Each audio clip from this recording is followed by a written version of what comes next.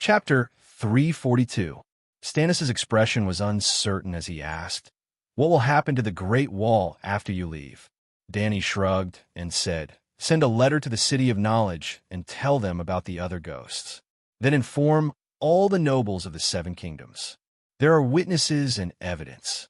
They should believe me, right? After taking Dragonstone Island, I will fulfill my duty as the Prince of Dragonstone Island and provide the Night Watchers with golden dragons and dragon crystal weapons.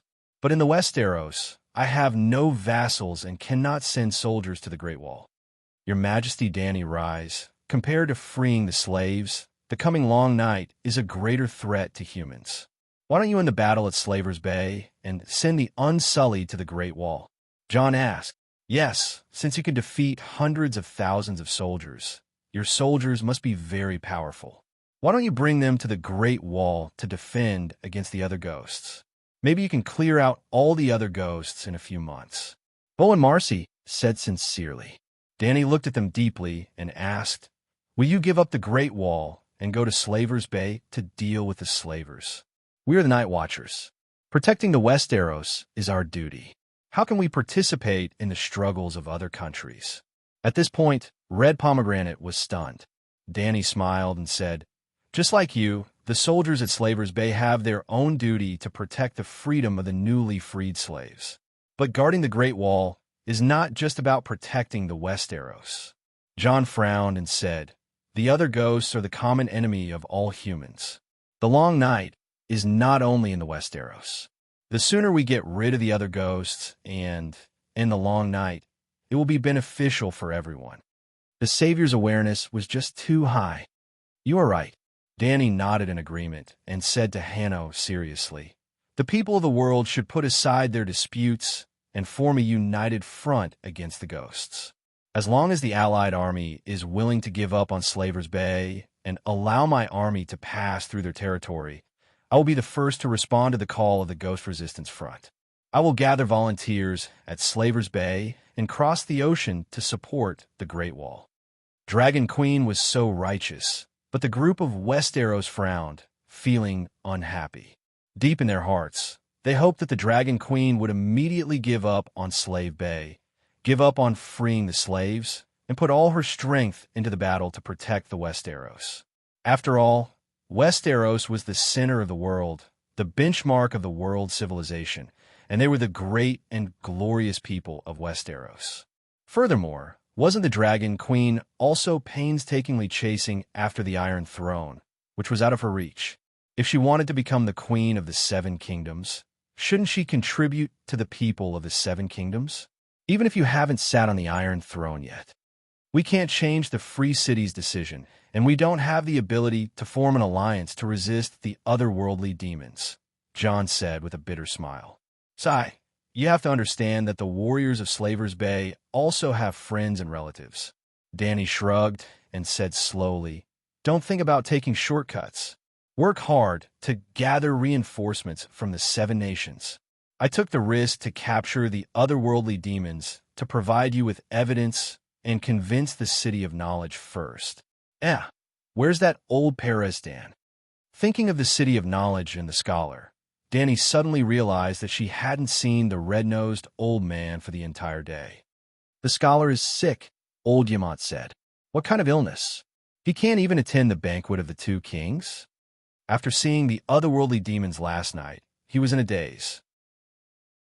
He kept mumbling, "The otherworldly demons can still appear even without dragons. This world can never eliminate magic. What should we do in the future? The ideal of the real world is completely destroyed. What's the real world?" Melisandre suddenly asked. "I don't know. The madman talks nonsense." The old Scholar spoke nonsense without changing his expression. A look of sympathy flashed across his face, and he lamented. He was fine last night on the Great Wall, but when he returned to his bedroom, when I went to see him in the morning, he was barefooted and lying on the floor with only a thin layer of clothing. The fire in the fireplace was also extinguished. It was as if he was possessed. He pulled his hair and mumbled to himself. His face was as pale as a ghost, and his head was running a high fever. The arrow wound on his hip split open again, and his pants were wet with blood. I fed him a big bowl of poppy milk, and before coming to the banquet, I even put 7 or 8 leeches on him. He's now undergoing blood-sucking treatment. He has a fever and lost a lot of blood. You used leeches to bleed him? Danny's mouth twitched. Old scholar, you hate the city of knowledge too, so you're tormenting the red-nosed old man on purpose, right? His main symptom isn't a fever. The leeches can help him regain his sanity, the old scholar said seriously. All right, but don't let him die. The task of convincing the scholars of the city of knowledge depends on him. As long as the scholars know that the otherworldly demons are real, they'll definitely warn the lords of the 7 kingdoms. There are hundreds of earls in the 7 kingdoms, and each earl sends 100 soldiers. That's tens of thousands of people. This is much faster than me mobilizing troops from Slave Bay. Slave Bay is tens of thousands of kilometers away from the Great Wall, and it'll take a year or 2 by boat. Moreover, if the Alliance doesn't remove the blockade of Slave Bay, even if we organize a large fleet, we won't be able to leave the bay. Everyone nodded helplessly. It was true. No matter how powerful Dragon Queen's army was, it was too far away from the Great Wall. Before the true king appears, the nobles of the 7 kingdoms can't unite. Why am I fighting for the Iron Throne? For power? Stannis put down his fork and looked at Dany with a contemptuous smile. Isn't it? Dany raised her eyebrows and asked. Responsibility. Because of responsibility. He emphasized in a serious tone. I saw the arrival of the long night in the sacred fire. I received a revelation from the King of Light that it's now a dangerous time. The ancient prophecies are coming true. I need the Iron Throne only because the King of the 7 kingdoms can unite the forces of the 7 kingdoms to resist the coming long night. I will start the war only because I know what kind of people the nobles of the 7 kingdoms are. When they hear the news of the coming long night, they'll be afraid and hide. They'll raise the castle walls and stock up on food, but not many will bring soldiers to defend the Great Wall. Unless there's a powerful king leading them. That king is you. Dany laughed. It won't be you, Stannis said solemnly. I have talent, virtue, power, and law, Dany said. From the moment the Targaryen dynasty fell, you no longer have law. You should have some self-awareness. Look south from the Great Wall. How many enemies do you see? The north, Hajien, Arryn Valley, Lannister in the west, and the Stormlands all have irreconcilable conflicts with you. They won't support the Targaryens. It's strange to hear this from you, Dany said with a strange smile. Aren't you even more unpopular than I am? You should walk among the people more and see how the people and nobles talk about you. Stannis pursed his thin lips and said seriously, I know that everyone misunderstands me because of the Red God, but this is only temporary. When the long night comes, when the 7 gods can no longer answer the pleas of the people, when the light of the King of Light shines upon the world, everyone will understand that the long night is long, and only the King of Light can control the darkness. When the long night was about to fall, Erlu's idea was not wrong. The 7 gods would never answer the people, but the King of Light had already begun to show his miracles. Humans were very realistic. The reason they had faith was because they hoped to be rewarded by the gods. When the 7 gods could not satisfy them, their piety would immediately turn into resentment and curses. In the foreseeable future, the Church of the 7 Gods would definitely suffer heavy losses in this long night. It might even disappear from Westeros completely, just like its experience on the continent of Ursos. On the contrary, the Red God, who had been scheming for the long night and the savior since thousands of years ago, was very likely to be the biggest winner in this long night. If the Red God doctrine became the mainstream religion of Westeros, then Erlu, who hung the Red Heart flag high, would naturally be the most orthodox king. Dany glanced at Erlu, who had a deep gaze and a determined expression, and sighed in her heart. It seemed that she had misunderstood him before. Stannis was not without schemes, nor was he brainwashed or deceived by the red-robed woman. He was very clear-headed and had probably seen through the essence of faith and guessed that the Red God's faith had a bright future. Erlu had not been completely eliminated from the game of power. He was a hero in the later stages. Well, the premise was that he could last until the later stages. Stannis, with the coming of the long night and the world on the brink of destruction, if we keep getting along awkwardly and being on guard against each other, it will seem too petty and unbefitting of our status as kings. Dany's eyes were as bright as the stars, flashing with confidence and pride. Why don't we sign a king's agreement and compete for the Iron Throne openly? Silence filled the banquet. Everyone stared blankly at the Dragon Queen, not knowing what to do. Even the savages had their mouths wide open, waiting for the Dragon Queen to continue. Stannis leaned forward and gritted his teeth. What agreement? The one who ends the long night will be the king. Dany leaned back in her chair and smiled faintly. Wow. Everyone was shocked. Stannis' eyes flashed, and he asked, how do we determine who will be the one who ends the long night? Dany said, I guess there's a king of deviant ghosts above the deviant ghosts, and the one who kills him will be the king. King of deviant ghosts? Your Majesty, Dany Rise, are you sure? Jon's expression changed. Deviant ghosts are intelligent. Everyone has seen it. Intelligent creatures that live in groups must have a leader. It is the same for humans and beasts. Yes, deviant ghosts live in groups. They must have a leader. Everyone nodded in agreement. If deviant ghosts are like humans, killing one king and then another one appears, what will happen? Stannis asked. Simple.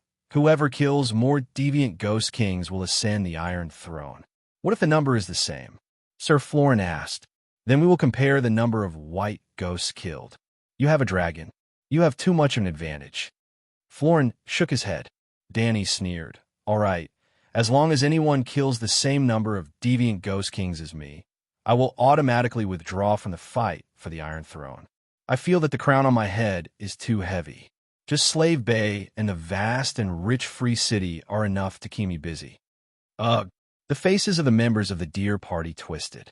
They unconsciously tightened their grip on their spoons. All right, I will sign this Treaty of Kings with you. Stannis placed his hands on the table and stood up. No, not just you and me. It is for all the kings of the Seven Kingdoms and those who want to become kings. This treaty will be sent to all the nobles with messenger crows and will be agreed upon. Everyone exclaimed. Even free citizens? Whale asked, are you a citizen of the Seven Kingdoms? Dany rolled her eyes. This is a fight for the Iron Throne, the position of king of the Seven Kingdoms. If a commoner kills a deviant ghost king by luck, will the nobles of the Seven Kingdoms acknowledge him as king? Old Ymont frowned. After last night's battle, everyone should have seen the power of deviant ghosts. Deviant ghosts are magical creatures. As you can imagine, deviant ghost kings are far more terrifying than deviant ghosts. Scattered soldiers can't kill them at all. If a soldier under a king kills a deviant ghost by luck, the credit will naturally go to the king. Commoners have no chance of facing a deviant ghost king. If such a person really appears, he must be a legendary hero like Yasuo Ahai. So what if he becomes the king of the Seven Kingdoms? Anyone who opposes him will be killed by the kings. This is written in the sacred treaty. Anyway, Targaryen is a man of his word. He will definitely abide by the treaty. Chapter 343. Dany, have you decided to give up the Iron Throne? Old Ymont asked hesitantly. At the top of the Great Wall, east of the city gate, there was a wooden shed built by the Night Watchers in the early years to shelter them from the wind and rain. There was a shortage of manpower now, and it had been abandoned for many years. At this time, Blackie was lying in the old shed, while Dany and Ymont sat side by side on the black dragon's soft and tough wings. They chatted as if they were leaning on a sofa.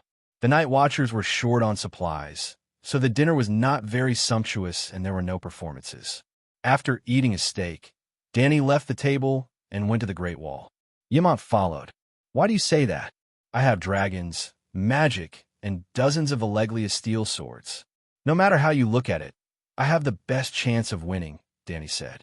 Ymont said worriedly, I carefully observed the battle between you and the other ghosts last night.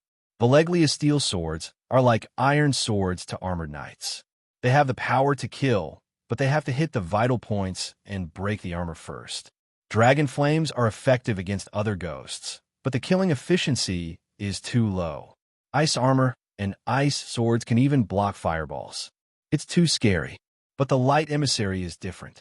It is a divine weapon specially made by Yasuo and Ahai to deal with other ghosts. I suspect that Stannis can cut through the other ghosts' ice swords and ignore the defense of the magic ice armor, just like Valeglia's steel swords against wooden weapons. I also have a guess. Only the light emissary can kill the other Ghost King. Normal weapons cannot end the long night. Otherwise, Yasuo and Ahai would not have spent so much effort to make the swords. Dany fell silent. The old man's words were not nonsense. In fact, they were very reasonable.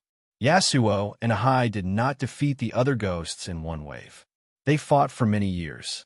It was said that the long night lasted for a generation. There were failures and victories, but they were never able to end the long night. 8,000 years ago, the Valeglia civilization had not yet appeared. Naturally, there was no Valeglia steel, but other than dragon crystals, there was a magic metal called dragon steel.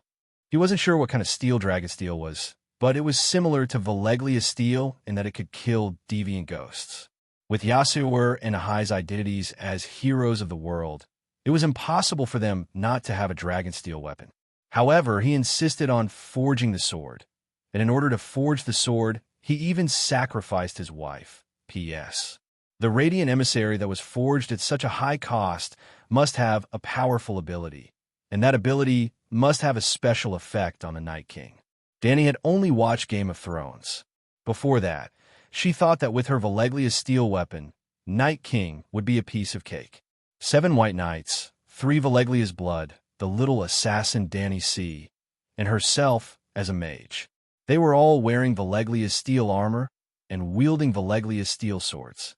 After finding their target, 11 armored warriors descended from the sky on a megalosaurus and surrounded the Night King alone.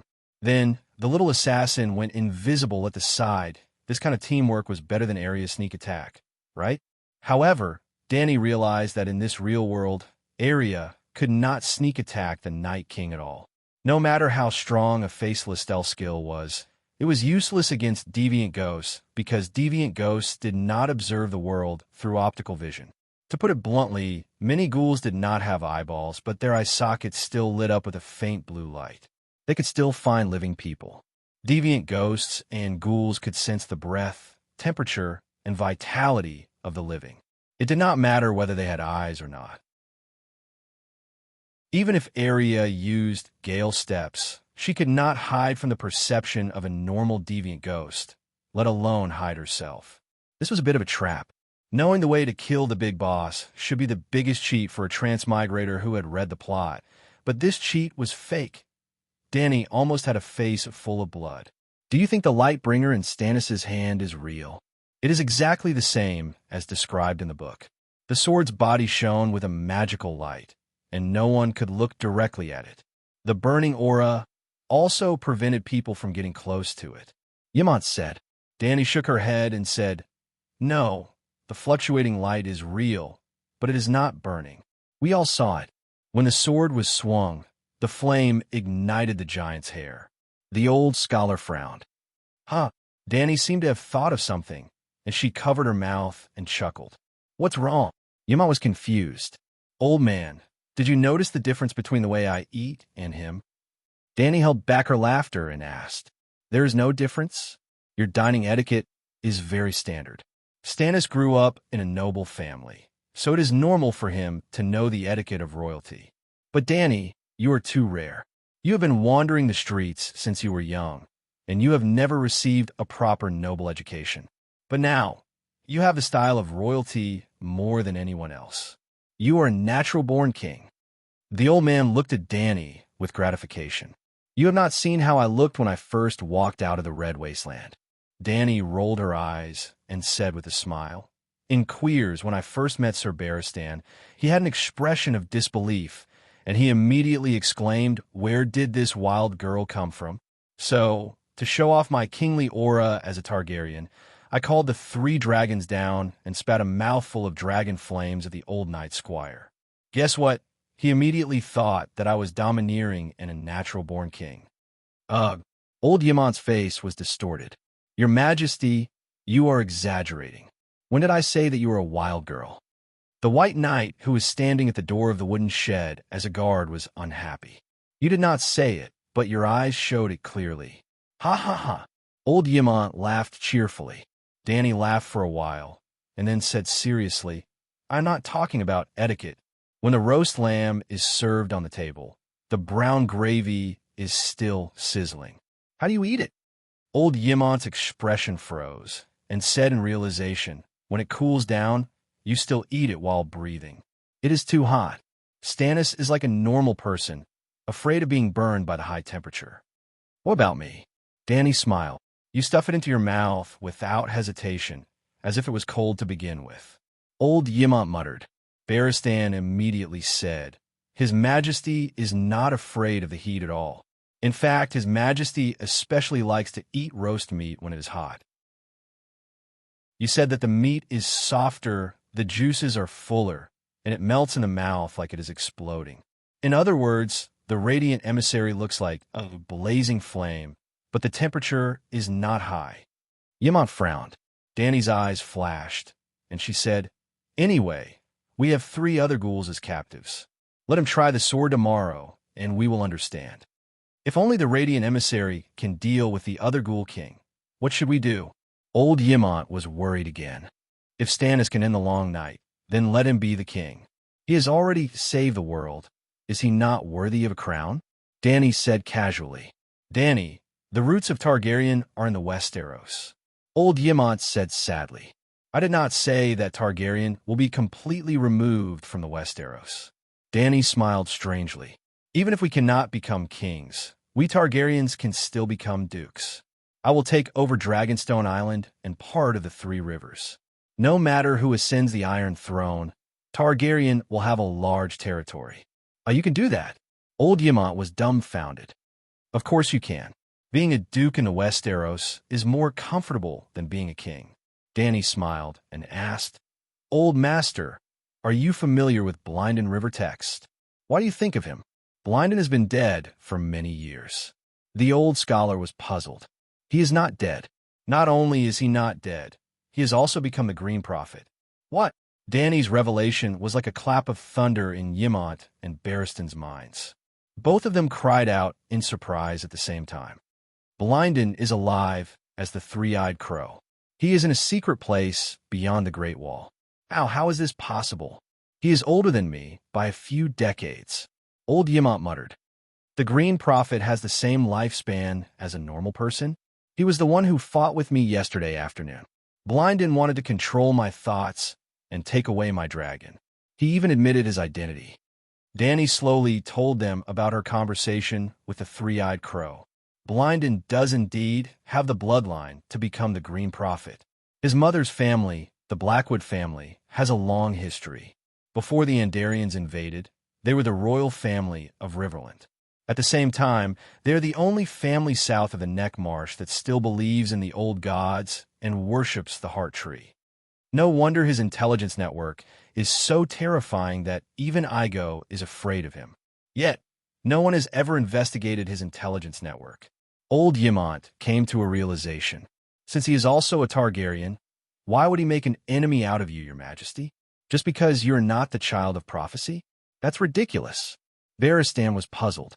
Blinden has a wine-colored birthmark from his cheek to his chin. It looks like a red crow. It is also because the Blackwood family's emblem is a black crow with a red background that he has the title of Blood Crow. The old man looked at the silver, plate-like moon through the hole in the roof. He recounted the past events related to Blinden in his memories. A hero with a slightly tragic story. This isn't a question of whether I want it or not. As Robert's successor, the throne is mine. Tanner, this is the law. This is the rule. Just as Danny was pondering over Blinden's personality, Stannis' soft curses came from the west. Then, the blacksmith Tanner's pleading voice came. She has a dragon, my good highness. You have no hope. Take the initiative to surrender to her before we completely fall out with each other. Support her in ascending to the Iron Throne. At the very least, you will be able to protect the Wind's End castle that has been passed down in the Baratheon family for generations. The one who started the war of the usurper was Robert. Robert has already met his retribution and is dead. You're not Robert. You have no direct blood feud with her. Why throw away your life for that iron chair? Danny and Yamant looked at each other. They never thought that the one-armed blacksmith would persuade Erlu to surrender. Danny was conflicted. She was very hesitant to accept someone like Erlu as a follower. It was too difficult.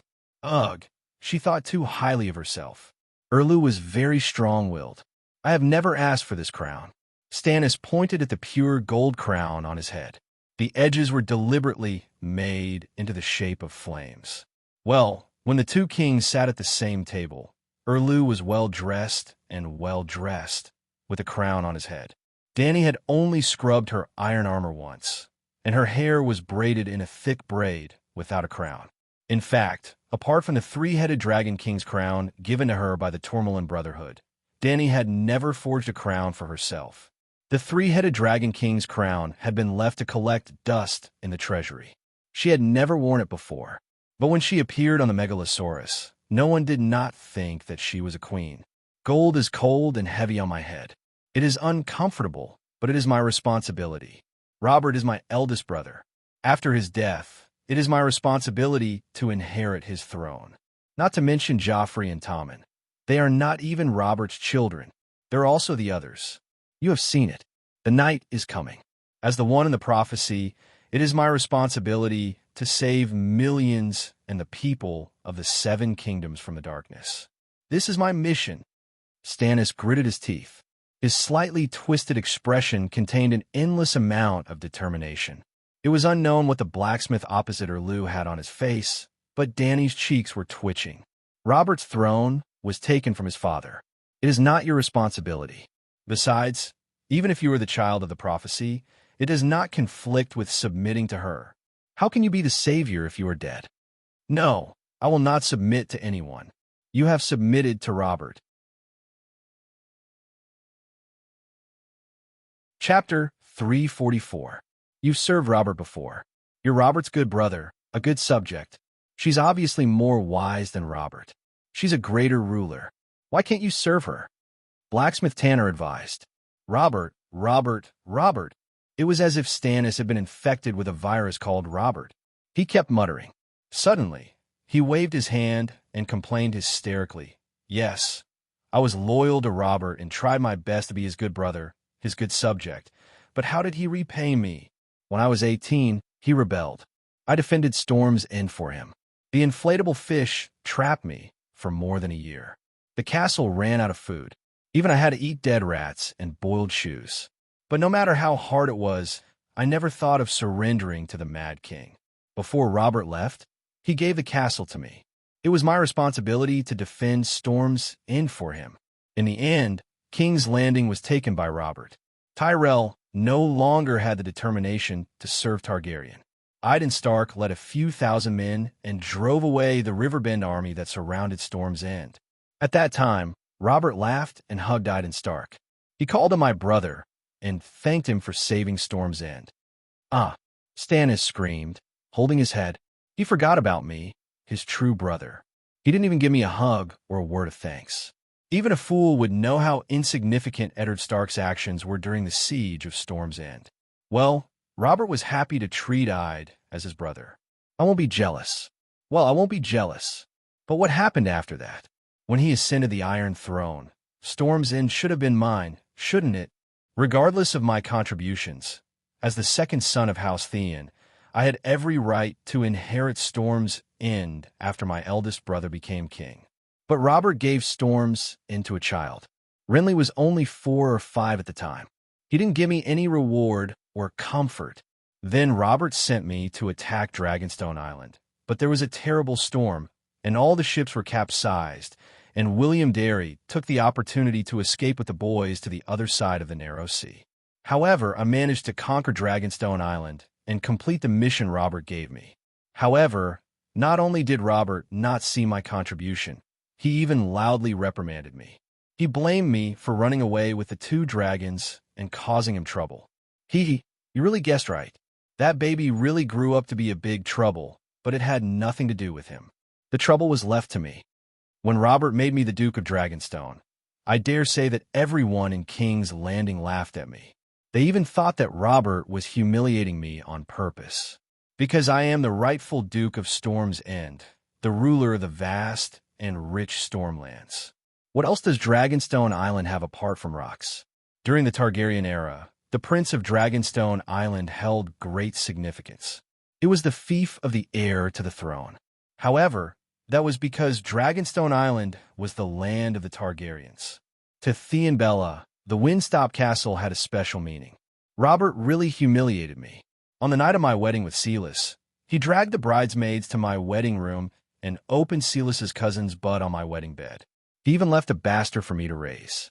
I tried my best to be a good younger brother, and I tried my best to be a good subject, but all I got in return was his humiliation. Why? Even the Targaryens knew that the king chose his brother to be the king's hand after he ascended the throne. But what did Robert do? After Jon Arryn died, he would rather go thousands of miles away in the north to find I'd Stark than consider me. As if he had vented all the resentment of a lifetime, Stannis calmed down. He looked at the conflicted blacksmith in front of him and said indifferently, "This is what I get for pledging my loyalty to Robert." Now you want me to pledge my loyalty to that woman? She has a dragon, the blacksmith said bitterly. Stannis, who had calmed down, began to grind his teeth again when he heard the word dragon. I should have listened to Melisandre and hatched the dragon earlier. That red-robed woman can't be trusted. The blacksmith sighed. 2 years ago, before the dragons appeared, Melisandre let me see the snowy plains and the otherworldly ghosts in the flames. Everyone knows about Yaser Ahai's prophecy. Who's hiding in the shed? Stannis suddenly realized when he got close to the wooden shed. He held his sword and shouted at the shadow in the shed. SSS, Blackie sneezed. A string of red flames came out of its nose, illuminating the strange and awkward faces of the 3 people and 1 dragon in the shed. In the eyes of the embarrassed Stannis, even Blackie's expressionless stare was a blatant mockery of him. His face turned green, white, and red. His expression changed back and forth. He gritted his teeth and said, "What are you doing here? We've always been here. With the shed blocking us, it's warm." Dany said with a smile. He had never hated Dany's smile as much as he did now. "Hey, don't get so worked up. Every family has its own problems." Dany waved her hand and sighed in a casual tone. "Compared to my stupid brother, your brother is good enough. At most, Robert was afraid of you and deliberately suppressed you. He still left you the position of Duke of Dragonstone Island. But because of a woman, Liga destroyed my family and made me a princess when I was just born. I wandered around the trading city since I was young and did not have a full meal all year round. After Sir William Dane died, I did not even wear new clothes for 10 years. Compared to me, what happened to you is nothing." The humiliation, anger, and anxiety on Stannis' face froze, cracked, and fell off his face piece by piece. Blacksmith Tanner, Scholar Yemont, and Barristan also had strange expressions. They did not expect the Dragon Queen to compete with Stannis, to see whose brother was more of a bastard. Could it be that she wanted to compete with him in every aspect? But, thinking about it, she did seem to have it worse than him. Her brother Liga was also worse than Robert. "You said that Robert was afraid of me and deliberately suppressed me?" Stannis was stunned for a moment, but he heard something else from the Dragon Queen's words. You didn't feel it yourself." Dany was also stunned.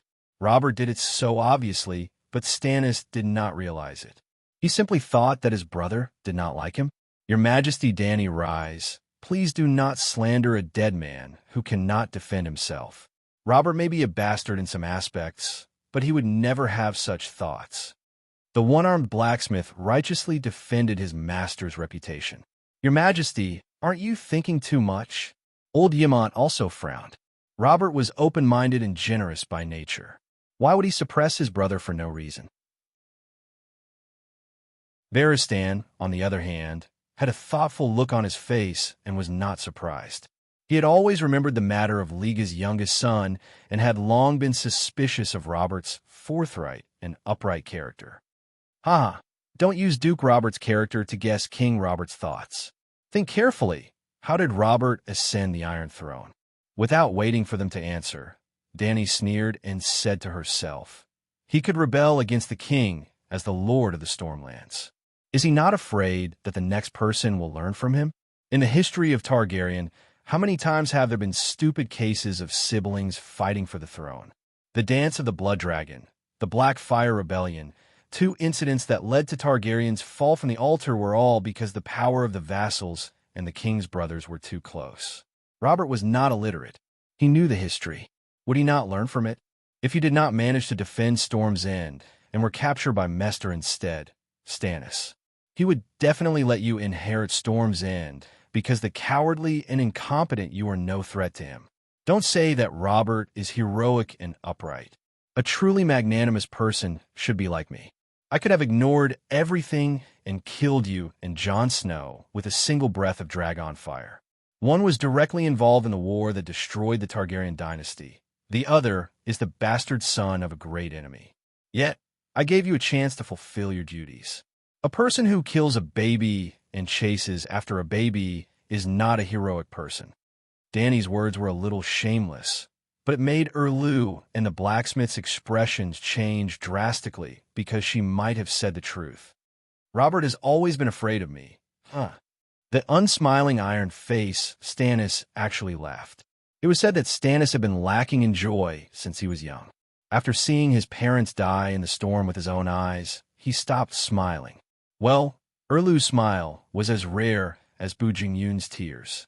In any case, the people of the Seven Kingdoms had never seen him smile.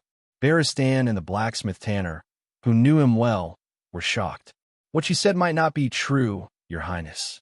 Don't be so agitated. Tanner looked anxious, afraid that the second young master would go crazy. Hey, Tanner, don't be agitated. I'm fine now, very fine. I've never been better. So Robert was afraid of me. A heavy shadow seemed to have dissipated from Stannis's body, and he seemed to have brightened up. Tanner looked at Stannis carefully and saw that his eyebrows were relaxed, as if he was really happy. He asked doubtfully, You don't blame Robert? Before this, I've never blamed him. But from now on, I don't blame him. He was afraid of me. Stannis laughed. Ha ha. Dany, rise. The king's pact with you officially begins now. After saying this to Dany, Erlu laughed and walked back. Has he gone mad? Barristan frowned. In everyone's eyes, Robert shines brightly while Stannis has always lived in his shadow. Before this, he also thought that he was inferior to Robert and hoped to obtain the same praise and recognition as Robert through hard work. Now he has finally obtained what he desired from Dany, but no longer needed. Old Yemont frowned. Maester, what are you talking about? The blacksmith was confused. Why did you think of persuading Stannis to surrender to me? I've already agreed to compete with him for the Iron Throne. You were there yourself to witness my oath. Dany looked at him strangely. The blacksmith said solemnly, After observing you for a while, I believe that you are a brave, benevolent, powerful, and responsible queen.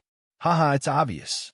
Dany raised her chin slightly, accepting the blacksmith's praise as if it was natural.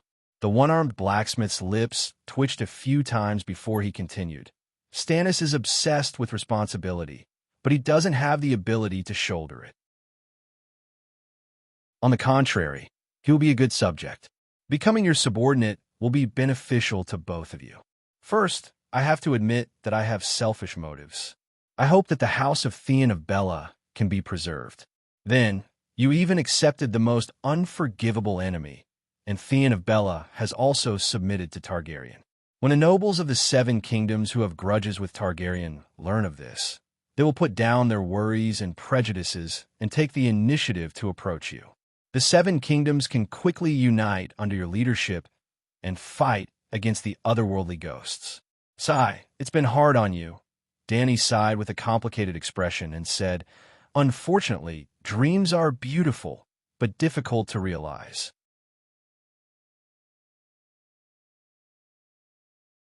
Chapter 345. The warm morning sun reflected thousands of rays of light on the milky white glacial walls, like colorful swords scattered between the earth and the blue sky. Today, 5 wooden stakes were erected in front of the dark castle's courtyard. 5 corpses were tied to the stakes with hemp ropes. 2 deviant ghouls with broken limbs, 2 ghouls without any injuries, and a skinned ghoul boar. Dany, Stannis, the red-robed woman, and more than 1,000 people surrounded the courtyard, staring at the deviant ghosts. The sun rose, and the shadows cast by the wooden houses of Dark Castle slowly receded. The sunlight spread in the courtyard, and gradually the golden warm sunlight fell on the deviant ghosts and ghouls. Hiss, hiss, hiss.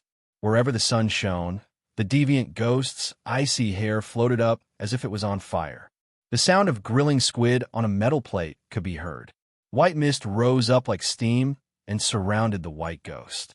The white ghost let out a roar, full of pain and anger. Dany's pupils contracted, and she unconsciously walked closer, directly looking into the deviant ghost's cold and vicious blue eyes. She could not see the shape of the meditation runes deep in the deviant ghost's sea of consciousness. When she looked into the deviant ghost's eyes and observed its magic power, it was an icy blue sea of fire, almost like a burning heaven and earth.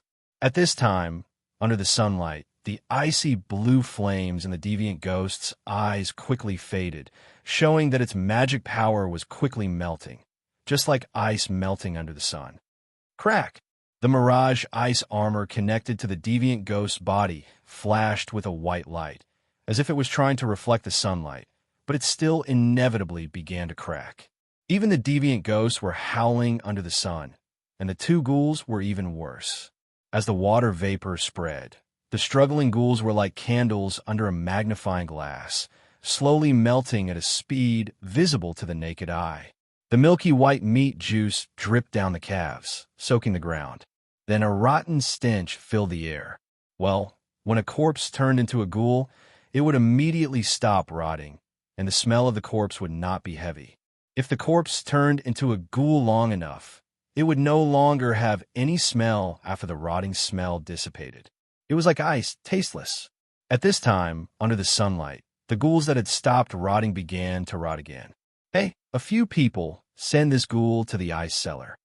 Dany covered her nose and took a few steps back, pointing at a ghoul. 2 humans and a pig.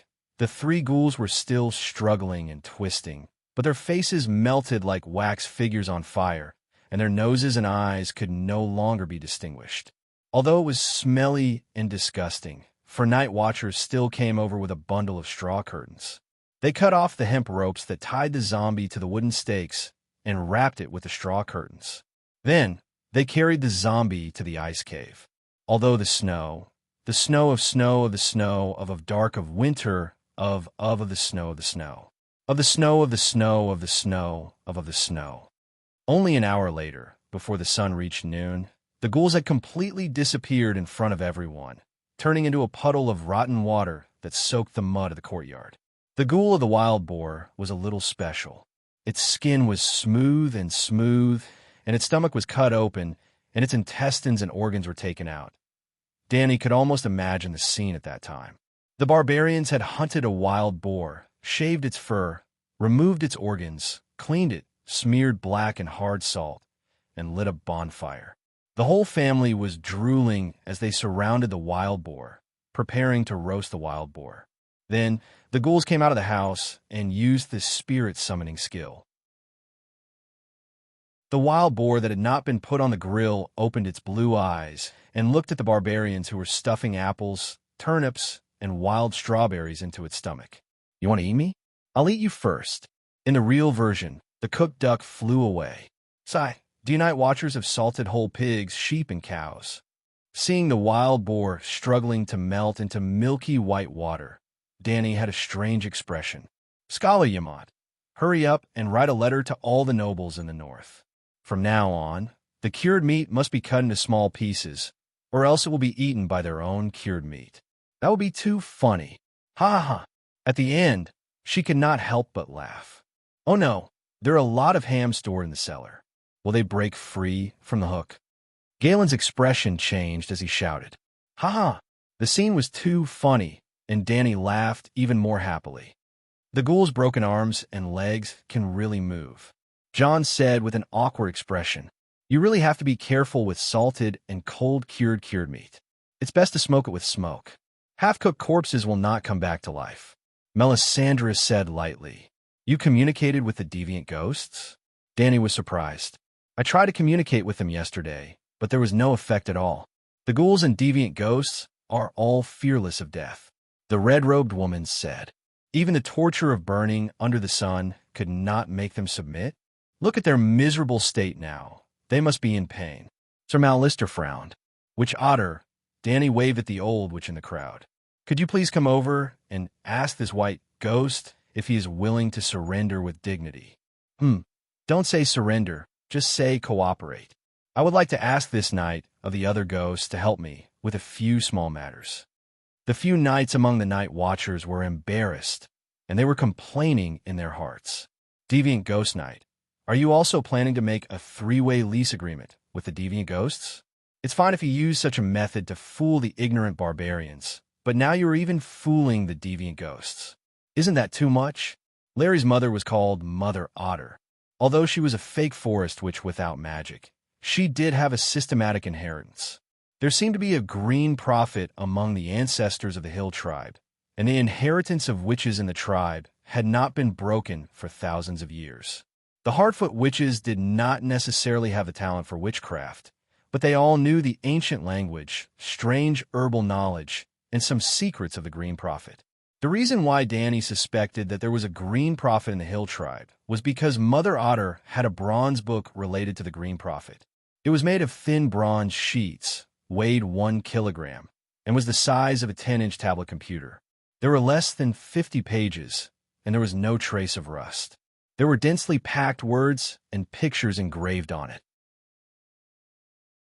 Mother Otter talked about some of the contents of the bronze book. Most of the descriptions were very mysterious, and for ordinary people, it was difficult to understand. But Danny knew that it was talking about the Green Prophet's feelings when he entered the Weirwood to observe the world. Well, the bronze book was borrowed by the Dragon Queen, and she planned to use it to learn the ancient language. After 15 minutes, the old witch turned around and said to Danny, Dragon Queen, it's ignoring me. There was no need for her to say anything, as Danny and the others were watching from the side. The old witch talked for a long time, but the deviant ghost didn't even move its lips. That's enough. Danny pointed at a deviant ghost whose ice armor was completely shattered, revealing a pale white chest, and said, Carry this one back to the ice cave. The remaining deviant ghost persisted under the sun until around 3 in the afternoon, when its body began to melt. Either it didn't melt, or it melted faster than the corpse ghost. In a few breaths, it became a pool of ice water emitting white mist. There was no rotten smell at all. Instead, there was a strange cold fragrance. The fragrance was very faint, and except for a few people with good noses, most people couldn't smell it. Dragon Queen, the corpse ghost we put in this morning, died and became a lump of ice. The night watchman came over and reported, Let it stay for a few more days. Maybe it can slowly revive in the ice. Danny said uncertainly, What about the deviant ghost? She asked again. The deviant ghost is alive. Danny looked around. At this moment, most of the night watchmen and barbarians around the courtyard had left. On the contrary, the outside of Dark Castle was very lively. Thousands of barbarians, under the lead of the night watchmen, worked together with the giants to build the outer wall. Are you interested in trying your radiant messenger? Danny asked as she walked to the opposite side of Stannis. Erlu, like her, had been staying in the courtyard to observe the damage of sunlight on deviant ghosts. As soon as Danny said this, the knights and knights nearby who were bored out of their minds became excited and looked at Erlu expectantly. Stannis' face was wooden, and he didn't say anything. He only looked at Melisandre from the corner of his eyes. The red-robed woman didn't hesitate at all and said frankly, I can try. I also want to know what effect Yeser and Ahai's weapons have on deviant ghosts. Danny was deep in thought. Regardless of whether the sword was real or not, the red-robed woman didn't deliberately lie to Erlu. She believed that she had given him the real radiant messenger. Go and bring the deviant ghost in the cellar that hasn't been punished by the light. Oh, and the ice sword and the corpse ghost.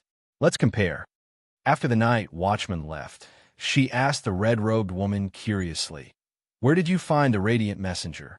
Melisandre glanced at the sword in the black sharkskin scabbard at Erlu's waist and said with a complicated expression, "Since we predicted the long night thousands of years ago, how could we not have prepared a weapon to deal with deviant ghosts?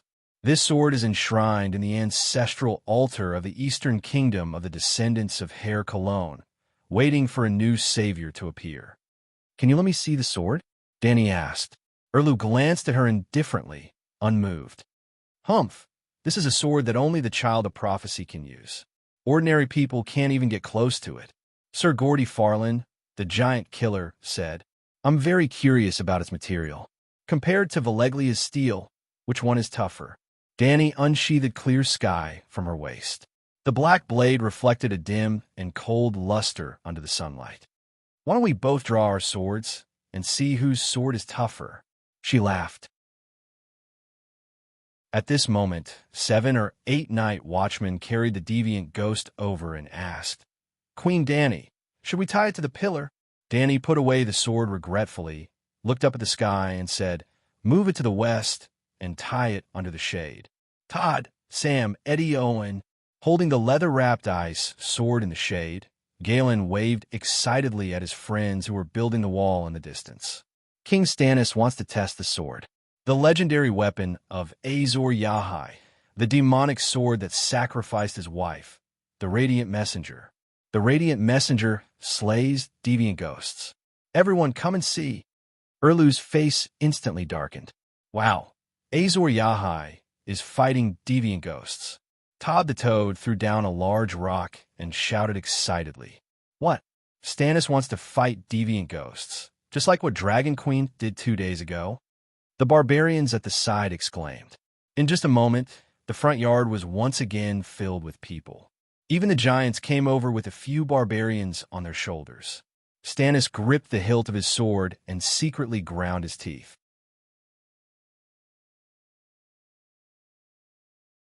Chapter 346. In order to achieve a better performance, Dany even warmed up the atmosphere in advance. She went forward personally and used a normal iron sword to stab a zombie that had broken free from its restraints a few times. The zombie was still alive and kicking, as if nothing had happened. It bared its teeth and pounced towards her. Then, she pulled out Valeglia's steel sword and stabbed it into the zombie's heart. It did not struggle at all. Like a robot that had its battery cut off, the blue light in the zombie's eyes disappeared and it fell to the ground. It turned back into a corpse and started to rot. Then, Dany asked Galen to go forward and use the normal steel sword to hack at the ice sword placed on the wooden shelf. Bam, bam, bam, bam. The sound of the collision was sharp and loud. It made people dizzy and nauseous. After a few strikes, Galen started to shiver. He spat out clouds of thick white fog from his mouth. The sword in his hand was covered in a layer of light blue frost. Crack! Finally, the iron sword shattered into thousands of pieces like glass. The small and sharp shards scattered all over the ground. 7 levels of hell. It's just a sword, and it almost froze me to death. Galen threw away the sword hilt and took off his leather gloves. He put his hands that were red from the cold near his mouth and breathed heavily. "Try my sword." Dany passed clear sky to the dumb bull Galen. He rubbed his hands on his woolen sweater to warm them up before putting on the thick sheepskin gloves. He took clear sky and swung the ice sword fiercely. Clang, clang, clang, clang. The 2 swords clashed with each other. The vibration frequency exceeded the limits of human hearing. It formed a sharp sound that was almost like infrasound. The nearby barbarians, night watchers, and stag party knights all stepped back in discomfort. "That's enough." Seeing that a layer of frost had started to cover Galen's gloves, Dany waved her hand to stop him. Huff, huff, huff. Galen's hands were cold, and he had almost lost all feeling. However, he was so tired that his body was hot, and he was panting heavily. "It's too scary. I can't even beat a deviant ghost sword. What should I do if I really meet one?" he said dejectedly. Fatty Sam stared blankly at clear sky that was covered in a layer of ice crystals. He then looked at the ice sword that did not even have a crack the size of a grain of rice. He said worriedly, Dragon crystal is more fragile than steel. However, Valeglia's steel swords are limited. Hey, how many deviant ghosts are there? And how many warriors of the Seven Kingdoms are there? Dani received the clear sky sword that was covered with a layer of ice. She circulated her wizard power, and the fire elements flowed around the sword. Voila! The ice instantly shattered and fell to the ground. With a whoosh, the blade of the sword was even covered with a layer of pale yellow flame. The onlookers were amazed. Even I, a dual cultivator of magic and martial arts, and a master of both magic and martial arts, do not dare to say that I can win every duel with deviant ghosts. You are far inferior to me, and fighting one-on-one is the same as seeking death. But we don't have as many deviant ghosts as we do, so we can surround them and attack. If one person takes the knife, the other person will let the deviant ghost take the knife. 1 for 1. We'll make a killing. Was this considered consolation? Everyone was stupefied. Stannis, it's your turn. Dani lifted her chin at Erlu as the sky returned to its scabbard. Stannis walked up to a ghoul with a solemn expression and pulled out his long sword with a whoosh. The body of the sword was cherry red, and it shone with a faint misty light. It did not have a fixed color, and in the haze, the flames were constantly changing, but there was no oppressive heat coming from it. Wow! The savages and the night watchers exclaimed in unison. The knights of the deer party clapped proudly. This is the light bringer, the red sword of the hero, the divine weapon that Azor Ahai used to end the long night. This, Dani frowned and approached, wanted to take a closer look, but Erlu moved to the side and avoided her. He even looked at her reproachfully. Your sword is a little strange, as if. Dani looked conflicted, not knowing how to describe it, but she still took a few steps back and said, Try it first. Can you let me take a look at it after you try it? We'll talk about it later. Erlu bit his chin and replied in a low voice. He then stabbed the sword into the ghoul's chest. Hiss hiss, without any resistance. The red sword of the hero pierced through the rotten clothes, the dry and hard flesh, and hit the dead man's heart. Walala. Similar to the effect of the clear sky sword, the dead man lost his vitality and the rotten corpse fell to the ground. Good. The savages and the night watchers were disappointed that they did not see the ghoul burning, but the knights of the deer party cheered loudly. Erlu's face did not show any joy or excitement. He only pursed his lips and walked towards the ghoul, raising his sword to stab. Don't use too much strength, and don't attack the vital parts. Try cutting his ice armor a few times first. Dani reminded. Ding!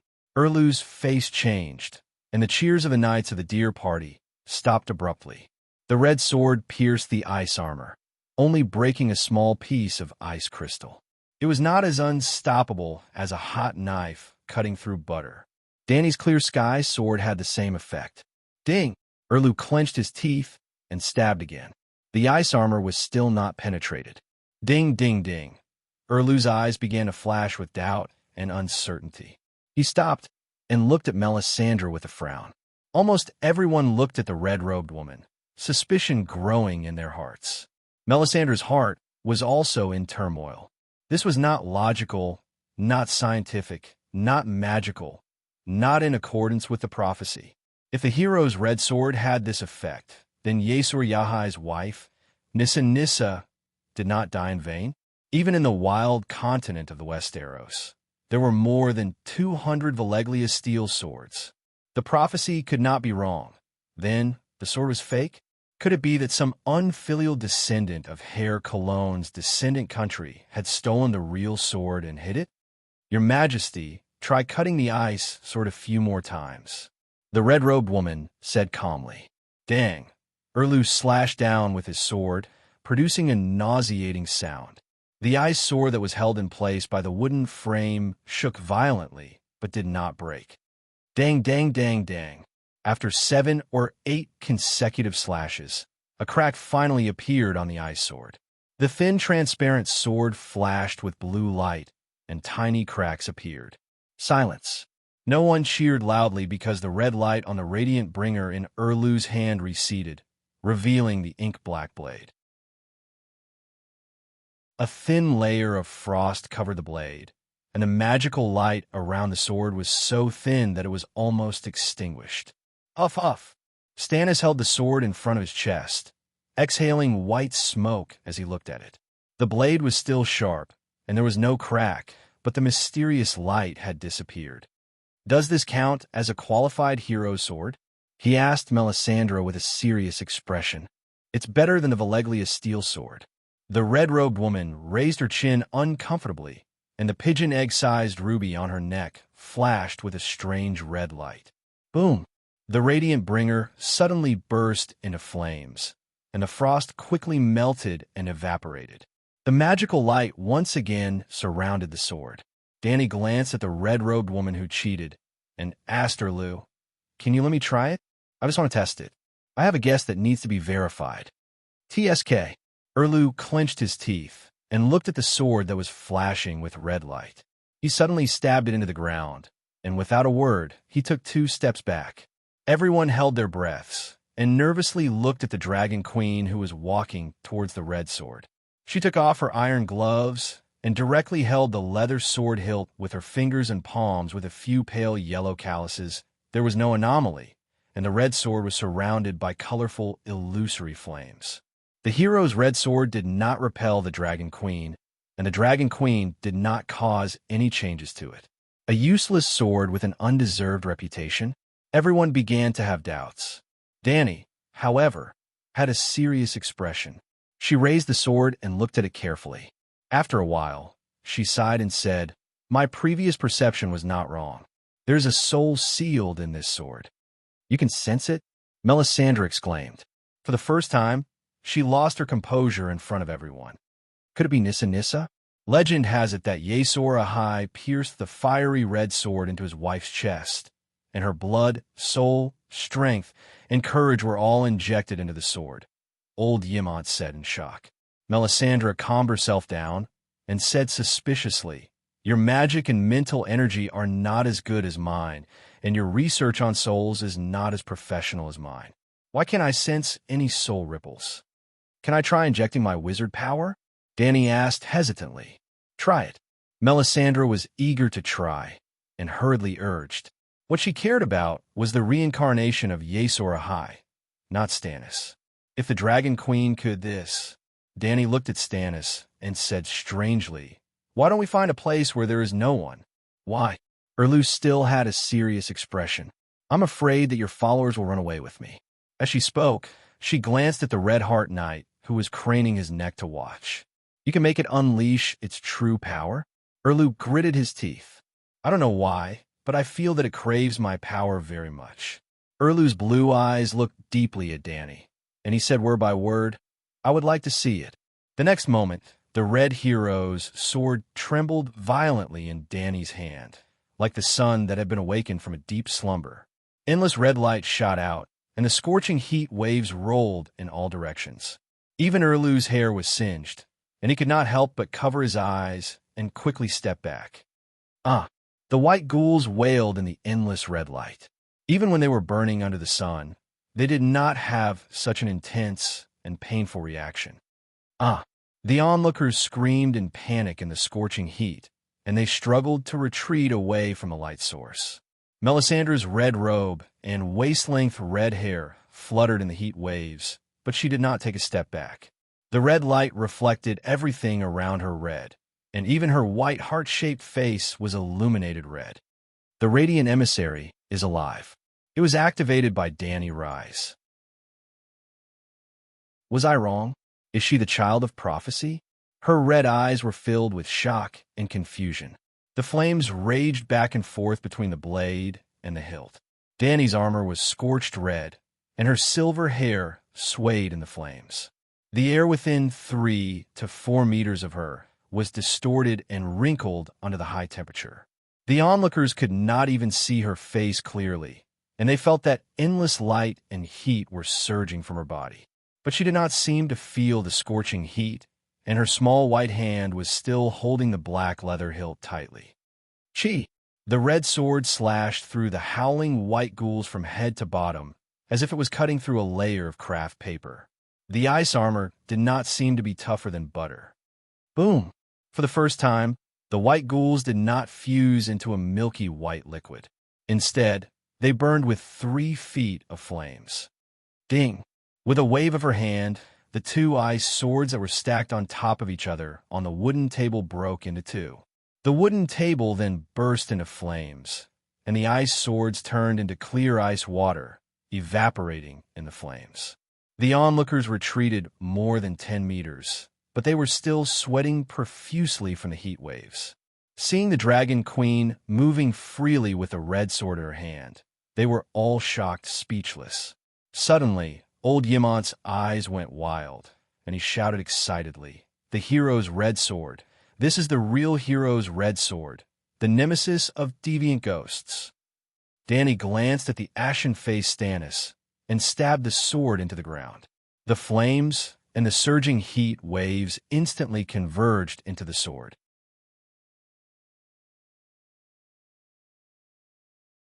Chapter 347. The radiant emissary was stabbed into the ground, and it was obvious that the blade was brighter than before. The red was translucent, and the red was vivid. It was like a red crystal made of flames that had a life of its own. However, the magical radiance surrounding the sword had disappeared. A gentle breeze blew through the courtyard, bringing a warm aura from the red sword, as if it was a burning piece of charcoal. This sword is probably the real deal. Danny frowned. Her right hand, which was holding the sword, clenched into a fist and let it hang by her side, unnaturally clenching and relaxing. "How did you do it?" Stannis' eyes dimmed, and his voice was hoarse. "Use your blood, wizard power, and soul to activate it." Danny stretched out her right hand and opened her palm. There were dark red lines of blood on her fair palm. The wound had already scabbed over, and only a small amount of blood was seeping out. It was as if what she was holding wasn't the sheathed sword hilt, but the blade of the bayonet. "Why do you need fresh blood?" the red-robed woman asked in shock. Danny looked at the red sword stuck in the mud with a complicated expression. In just a few words, the wet ground near the blade was slowly drying. She said, "This is a demonic sword. To use it, one needs to sacrifice one's blood and soul. The damage to the user is too great." "Impossible. Yasuo and Ahai have used this weapon for decades without suffering any backlash." The red-robed woman shook her head. "The bloodstains on your hands. You must have been burned by the flames, right?" Stannis saw that Danny's cheeks were rosy and showed no signs of being sucked dry by the magic sword. "You can think whatever you want. Anyway, I'm not the one who used the sword." Danny shrugged and said in a relaxed tone. She was not lying. When she used the Green Prophet's wizard power, the Radiant Messenger did not react at all. But when he had just injected the 9-colored whirlpool's wizard power into the red sword, he felt a piercing pain in his right hand that was holding the sword. His blood and soul power were uncontrollably sucked into the sword hilt. What was even more frightening was that the wizard power she had lost was permanent, and she would never be able to recover it. The 9-color vortex was shrinking. With just 2 sword swings, Danny had permanently lost about 1/20th of her wizard power and 1/100th of her soul. If she really fought the deviant ghosts with the red sword, she would be dead in one battle. Danny had an epiphany. The soul in the Radiant Messenger that had not responded to her all this time was very eager to devour her whole. Yes, when her soul power flowed into the red sword, she also understood the magic runes inside the sword. She even sensed the cold and dead sword soul inside. Danny tried to communicate with the sword soul and sent out a mental wave to ask if the other party was Yasuo's wife, Nisha, but the soul did not respond at all. However, when her soul, wizard power, and blood flowed into the red sword, the sword soul immediately devoured the external energy like it was thirsting for it. It was so greedy that Danny was shocked. Therefore, without any hesitation, she threw the sword away after testing it. "The prophecy is right, Your Majesty. You are the reincarnation of Yasuo Ahai." Old Yimant did not know how Danny felt at this time and was so excited that he cried. The child of prophecy, the child of prophecy. The dragon faction, which had been growing in size over the past few days, cheered loudly. Among them, The person who cheered the loudest was Sir Lisa. He was so excited that even his bald head was glowing red. He led 7 or 8 of his followers and raised their hands to cheer. The savages looked at each other, not knowing whether to cheer or how to cheer. The Dragon Queen made them feel more and more respect, but they did not understand Yasuo's prophecy at all. The Deer faction's knights were pale, as if they had lost their faith and ideals in an instant. They were all at a loss. Ahem, everyone. Dany gestured with her hands to stop the cheering before saying, "Thank you for your love, but I am really not the child of prophecy, and I do not want to be the child of prophecy. Do you remember what I told you when I first came to the Great Wall? There is no savior in this world. The only thing that can save us is ourselves. Here, at the border of the 7 kingdoms, every warrior who guards the Great Wall against the deviant ghosts is a hero, a savior." The courtyard quieted down again. Some people were deep in thought, while others whispered. "She really said that?" Sir Florin pulled the blacksmith tanner and asked softly. "Yes." The blacksmith looked at the Dragon Queen with admiration and said emotionally, "She told us from the beginning that everyone who contributes their strength is a great hero. Yasuo Yahai. Damn it, she didn't want to eat this pot of rice herself, so she flipped the table. Everyone has become a savior. Then what value and appeal does the real savior have?" Sir Florin cursed with a dark face. No wonder they had been here for a few days, but not many people had taken the initiative to join the great Yasuo Yahai reincarnation. The Dragon Queen was too bad. Not only did she not want to do the savior business, but she also directly disrupted the market, making everyone who wanted to be a savior unable to do so. It was terrible. Hearing this, the blacksmith tanner was unhappy and lectured him. "She has the mystic dragon. She was born on Dragonstone Island in the land of smoke and fire. She can control fire. She can kill deviant ghosts. She can even activate the light messenger. Who else fits the identity of the child of prophecy better than her? If there is a savior, it must be her. It is precisely because she is a savior that she does things that are in line with the identity of a savior, to let everyone understand that there is no savior in this world, and that the only one who can save the 7 kingdoms is ourselves. Only a fake savior will constantly emphasize their identity as a savior to others for personal gain." Sir Florin was stunned. "Fuck you. How can you say that?" "Yes." Sir Mallister nodded in agreement. "The more I look at her, the more I feel that she is a savior. Only a real savior will be modest and not care about false reputation." Sir Florin could not help but emphasize, "Didn't you hear? She said that she is not a savior." Sigh. This is the demeanor of a child of prophecy. Red Pomegranate looked at the Dragon Queen with a face of reverence and said emotionally, "Actually, this is easy to understand. Why would a real tycoon say, 'I am a rich man,' when in meet people?" Sir Florin's old blood was stuck in his throat, unable to swallow or spit it out. It was extremely uncomfortable. Dany also did not think that her words would have such an effect. To be honest, she really felt that the child of prophecy was a trap, and had never thought of fighting for the title of a savior. At this moment, she saw the old doctor standing at the window on the 3rd floor of the King's Tower, looking down. She was about to leave the Great Wall, and it was time for the old man to put on the black cloak. "Galen, Eddie," Dany called out to the 2 familiar night watchmen and pointed at the red-nosed old man. "Go and carry your brother down." "Brother?" Galen was confused. All the Black Cloaks who have taken the Night Watchman's oath are brothers. Today, he will officially join us. "Oh." Hiss, on the other side, Stannis' cry of pain caused everyone to cry out in alarm. After confirming that Dany had given up her identity as a candidate for the Child of Prophecy, Erlu prepared to retrieve his light emissary. But as soon as he grabbed the hilt of the sword, he howled and retracted his right hand. In the short time it took to grab the hilt, the place where his palm touched the hilt was like grilled meat, emitting a charred white smoke and burning his skin. His hand was burnt. Everyone was shocked. This was just residual heat. Everyone had seen it. The Dragon Queen had directly held the flaming sword, but she didn't feel the slightest bit of discomfort. What did this mean? Everyone exchanged glances, and their thoughts were self-evident. While Stannis was looking for a leather glove to wrap the hilt, Melisandre quietly approached Dany and asked in a low voice, "What secret did you find in the red sword?" Dany raised her eyebrows and said, "I'll tell you the secret of the red sword, and you tell me the relationship between the Light King and the Child of Prophecy. How about it?" The red-robed woman's fiery red pupils contracted. After a while, she nodded and said, "The Child of Prophecy is the child of sacred flame, the Light King's spokesperson in the human world. It has to be a believer of the Light King. This is not a question of necessity. The Battle of the Long Night is essentially a battle between the Light King and God. The sun is the Light King, and the summer is the Light King. The person who is loved by the Light King will represent him to end the long night.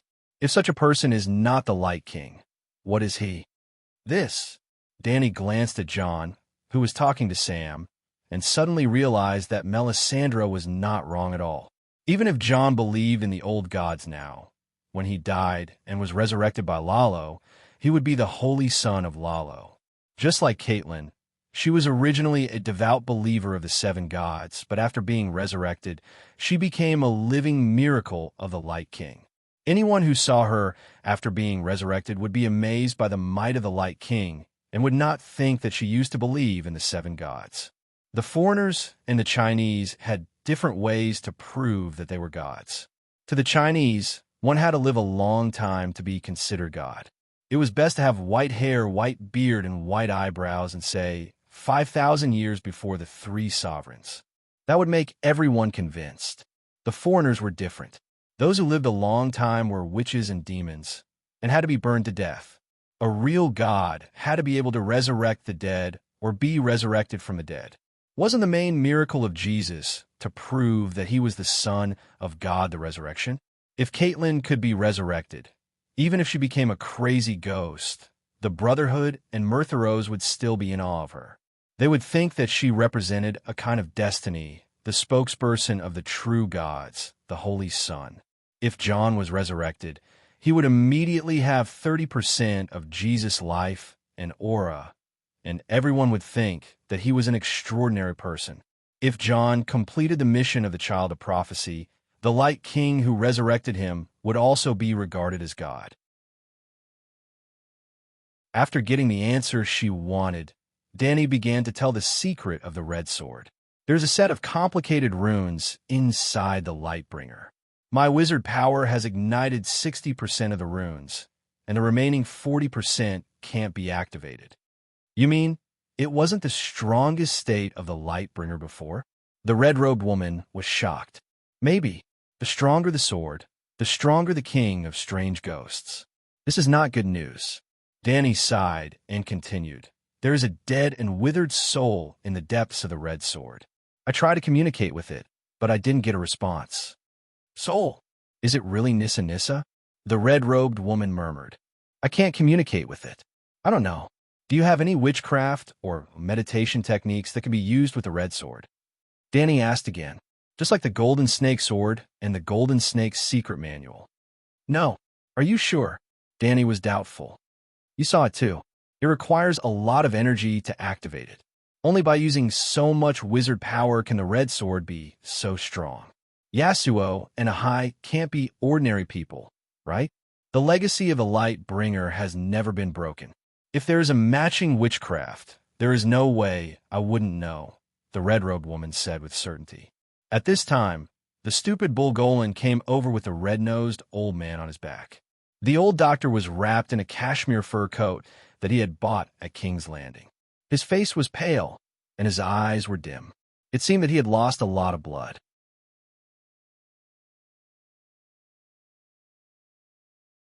Chapter 348. Why are you looking for me? The red-nosed old man slid down from Galen's back and asked weakly, What's wrong with you?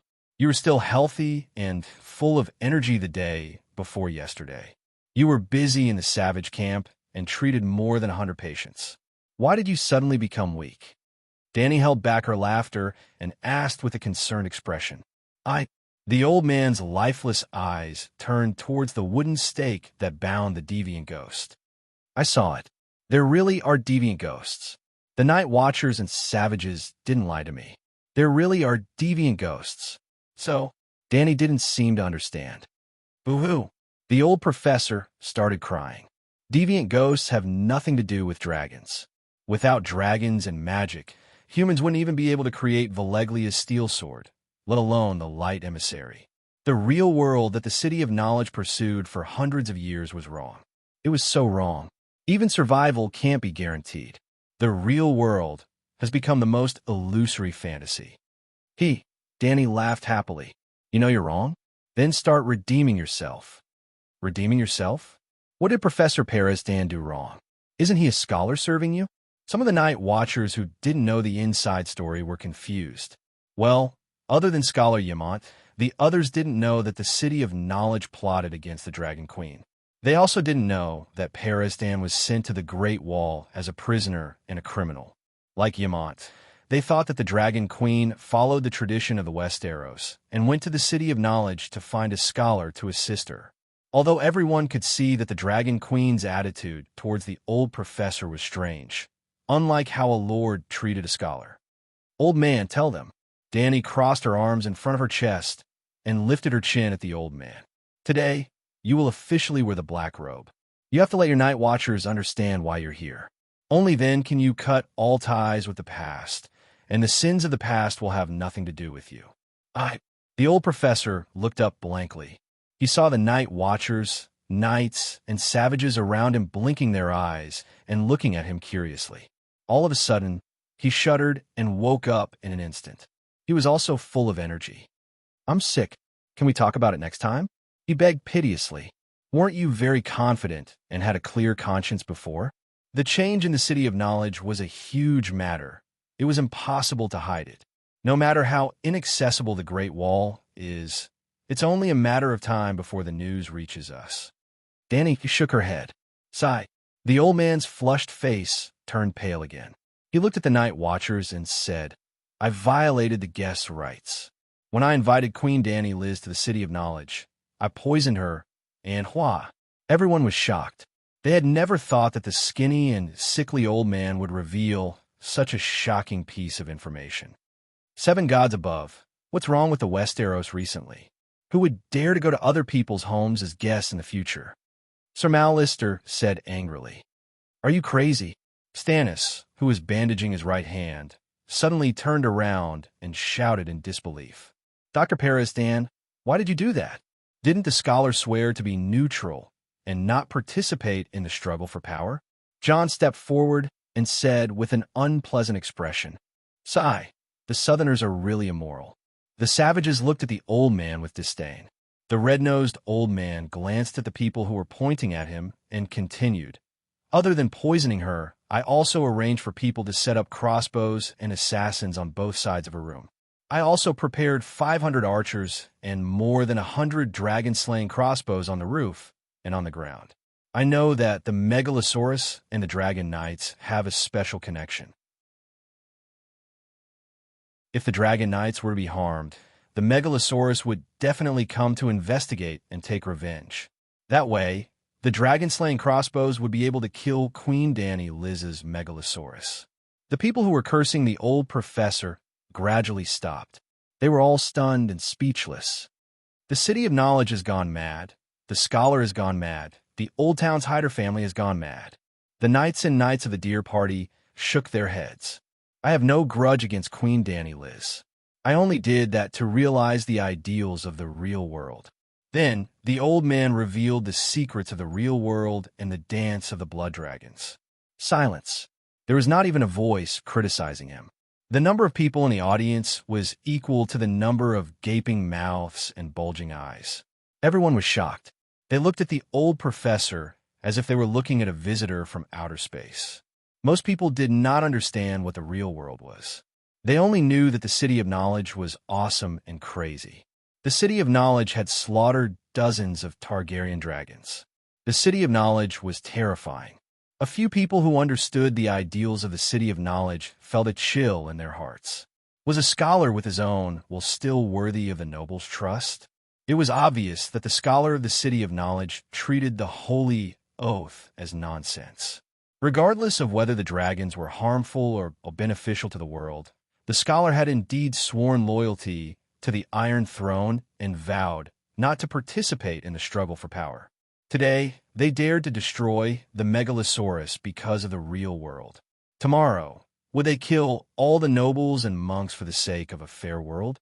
Fat Sam took a step forward and said with a puffed-up face, "Professor, the City of Knowledge exists for two purposes. First, to explore the truth of the world and use knowledge as a belief.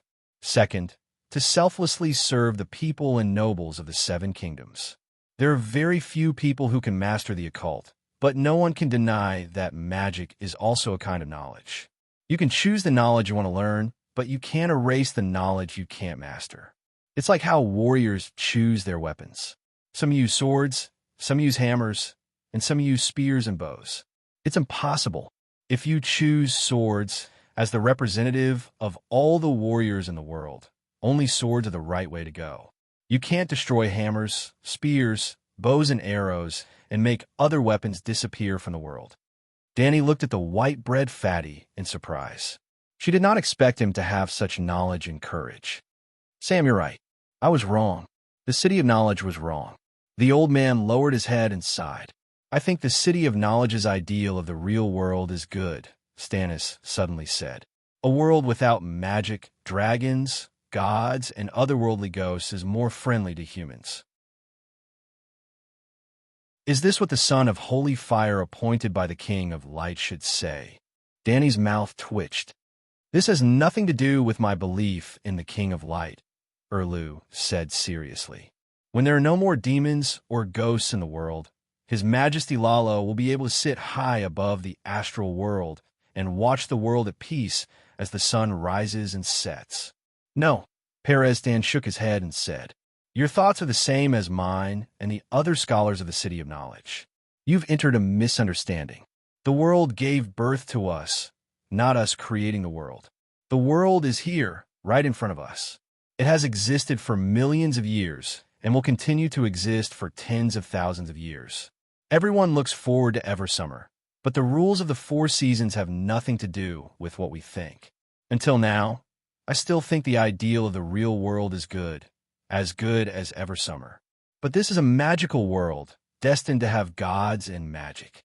If we humans can't adapt, we'll be eliminated. For example, in this long night, the otherworldly ghosts are obviously intelligent and civilized. We hate magic and deliberately deny the existence of magic, even causing the Megalosaurus to go extinct. Then, we don't have the ability to fight against magic, so we perished in the long night. The otherworldly ghosts replaced us and became the new humans on this continent. The world still exists and operates as usual." Stannis was stunned. "Old man, your awareness and knowledge have improved a lot recently." Danny stared at the red-nosed, old doctor strangely. "I've violated the rights of a guest and hurt you. I'm willing to wear the black robe." The old man glanced at Danny and turned to search among the Night Watchers. He shouted, "I've said what I need to say. Who will lead me to recite the oath of the Night Watchers?" The higher-ups of the Night Watchers looked at each other and hesitated. "Your Majesty, can we kill him with one slash?"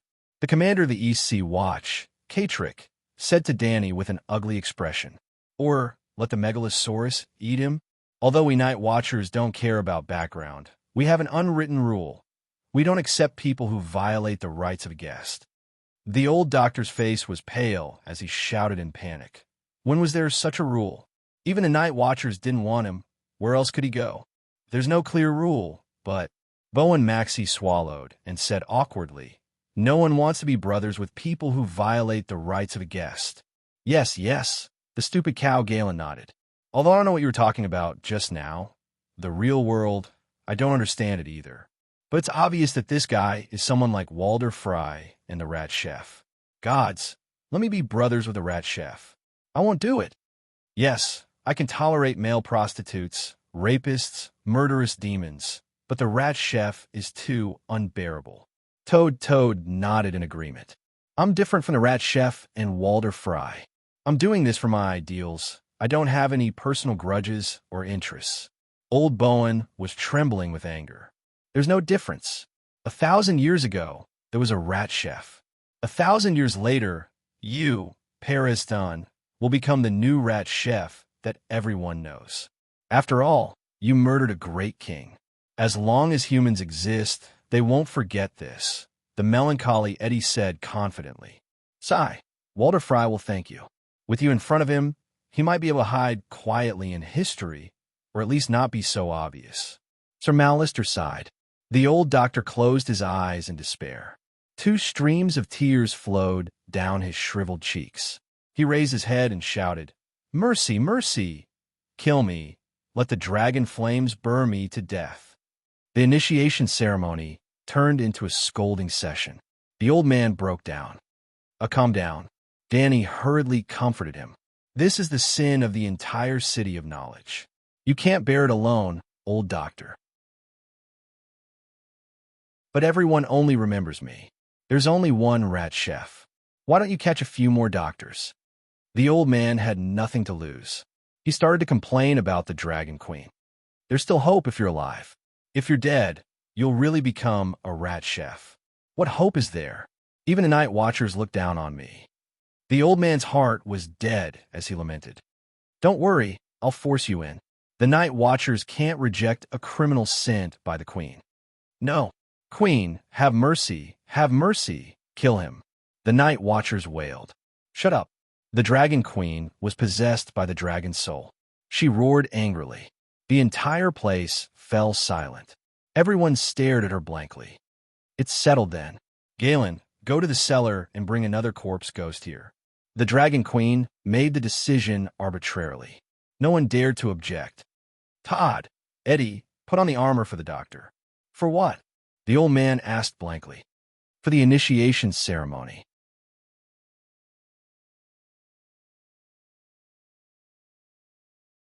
Chapter 349. 15 minutes later, the thousands of people in the courtyard formed a circle again. In the circle, the old professor put on leather armor and a wrought-tan training helmet. He held the dragon crystal dagger in his hand and stood facing a 9-meter-tall strong ghoul corpse. The ghoul corpse's neck was still tied with a metal chain. The chain was very long and dragged on the ground. 5 meters away, Galen held the other end of the chain as if he was holding a dog. Kill this ghoul corpse. No matter how much they look down on your character, the night watchers and free people will admire your courage, Danny said loudly. Walala! The ghoul corpse dragged the long chain and opened its rotten mouth, letting out a soundless roar at the old professor. Gulp! Pereston widened his frightened eyes and swallowed hard. He gripped his dagger tightly and stepped back unconsciously. It's too big. It's too tall and fierce. I can't beat it. Can you change it to a female savage ghoul corpse or a child ghoul corpse? He shouted. How about I let you fight the deviant ghoul baby? Danny laughed coldly and gave Galen a look. The night watchers immediately loosened the chains. The ghoul corpse was free and immediately pounced towards the old professor. The old man closed his eyes and waved the dagger in his hand randomly. He was still howling nonstop. Bam! The ghoul corpse hit the professor's wrist heavily. The dagger fell, and the old man howled in pain. Then, as if hugging a lover, the tall and strong ghoul corpse opened its arms and hugged the old man. Its rotten black mouth bit towards the wrought-tan mask. Kacha, kacha! Like a child chewing on a sweet potato. The training helmet made a cracking sound. Seeing the pale and decayed face that was touching his cheek and smelling the rotten stench on the teeth that were stained with black blood, the old man's body stiffened. His eyes rolled back, and his teeth chattered. His mouth made some noises, but he could not utter a complete sentence. Danny raised her hand, and the dumb bull, Glenn, pulled hard and pulled back the dead man's mouth that was dripping with black mucus. Kill the cowardice in your heart like a night watcher man. Pick up the dagger and continue fighting, she shouted at the old professor who was lying on the ground and wet his pants. I can't do it. I'm dying, the old professor moaned. Then die. You're not afraid of death anyway. Danny sneered. She then turned to the night watcher and said, Take a new helmet and put on the doctor. Wipe the stains on his face with a wet towel. Toad Todd laughed weirdly and said, Are you going to wipe your butt or not? He peed ha ha ha. After tormenting himself for more than an hour, the sky had already darkened. Paris finally stabbed the dragon crystal dagger into the zombie's lower abdomen while crying. Feces, rotten internal organs, and soft, broken corpses flowed out, almost burying the small doctor. Seeing the old doctor crawl out from the pile of smelly corpses while crying and vomiting, the blacksmith tanner finally took out a black sheepskin cloak and covered him. Paris Dan, to become a glorious night watchman. After that, Sileta brought the old man to the shabby chapel in the dark castle. Under the witness of Archbishop Danny, the old man swore a holy oath. The long night is coming. From now on, I will keep watch until I die. I won't take a wife, I won't have a fief, and I won't have children. I will not wear a crown, I will not fight for glory. I will be loyal to my duty, even if I die. I am the sword in the darkness, the guard on the great wall, the flame that fends off the cold, the light that breaks the dawn, the horn that awakens the sleeper, the shield that protects the kingdom. I give my life and glory to the night watchman. Tonight, I will do so, and every night. After experiencing the most shameful and lowest moment of his life, the old doctor seemed to have bounced back. He got rid of his sickly state and returned to his previous appearance as a spirited old man.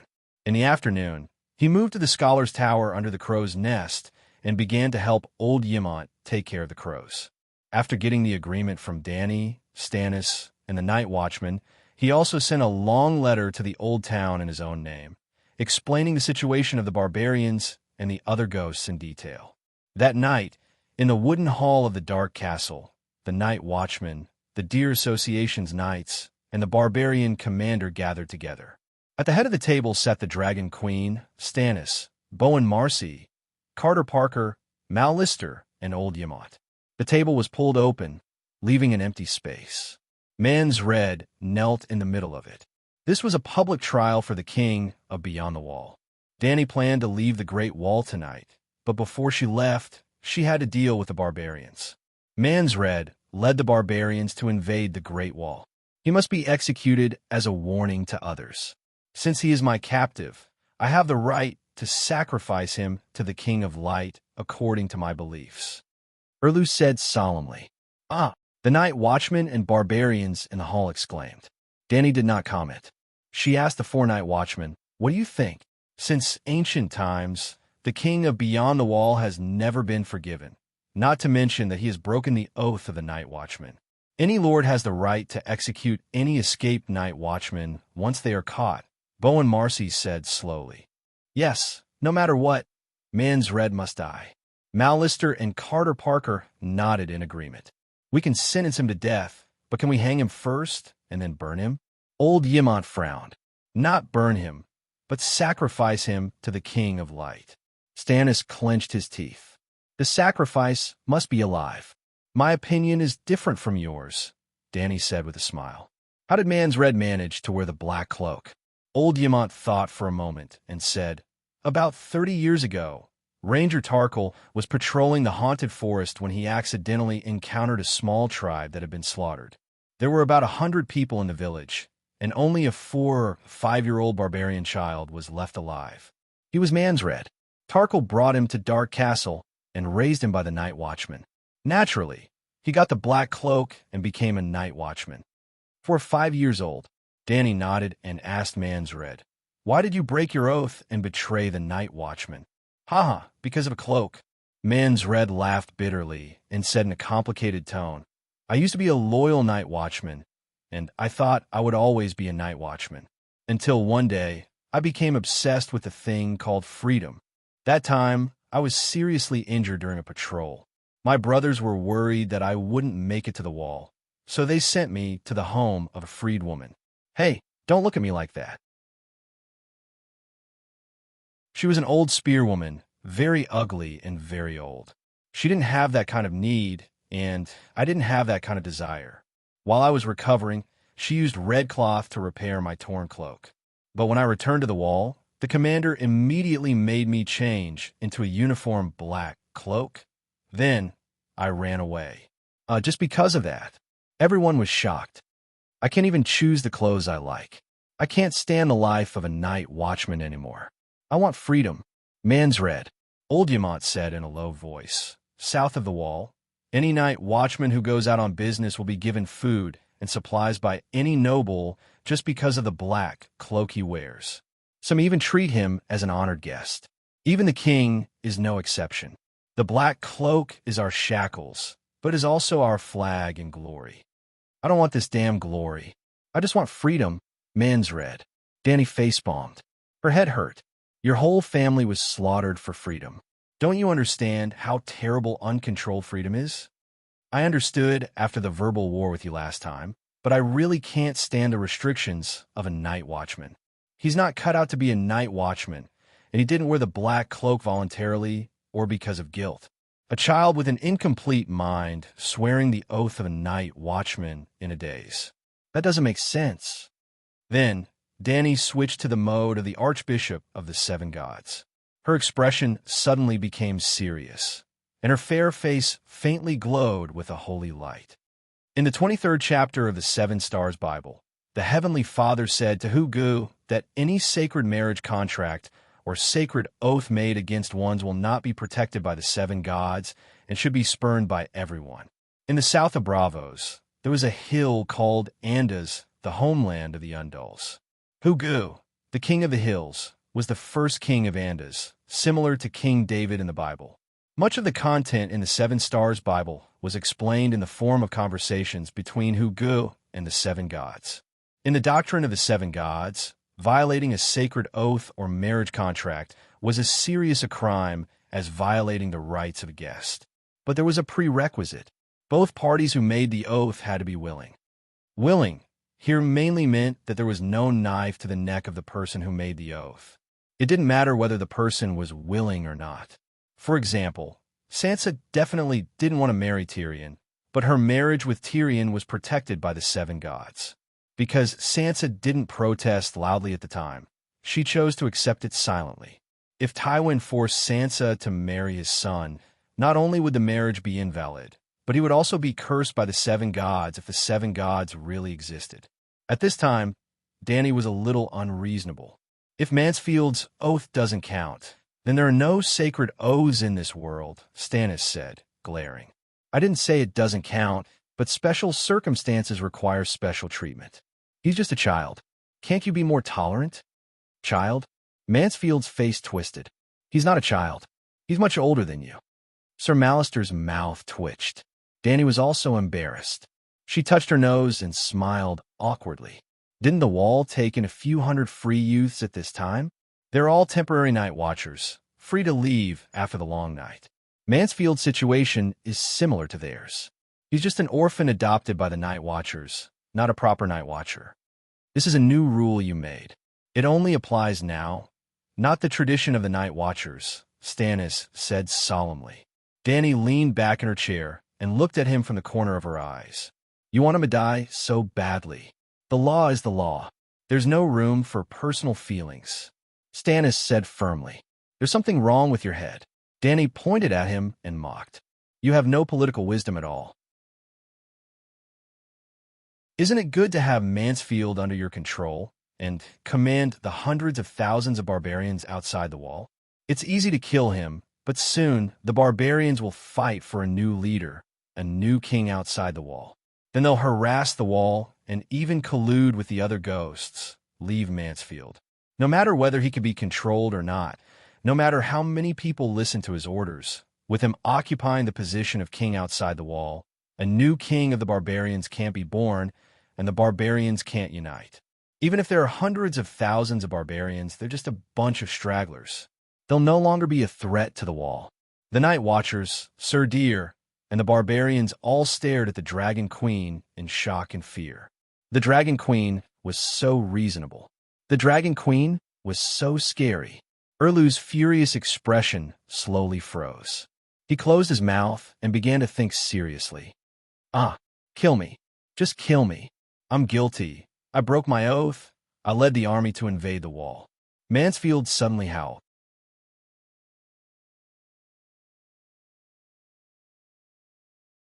Chapter 350.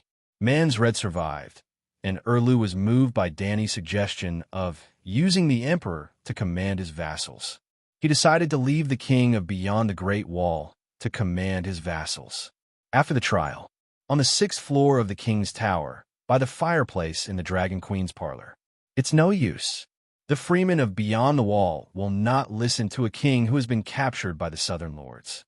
Manslade looked at the baby in his arms lovingly and spoke to Danny without looking up. He was now partially free, with 2 Night's Watchmen watching over him. He could move freely in Dark Castle. For the past few days, Manslade's son, wife Dana, and sister-in-law Val were all living in the king's tower. Once he was free, he immediately came to see his wife and child. Danny smiled faintly. I know. I just wanted to find an excuse to let you live. Your wife just gave birth. How pitiful it is to lose your father. Of course, I didn't just save you out of pity. I will be leaving the wall soon. There are still many troublesome matters waiting for me in Ursos. I will leave the task of moving the freemen to Eastwatch to you. As long as you are still the king of Beyond the Wall, you must fulfill your duty. Let the freemen live through this long night. Man's Red gently pulled the fur quilt to cover his son's soft cheeks. The kind and peaceful expression on his face disappeared as he solemnly said, I'm happy to see the freedmen cross the sea and leave the Great Wall.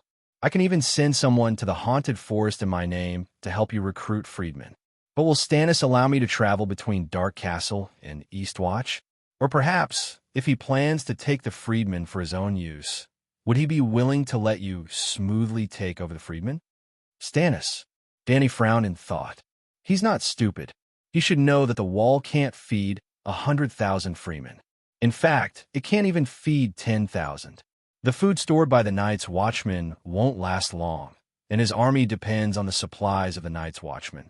For his own sake, he has to send the freeman away as soon as possible. Why didn't you just kill him? War suddenly asked. Why kill him? Danny asked curiously. War looked at her and said, He and his brothers stole your father's throne, and now they plan to continue fighting with you for the throne of the 7 kingdoms. Moreover, the sword in his hand suits you very well. Perhaps you're the child of prophecy and need that red sword. If it were me, I would have let the Megalosaurus eat him for any of the above reasons. Once you understand the cause of the war of the usurpers, you will understand that the sins my father and elder brother committed are far greater than the Stannis brothers. As for the red sword, there are many things in this world that can catch my eye. I won't just snatch whatever I want. Most of the time, I have to follow the rules. Wa was startled, and he gradually fell into deep thought. Knock, knock. Barristan came over with 2 canvas bags. Before he entered, he knocked on the iron door a few times to remind the people in the house. Your Majesty, the luggage is ready. White Knight said, Leaving tonight? Isn't that too soon? Man's Red said in surprise. Danny stood up and took her bag from White Knight. She checked the contents while saying, I have nothing to do with the Great Wall, but a tough battle awaits me at Bravos. Darkstar Gerald Dane was about to arrive at Bravos. Last night, after she used the true dragon's roar to cleanse Kashyyy's soul, she even talked to her about the Green Prophet and the old gods through the glass candle. Kashyyy's suggestion was simple. Leave the Westeros and train hard. She believed that the great wizard's meditation technique was not inferior to the Green Prophet's. Danny fell for the 3-eyed crow's trick because her skills and experience were not as deep as his. Danny had just learned her meditation technique a month ago, while the Blood Crow not only had the complete Green Prophet's legacy, but also cultivated for 100 years. He also inherited the magic power, mental strength, and experience of the Green Prophet over 10,000 years. It was normal for there to be a difference between the two. According to Kashyyy's idea, with Danny's talent, she should train hard for 8 to 10 years. Then, she would have the power to protect herself from the Green Prophet without relying on the Megalosaurus. After that, Danny habitually checked the 3 coordinates she had marked in a netizen. The netizen, Marvin, had brought along Magic Net, analysis of the structure of witchcraft lens, and other magic books. He had joined a fleet led by the 4th White Knight, Garth Hyder, together with the little black girl, Larissa. These secret books hidden in the library were borrowed from the City of Knowledge by the Old Man in Old Town. The fleet was huge. The Old Man in Old Town spent a lot of money. More than 100 cargo ships, 10 warships, and 3 million gold royals in cash set off from the port of Old Town. At this time, they were floating in the summer sea in the south of Westeros. Coordinate 1. In 3 or 4 days, Geralt's merchant ship would arrive at the port of Braavos. Coordinate 2. Dragon Queen's filial son, Jaqen, had already escaped from the City of Knowledge with the clay pot. Dany did not directly report him. In fact, except for Barristan and Yemont, she did not tell anyone about faceless Jaqen. She only asked the Old Man to borrow books from the library, killing 2 birds with 1 stone. Among the books that the Old Man reported to the doctor in the City of Knowledge, one of them was stolen by Jaqen. The doctor in the City of Knowledge was not stupid.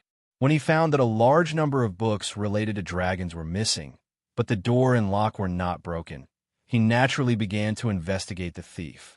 The key was in the hands of Dr. Wargrave, and the doctor was an idiot. The apprentice who had served the doctor would definitely be suspected. How would Jaqen, who was disguised as Pater, dare to be interrogated by the City of Knowledge? Looking at the apprentice Zion who stole the doctor's waffles, he was punished by the scholars just for stealing food. It was clear that the scholars would not be gentlemen, use their words and not their fists. They would definitely lynch Pater. Jaqen, who had a human skin mask on his face, dare to be slapped? Faceless stabbed the 2 scholars who arrested him to death on the spot and escaped as Pater.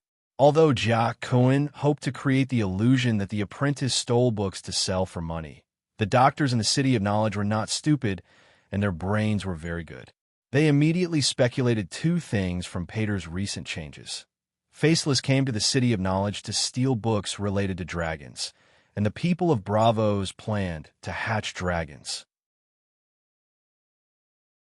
Then, the doctors went crazy.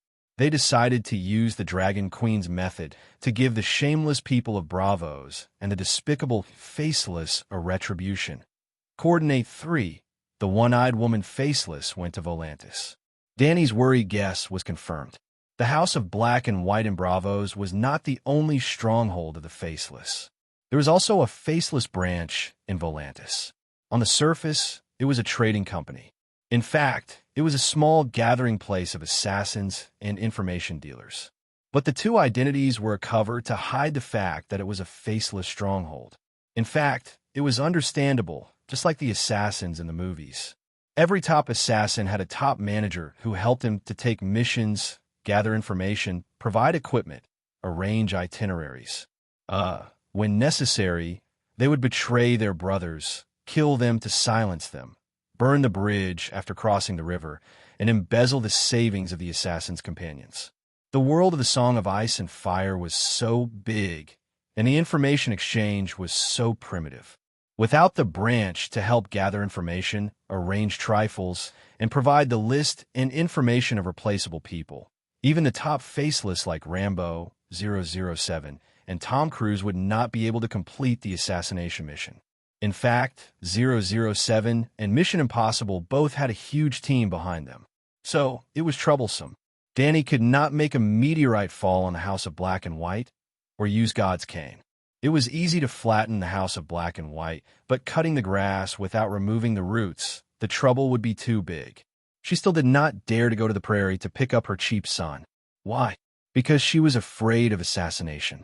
Not only the Faceless, it was too easy to kill a child, and that child had hindered the interests of too many people.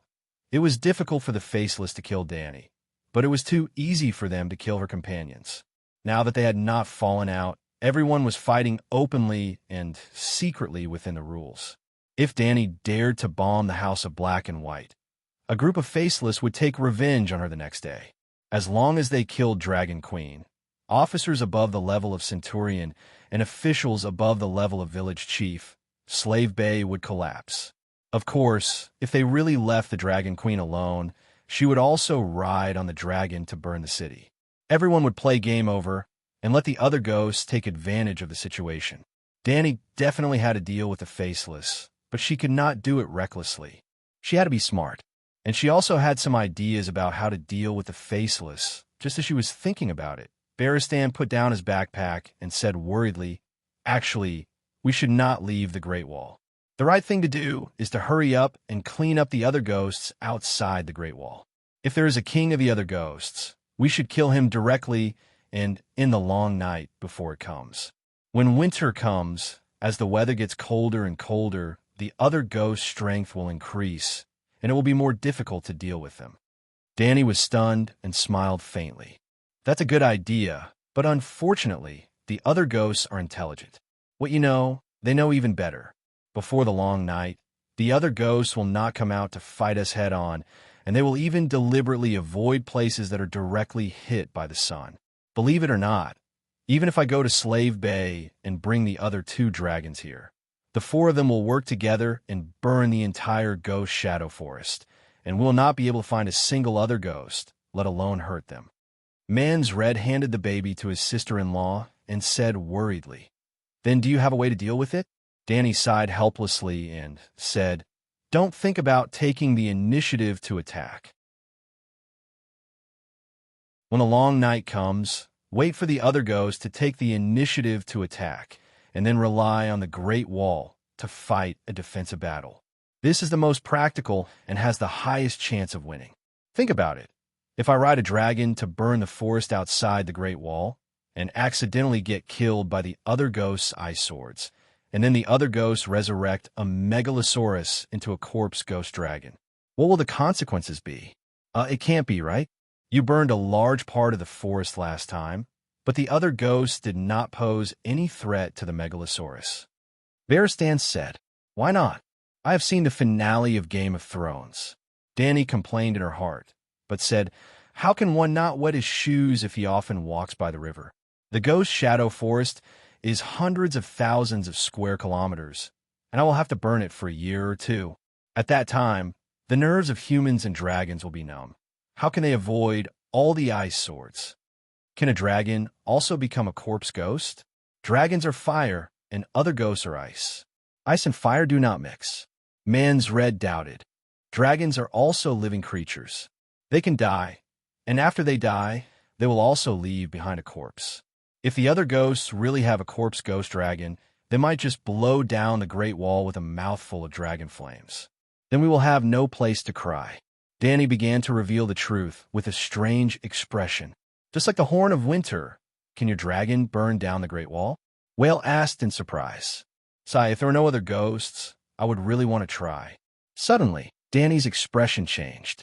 She looked at Mans Red and asked, "Stannis seized a huge horn from you. Is it the real Horn of Winter?"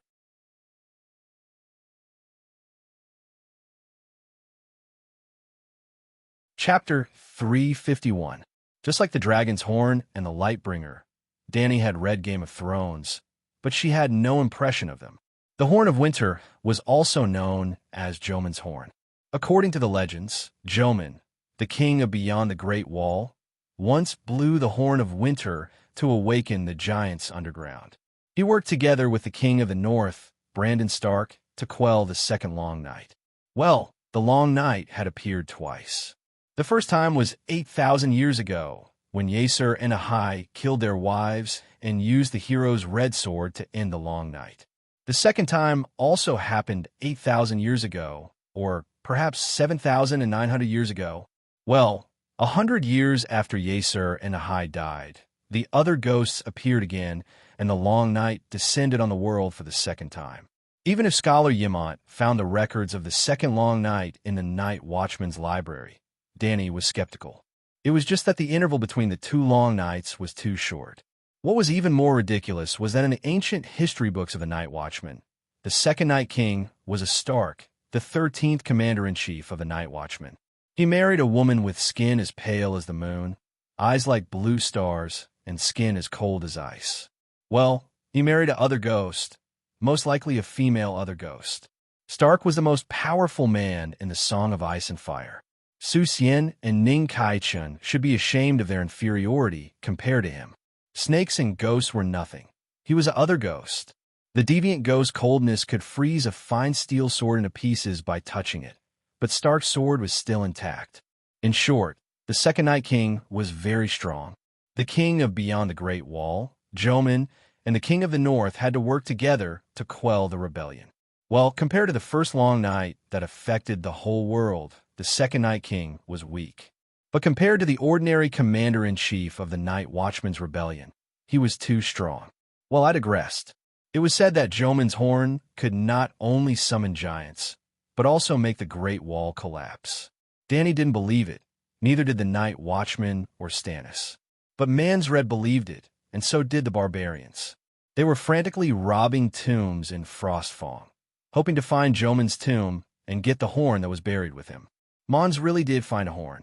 It was bigger than the dragon's horn, with a curved line of nearly 2.5 meters. It seemed to be made of the horn of a bison. How big was that bison? He could put his elbow into the mouth of the trumpet, and the surface of the trumpet was inlaid with rusty golden runes, the magic runes used by the ancestors. The horn had become Stannis' spoils of war. Dany had seen it with her own eyes when it was brought in through the city gate. Before she could even think of borrowing it for research, the red-robed woman burned it into a pile of twisted gold and black ashes. Melisandre said that it was not the winter horn, but it had God's aura and had to be purified. At that time, Dany had not yet mastered the incomplete Green Prophet meditation technique, so she did not feel that it was a pity. But now he wanted to curse out loud. Fuck, what a waste. That's fake. I didn't find Joman's tomb. The horn was buried with a giant king, Mance said. What function does it have? Dany asked curiously. I don't know. Even the giants can't move it. It's too big. It's not that big. There are certain conditions to blow the horn. 7 levels of hell. Dany suddenly shouted. She stared at Mons and asked, You found many tombs, and even the corpses of giants. What's wrong? Mons was confused. You're asking me what's wrong? Damn it, burials are popular among the free people. How many tombs and corpses have been accumulated over thousands of years? Dany said with a terrible expression. The other ghosts won't dig 3 feet into the ground to look for corpses, right? Mons said uneasily. You think other ghouls are idiots? Danica shot him a sideways glance and asked, Your Majesty, burials are popular in Westeros too. Also, the coffins of the noble families are rarely buried in the ground. Most of them are stored in the family tombs. There are hundreds and thousands of corpses of kings, archbishops, and great nobles under the great cathedral of St. Basil, Barristan said anxiously. Dany let out a long sigh and said, Fortunately, we Targaryens have always had the tradition of cremation. If there really were other ghosts sneaking into the south of the Great Wall, there wouldn't have been the tragedy of fighting with the old ancestors. Barristan's face turned green. His nephew, cousin, father, and grandfather were neatly arranged in the Harvest Hall's tomb. Hey, where's my crow? Dany asked the White Knight while carrying her bag. What crow? Barristan was confused. The crow I brought back from the apple grove in Hogwan Town that evening. There's a big red-eyed black crow as big as a duck, Dany said while gesturing. Oh, that crow. The old knight remembered and shook his head. I don't know. What's the use of that dead crow? That's not an ordinary crow. Its body contains a lot of magic power.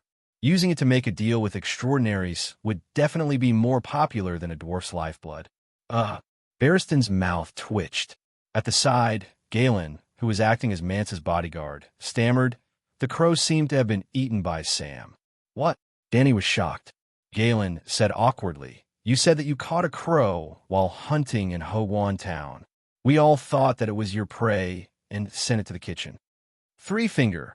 Habu used it to make a dish, mushroom crow stew. But you didn't even have dinner last night. After cremating the barbarians, you led the suicide squad to the haunted forest. Then, we watched you fight the other ghosts below the Great Wall for most of the night. Sam said that he was hungry and went to the kitchen to look for food. He ate your crow. Did you eat it? Dany looked at him suspiciously. Galen's cheeks were red as he nodded lightly. I only ate a crow leg. Was it delicious? Very delicious, very chewy. Galen nodded. Do you believe in the old gods? Dany asked strangely. I believe in the 7 gods, but Sam changed his faith after coming to the Great Wall. What's wrong? Galen was confused. Nothing, nothing. Danny held back her laughter and shook her head. Galen, call Sam over. I have something to ask him. Not long after, Fat Sausage Sam arrived. He was on the 5th floor, talking to the female barbarian, Gilly, Cass's daughter. Yes, Gilly lived with Mance's wife, Dana. Your Majesty, the crow stew with mushroom is cold. The grease board has congealed, and it tastes worse after a night. I thought you wouldn't eat it anymore. Sam had heard about the crow from Galen on the way here. Now his round, white bread-like face was scrunched up. He was so nervous that he was about to cry. It's not about the crow. Danny looked around and said goodbye to Mance and Val. She only brought Fatty to the wooden ladder between the Great Wall and the King's Tower. She asked softly, "How did you get across the Great Wall?" What? The topic changed a little too quickly. Fatty was confused. You and Gilly went through the Great Wall and entered the Long Night Castle through the secret passage, right? What's the secret of that passage? Danny stared straight into the pair of gray eyes that flashed with fear and panic. She exerted an invisible pressure on Fatty. Gulp. Fat Sam gulped and said with a sad face, "Your Majesty, I really can't tell you. That's the secret of the Night Watchers. I can't let others know." Humph. If even the female barbarian knows the secret, why can't the ancients, the Loinars, and the Undul's queens know? She didn't care whether Fatty agreed or not. She had Sir Barristan push him up the zigzag wooden ladder. When they reached the top of the Great Wall, they saw a few Night Watchers squatting behind the windshield wall. They were John, Scholar Yimont, Bowen Marcy, Sir Alistair, and Paristan. "You're all here to see Scholar Yimont off?" Danny looked at them and asked, "Can't we leave tomorrow morning?" "It's dark and cold at night," John said with a frown. Danny waved her hand towards the sky, and the two dragons hissed. Under the silver waning moon, two black shadows were reflected and flew over from afar. For Megalosaurus, there's no difference between night and day. Then she looked at the Night Watchers seriously and said, "You should quickly elect the Commander-in-Chief of the Night Watchers. Only the Commander-in-Chief has the right to deal with Stannis and the nobles of the Seven Kingdoms." Yes, in a few days, after Sir Malister has dealt with the barbarians near the Milk River, we'll immediately hold the election of the Night Watchers, Bowen Marcy said. The two dragons flapped their wings and landed lightly on the gravel path. Danny came to the white dragon's side and tied a rope around Fatty Sam's waist under everyone's confused gaze. "Sam is accompanying me to the west. Don't worry, he'll be back before tomorrow morning," she said with a strange smile. On the other side, Sir Barristan had already pulled Old Yimont on a Blackie's back. Old Yimont was padded with a thick sheepskin mattress and a belt to secure his body. "Professor Paristan, I'll leave the Great Wall to you," Yimont said. "I understand." The red-nosed professor nodded. Old Yimont looked around the Great Wall with nostalgia and sighed, "I don't know if I'll be able to come back. I've been here for 60 to 70 years. Most of my life has been here. Goodbye, everyone. If there's anything, just send a message to Dragonstone Island." Danny waved at them and slowly flew off on Whitey. Fatty was hanging from Whitey's back. His body was swaying nonstop. His four limbs had no place to exert strength, so he screamed and kicked randomly. Long Night Castle was located 40 kilometers to the west of Dark Castle. From its name, one could tell its position among the castles on the Great Wall. In fact, Long Night Castle was the first castle on the Great Wall. It was also the largest castle. At first, the headquarters of the Night Watchers was also located there. However, after the incident with the rat chef, even the commander-in-chief of the Night Watchers began to dislike that place. So he moved the headquarters to Dark Castle. From the west to the east, Long Night Castle Deep Lake Residence Queen's Gate Dark Castle. The two dragons flew along the Great Wall to the west. About half an hour later, a pitch-black building complex appeared under the moonlight. Whitey was hovering above the abandoned tower, while Fatty was howling with a hoarse voice below. In the quiet night, the gloomy and dilapidated black tower was surrounded by rocks. Weeds and short trees grew in the courtyard, outlining a strange and absurd picture of an ancient castle under the moon. Finally, they found a slightly flat ground. Whitey flapped its wings and slowly slid down. Fatty fell to the ground with a cry. Old Yamant climbed down from Blackie's back shakily. He held onto the warm wing bones and sighed. I never thought that I'd be riding a dragon one day. It's too shocking. And just like the legends say, no matter how cold the weather is, riding a dragon won't feel cold. Haha, there's still tens of thousands of miles to go. I guarantee that you'll be tired of riding. Danny laughed. No, riding a dragon will never tire of me. Old Yamant said seriously. He looked around and asked in confusion, This is Long Night Castle. Danny, what are you doing here? You'll have to ask Fatty.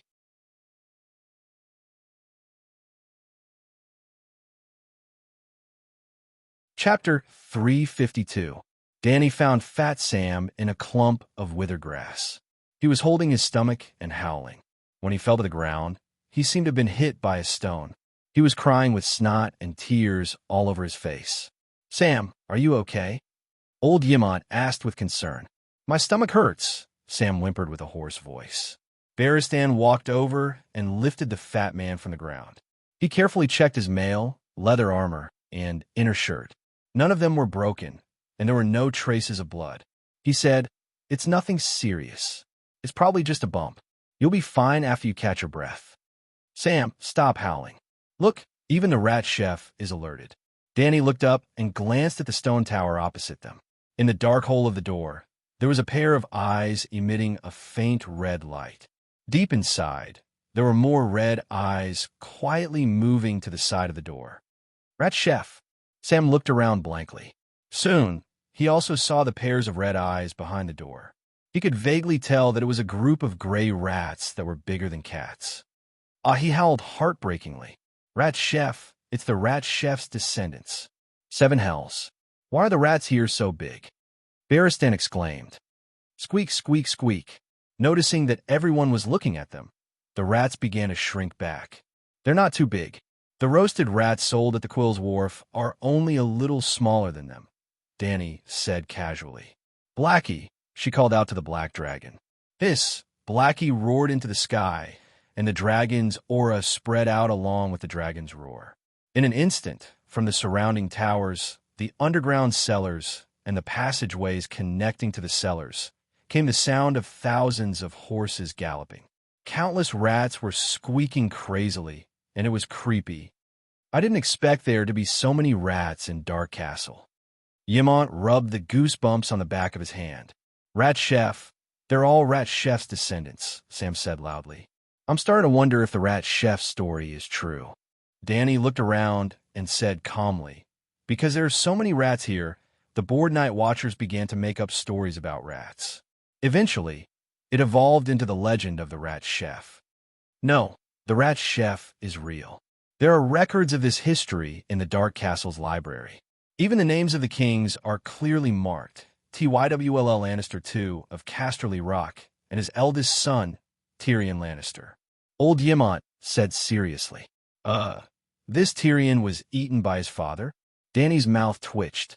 Yamant was stunned for a moment before he understood what she meant. He smiled and said, Targaryen has produced many Aegon, Stark has countless Brandon, and in Lannister, Tyrion has also appeared countless times.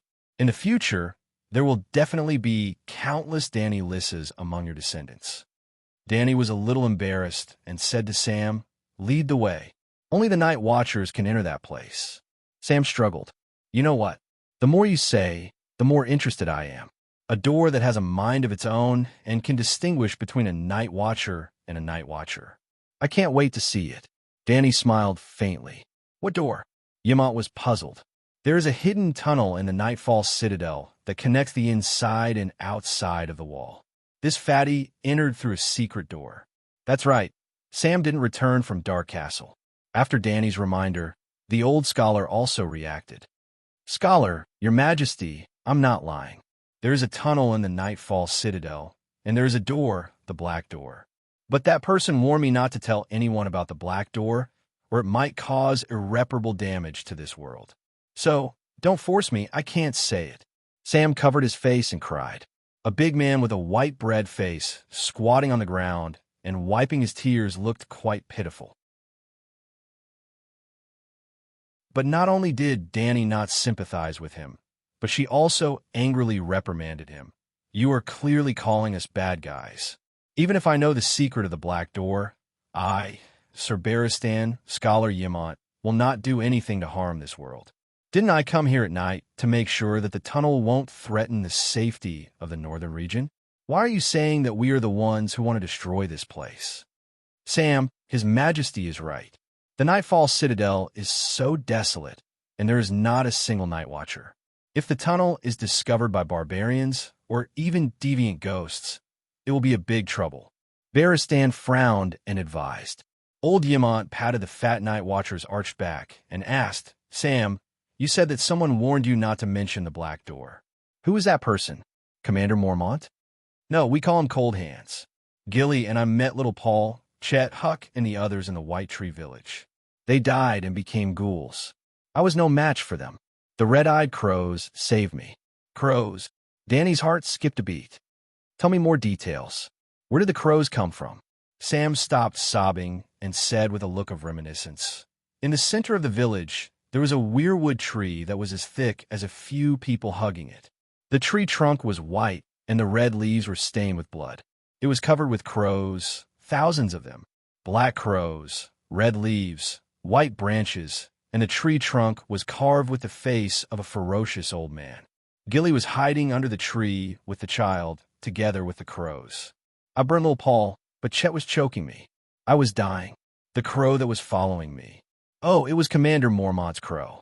It suddenly screamed and jumped on Chet's face, pecking at the pale flesh. Then the crows on the tree flew over. They surrounded Chet's face and pecked at his blue eyes. They covered the sisters like flies, and they took out a lump of brain matter from Huck's shattered skull. The crows covered the sky and the sun, and they even blocked the moon. Danny and Yimont looked at each other. They both knew what the other was thinking. It was the three-eyed crow. However, the three-eyed crow's taste was really heavy. It ate ghouls' flesh and drank their brains. But why did the three-eyed crow value this fatty so much? This guy even ate the three-eyed crow's body. Was he possessed by the main character's halo? Yes, there was a saying that Samwell was the real main character in Game of Thrones. He could turn misfortunes into blessings, and he could turn misfortunes into good fortune. While other people were miserable, he was able to live happily until the end. He was a cheat-like existence. For example, Danny worked herself to death and used all her means to kill a variant ghost. As for the fatty, he killed a white ghost with a dragon crystal dagger and a lousy sword technique. Yes, Sam was the one who got the first kill. He was the variant ghost killer, Sam. Who's that Cold Hands? Danny asked. He wore black clothes and looked like a night watcher. However, his skin was as pale as a corpse ghost, and his hands were as black as ice, a corpse ghost. Barristan and Yimont exclaimed in surprise. Danny's eyes flickered. She recalled that there was also a Cold Hands in Game of Thrones. He was Benjen Stark, who was transformed into a biological weapon by the Children of the Forest. No, his eyes didn't emit blue light, and he could still talk. Sam shook his head and said. Danny tilted her head and looked at the small half of the moon in the sky. She said, Variant ghosts are magical creatures transformed by the Children of the Forest using their ancestors.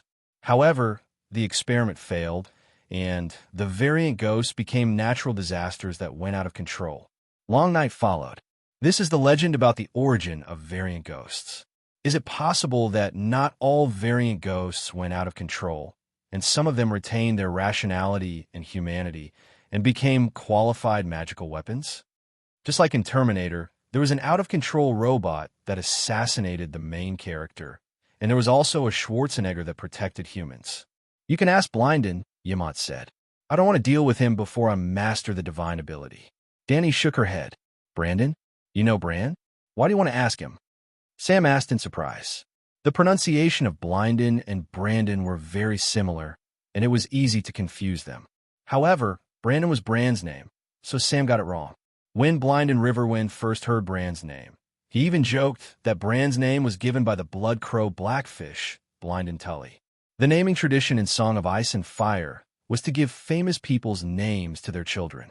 For example, the Fry family also had someone named Riga Fry. You, Danny stared at the fatty's gray eyes with a strange expression. You met John's brother, Bran Stark? The fatty was stunned. When he realized that he had made a mistake, he immediately shook his head frantically and denied. I don't know. I don't know him. I didn't meet him. Danny certainly remembered how Bran had crossed the Great Wall in Game of Thrones with Sam's help. He had passed through the gate tunnel of the abandoned castle. However, when she came to the Great Wall, she realized that it was impossible. Except for Dark Castle, all the tunnels connecting the Great Wall to the outside of the Great Wall were blocked. The entire tunnel was filled with ice and stone, and it was tightly sealed. It would take a few months to pry it open. The Shadow Tower and East Watch didn't have a gate. They were connected to the outside of the Great Wall and the north by boat. Otherwise, why would the wild man target Dark Castle? Kid, you spill the beans. Danny sneered. It seems that the kid from the House of Stark stopped at the Castle of Eternal Night before and saw you coming out of the Black Gate. Then he went through the Black Gate to the outside of the Great Wall. Wild man, everyone in the north knows about the Black Gate, but you didn't tell me. She possessed Sam's body and exerted pressure on him through her eyes. She shouted, "What are you up to? Do you want to rebel?" Plop! The fat man's legs gave way, and he immediately fell to the ground. Tears and snot flowed down his face. He hiccuped and said, "Your Majesty, I don't want to rebel. I swore that I would never tell anyone about the Black Gate and Bran, not even John. Don't force me." Danny raised her chin to White Knight and said, "Knight, go and search around. See if there are any traces of people staying here." The fat man's struggle was futile. Danny ignited a wash-basin-sized fireball. It floated 10 meters in the air and illuminated a few hundred meters. White Knight easily found traces of a bonfire on the stone floor of the kitchen. It was an octagonal stone house with a broken arch. There was a well in the middle of the house. Beside the well, there was a crooked weirwood sticking out of the stone floor and slanting towards the hole in the roof. Under the silver-gray moonlight, the bone-like branches reflected a cold and eerie light. Is this where the rat chef cut Tyrion into pieces? Danny walked along the wall beside the slaughterhouse, which was full of scars and stains. Red rusty meat hooks hung down from the beams, giving her a sense of absurdity, as if she was witnessing history.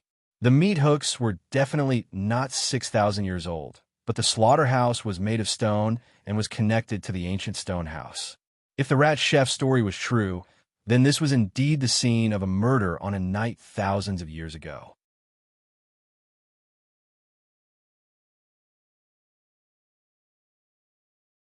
Chapter 353. The octagonal kitchen was more than 200 square meters. It should have been very spacious, but the furnishings inside took up most of the space. Just opposite the slaughterhouse, there was a row of more than a dozen huge brick stoves. Near the south stove, there were traces of cleaning. Not far away, there were charcoal ashes and unburned wood.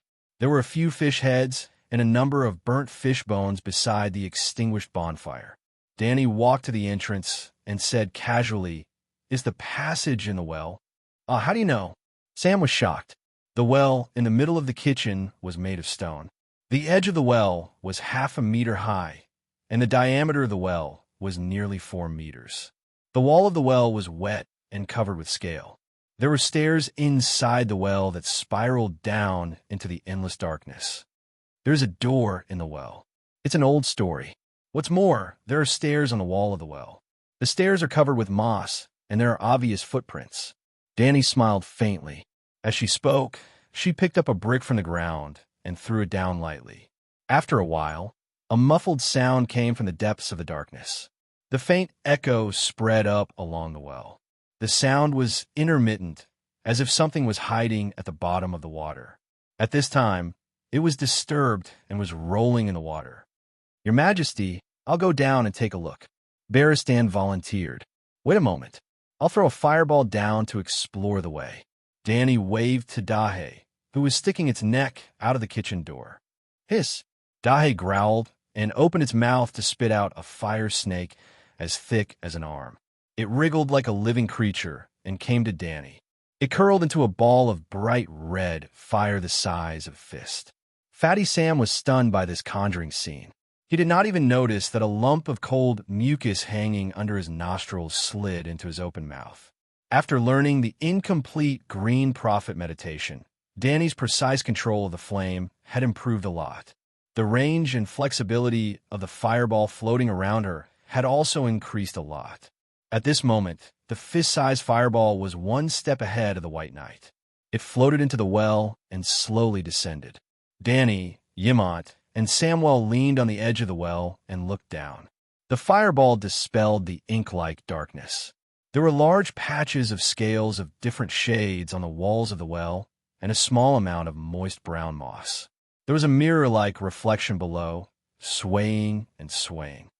"There is no door," Bearstan said. The well was 30 meters long.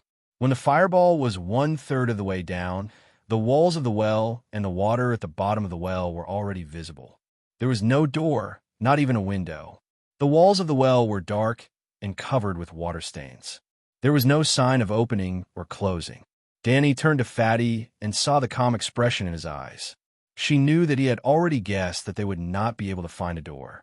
Yimont asked him, "Where's the door?" Whoosh, whoosh, whoosh. The fireball descended to the bottom of the well. When it was close to the water, a gust of wind suddenly rushed up from the bottom of the well. The wind whistled, and the dark well water surged like a huge wave. The dragon flame fireball started to flicker like a candle flame. Whoosh, the dragon flame could no longer maintain its fireball form. It suddenly stretched into a line of fire, which rose 10 meters high with the gust of wind and was quickly extinguished. The deep well was dark again. Only the low sound of the wind could be heard, like a woman's whimper. For the first time, Danny's dragon flame fireball lost control and was extinguished by the wind. The 4 people at the edge of the well were blown back a few steps by the gust of wind from the bottom of the well. The broken tiles on top of their heads flew up and fell in all directions. The chaotic sound of banging and banging came from all around the kitchen. Where did this evil wind come from? Danny looked at Fatty Sam in surprise. "I don't know. When I went down, there was nothing strange at the bottom of the well." Fatty was at a loss. There is no door at the bottom of the well, and there shouldn't be such a strong gust of wind. Yimont and Bearstan were both puzzled. This gust of wind is definitely not a natural wind. My dragon flame fireball will not be extinguished by a normal gust of wind. Danny said with certainty, "Your Majesty, shall I go down and take a look?" Bearstan said, "This." Danny hesitated. "You saw it too. The wind is too strong. If you fall into the water, your iron armor, it's too dangerous. Forget it." She shook her head firmly. "Sam, what do you say?" Yimont looked at Fatty with burning eyes. Danny and Bearstan looked over at the same time. The invisible pressure made Fatty shrink his neck. After hesitating for a moment, he whispered, "Don't raise the torch. Don't throw the fireball." But the knight is not a night watchman. He won't be able to see anything when he goes down. "Is there any danger?" Yimont asked. "I don't think so." Fatty Sam frowned and said with uncertainty, "Clang." Bearstan pulled out his long sword and stabbed it into the brick seam of the well. TCH, the smoky black blade pierced through the edge of the well easily, as if it was a piece of wood. "If there's an accident, I'll use my sword to stabilize my body." The old knight said, "Why don't you take off your armor?" Yimont suggested. "No, the armor can't be taken off." Danny shook her head. The gust of wind just now was not natural. There are traces of magic. Valeglia's steel armor has a miraculous defense against magic attacks. "I'll go down first. If I still can't find the black door, you'll go down with me," Bearstan said to Sam. After that, he leaned against the wall of the well with one hand and held his sword with the other. He stepped on the wet steps and walked down step by step. Danny frowned as she watched the white knight gradually disappear into the darkness. She could only hear the sound of iron boots hitting the stone, which echoed in the well. Bearstan seemed to have walked a very long way. The waiting time was torturous. Danny was on the verge of regret. There were several times when she wanted to shout down and ask the old knight to come up. But the bottom of the well was so quiet that she could even hear the sound of the knight's iron gloves scratching the wall of the well. The gust of wind, just now, seemed like an illusion. No, there's nothing. Just when Danny was worrying about her gains and losses, the old knight's loud voice came from below. The voice echoed in the well and was somewhat distorted when it reached the mouth of the well. "Am I coming up?" the old knight said. "No, let's him go down. Be careful," Danny said.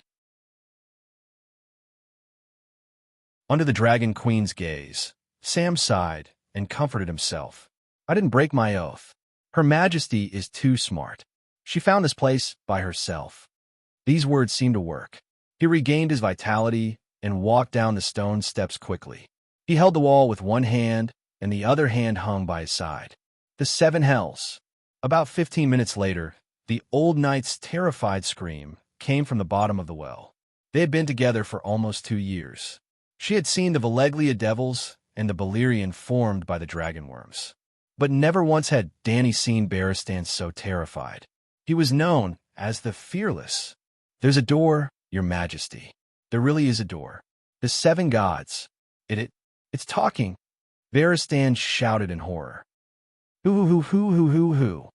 At the same time, a low but unusually clear voice came from the bottom of the well. Danny and Yimont's faces turned pale as they took a step back in fear. This was not Barristan's voice, nor was it Sam's voice. A third person's voice came from the bottom of the well. But there were only 2 people at the bottom of the well. "I am Barristan Selmy, Danny, Her Majesty's Kingsguard." Danny heard Barristan's stuttering voice as if he was controlled by someone. "You shouldn't have come here," the low voice said clearly. The White Knight did not know what to do. "He came with me." Sam suddenly spoke. "I'm the sword in the darkness, the guard on the great wall, the flame that resists the cold, the light of dawn, the horn that awakens the sleeper, the shield that protects the kingdom." This was the oath of the Night Watchers. In the afternoon, in the Holy Church, Danny witnessed Barristan reciting the same oath to the 7 gods with her own eyes after a full 10 minutes. The bottom of the well remained silent, as if the 2 people had disappeared. Danny and Yimont looked at each other. "Big Black." Danny waved at the black dragon that was squeezing at the door. A moment later, another dragon flame fireball fell into the well.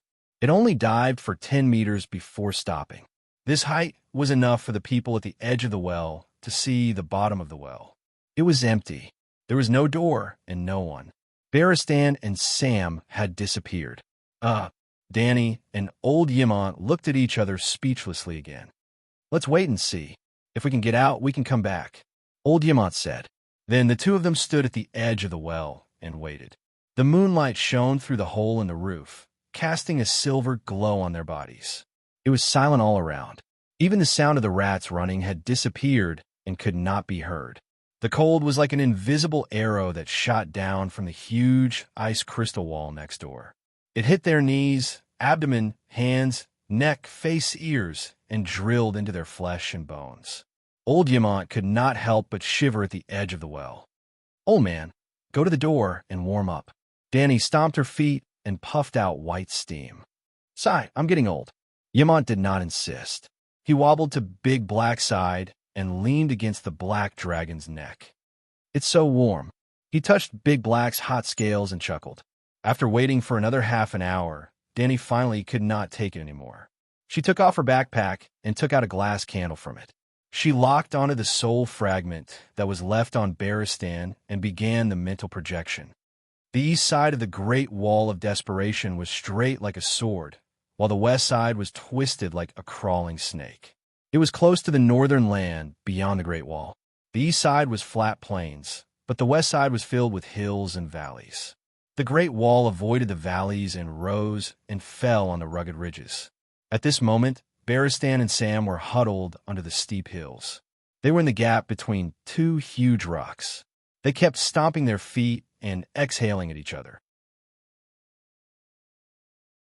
Not far away, the towering ice crystal wall blocked their way south, just like it had done to the barbarians for thousands of years. "Sir, why don't we go to the forest to find some wood and light it up to keep warm?" Sam's eyebrows were covered in a layer of frost. His face seemed to have turned into 2 balls of red jelly in the cold wind. He was so cold that he could not even speak properly. There are deviant ghosts in the forest. Just wait. Her Majesty will be here soon.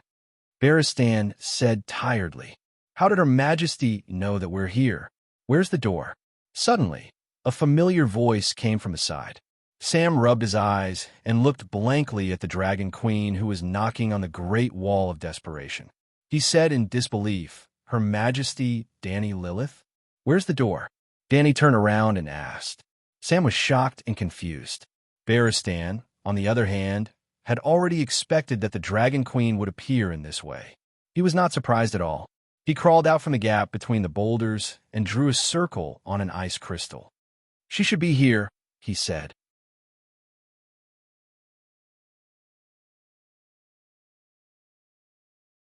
Chapter 354.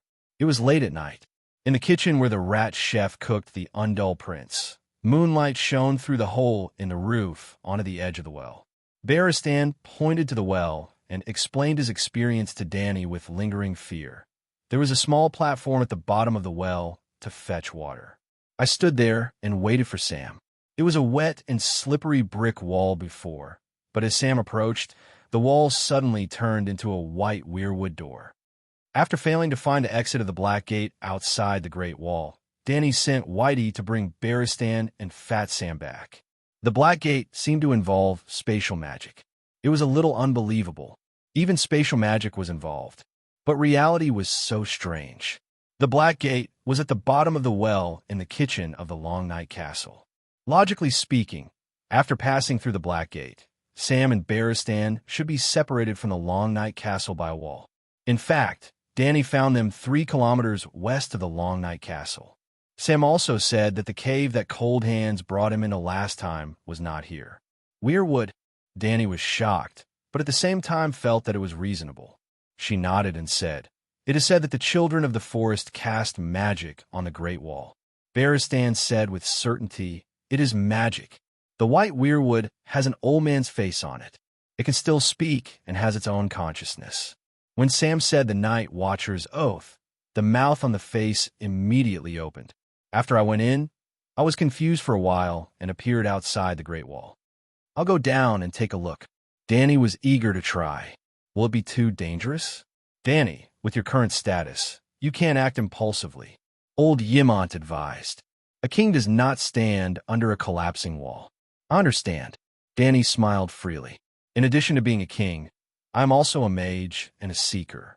Compared to sitting on the throne and ruling the world, I am now more curious about the secrets of this world. And this world has existed for thousands of years. During this period, countless Night Watchers went down to fetch water.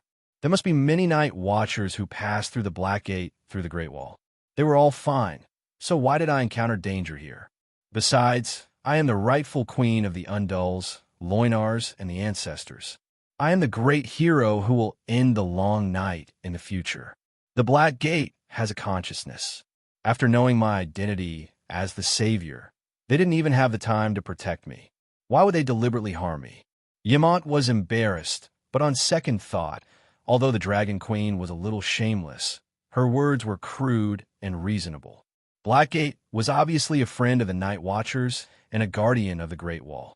There was no reason for him to hurt a good queen. Then be careful, the old scholar said helplessly. Without further delay, Danny walked down the stairs in the wall of the well. Seeing that Barristan was about to come down, she stopped him and said, "Sir, you guard the well. I have to protect you," the old knight said. "Sigh, the bottom of the well is empty. There's nothing but stones and water." Danny shook her head. "No one knows what's hidden in the well. It's safer with me around," Sir Barristan said. "Hey, can a rat chef jump out from the bottom of the well?" Danny smiled carelessly. "If there really is a monster coming out of the water, the two of us won't be able to move freely on the narrow platform below.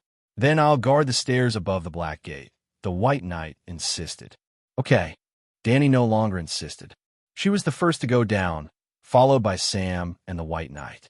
The spiral stone steps in the wall of the well were not narrow. It was only a palm wide and 30 centimeters long. The weather outside the Great Wall was cold, so the moss was not thick and not slippery. Walking on it was stable. However, in a dark environment, people's sense of balance would be poor. She still had to stretch out a hand to hold the wall. The top of the well was bathed in moonlight. With each turn, it became narrower and dimmer. Danny heard her footsteps echoing between the wet stones. The sound of water below was getting louder and louder. Round after round, the well became darker and the air became colder. Listening to the rippling sound of water at the bottom of the well, she was puzzled. Why didn't the bottom freeze into ice at this temperature? Gradually, Danny's eyes adapted to the dark environment at the bottom of the well. With the thin moonlight above her head, she could even see the opposite stone wall and the shaking water below.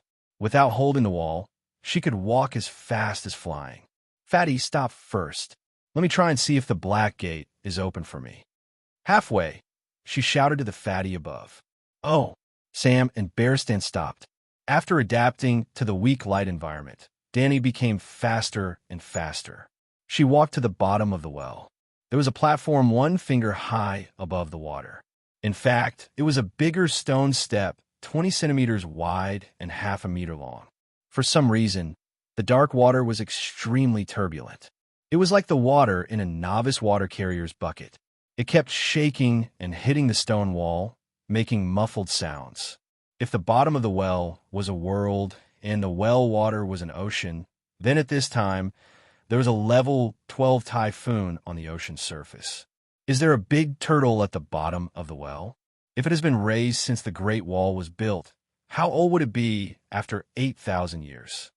Danny said to herself. Clang, clang, clang. Stopping her reverie, Danny knocked back and forth on the wet stone wall beside the small stone platform.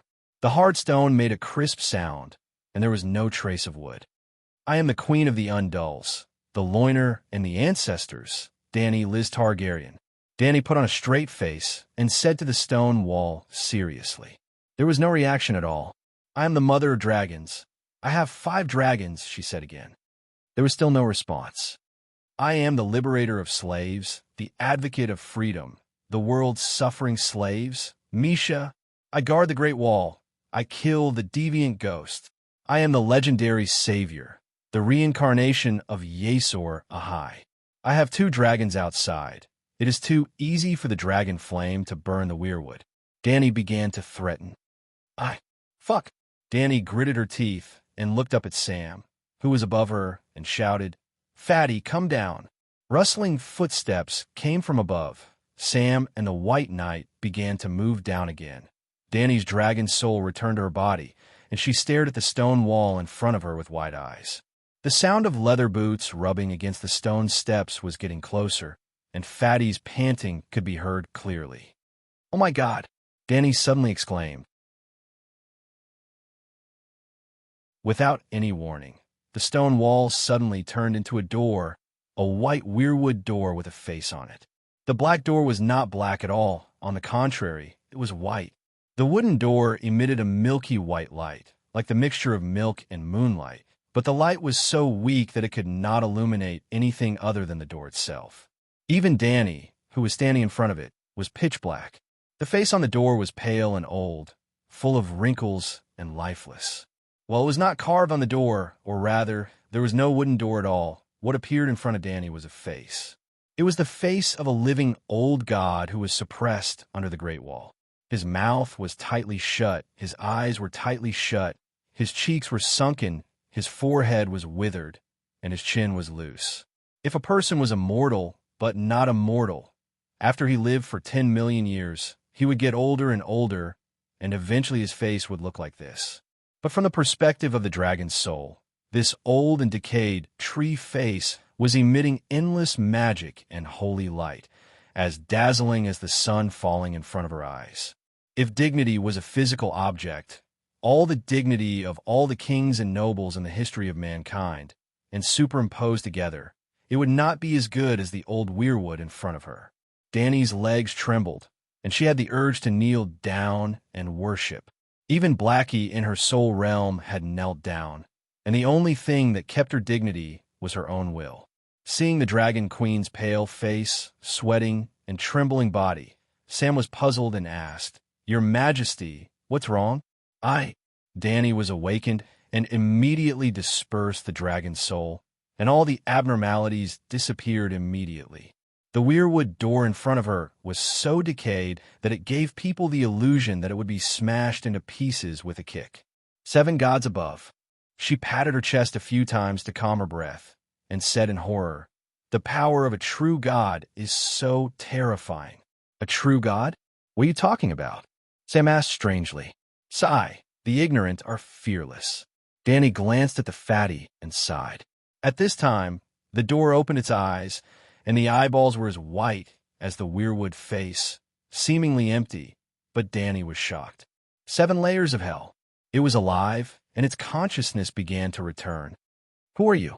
the door asked, and the well replied softly, "Who. Danny raised her hand and interrupted the fatty's action of opening his mouth to make an oath. She calmed down and said solemnly, "I'm the mother of dragons, Danny Lilith." It was a very simple title, and there was nothing fancy about it. The door hesitated and asked, "Do you want to come in?" Fatty Sam was shocked. She could open the black door without chanting. This was different from what Cold Hand said. "I want to know the secret of the Great Wall," Danny said. "Swear." The door wrinkled its nose and said. Danny was stunned and raised her hand to swear. "Everything I saw and heard today, I will never say a word, and I will never threaten the safety of the Great Wall." "Swear," the door repeated. "What oath?" Danny was confused. "Your Majesty, maybe it's the oath of the Night Watchers." Sam hesitated. "What? You wanted to be a Night Watcher?" Danny widened her eyes and said in disbelief, "Like the scholar, the Night Watchers did not recruit women, not to mention that she was a serving queen. It's not the same.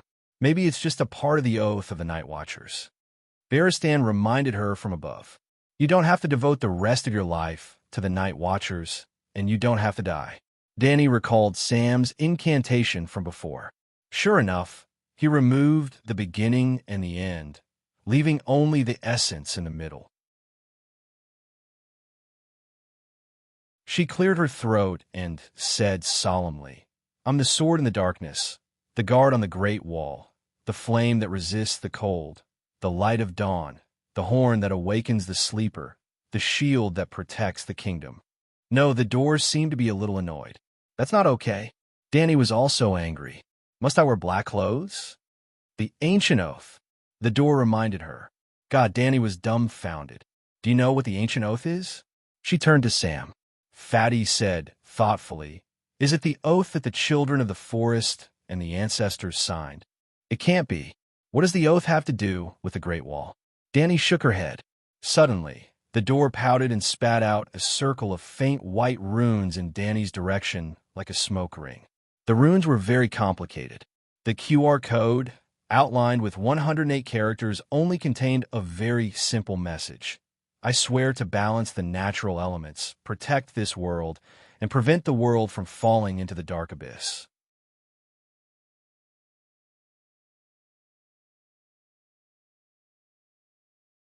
Chapter 355. This was not the Valeglia rune system that Danny was familiar with. Miraculously, she could understand it. All right, it was not that she had never seen it before. The runes that the door transmitted to her were the rune language of the ancient language, the magic runes used by the children of the forest. The Green Prophet meditation rune on Danny's second soul originated from the rune system of the ancient language. Just like how Blackie had a 9-colored whirlpool in its consciousness, but did not understand the runes of the great wizard of Valeglia, Danny had copied the incomplete meditation technique of the three-eyed crow, but she could not disassemble it nor learn it. Now, she only needed to scan the QR code that the door spat out, and she understood the 108 basic runes of the Green Prophet and the way to express the information grammar. Just like the Great Wizard and the Red God Priest meditation technique, the Green Prophet meditation technique also had 108 basic runes. After knowing the ancient oath, Danny began to ponder about the meaning of the oath. She understood a principle very well. Agreements could not be signed casually, and oaths could not be made casually. Especially when facing an old god, she could not even lie. Balance the natural elements, protect this world, and prevent it from falling into the dark abyss. The task is too heavy. I can't do it, she thought for a while, and said honestly to the door. Your Majesty, what are you talking about? Fatty was confused. The ancient oath requires me to protect the world. Protecting the world, it sounds scary. How can I do it? Even if I can, how tiring would it be? She sighed and explained. How do you know about the oath? I have never heard of an oath with such content. Sam was confused. Danny's heart skipped a beat. She pointed at the rune floating between her eyebrows that was emitting a faint white light and asked, Do you see it? What is it? It's dark here. Other than the black door, I can't see anything else, Sam said. It is a... Danny blinked again, but found that the rune floating in front of her had disappeared. The god of the door slowly closed its eyes and said, Go. Danny turned around dejectedly and pushed Fatty, who was at the edge of the stone steps. She said in annoyance, Go back.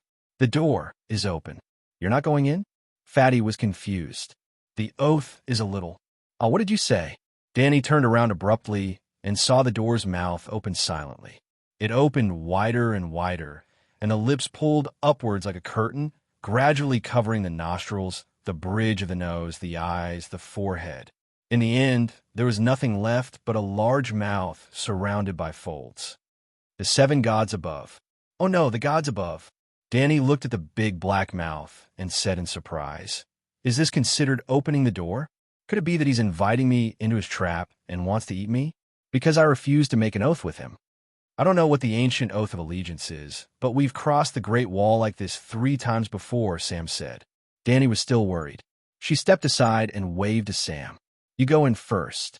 If the door god chewed Fatty into a bloody pulp, she would run away.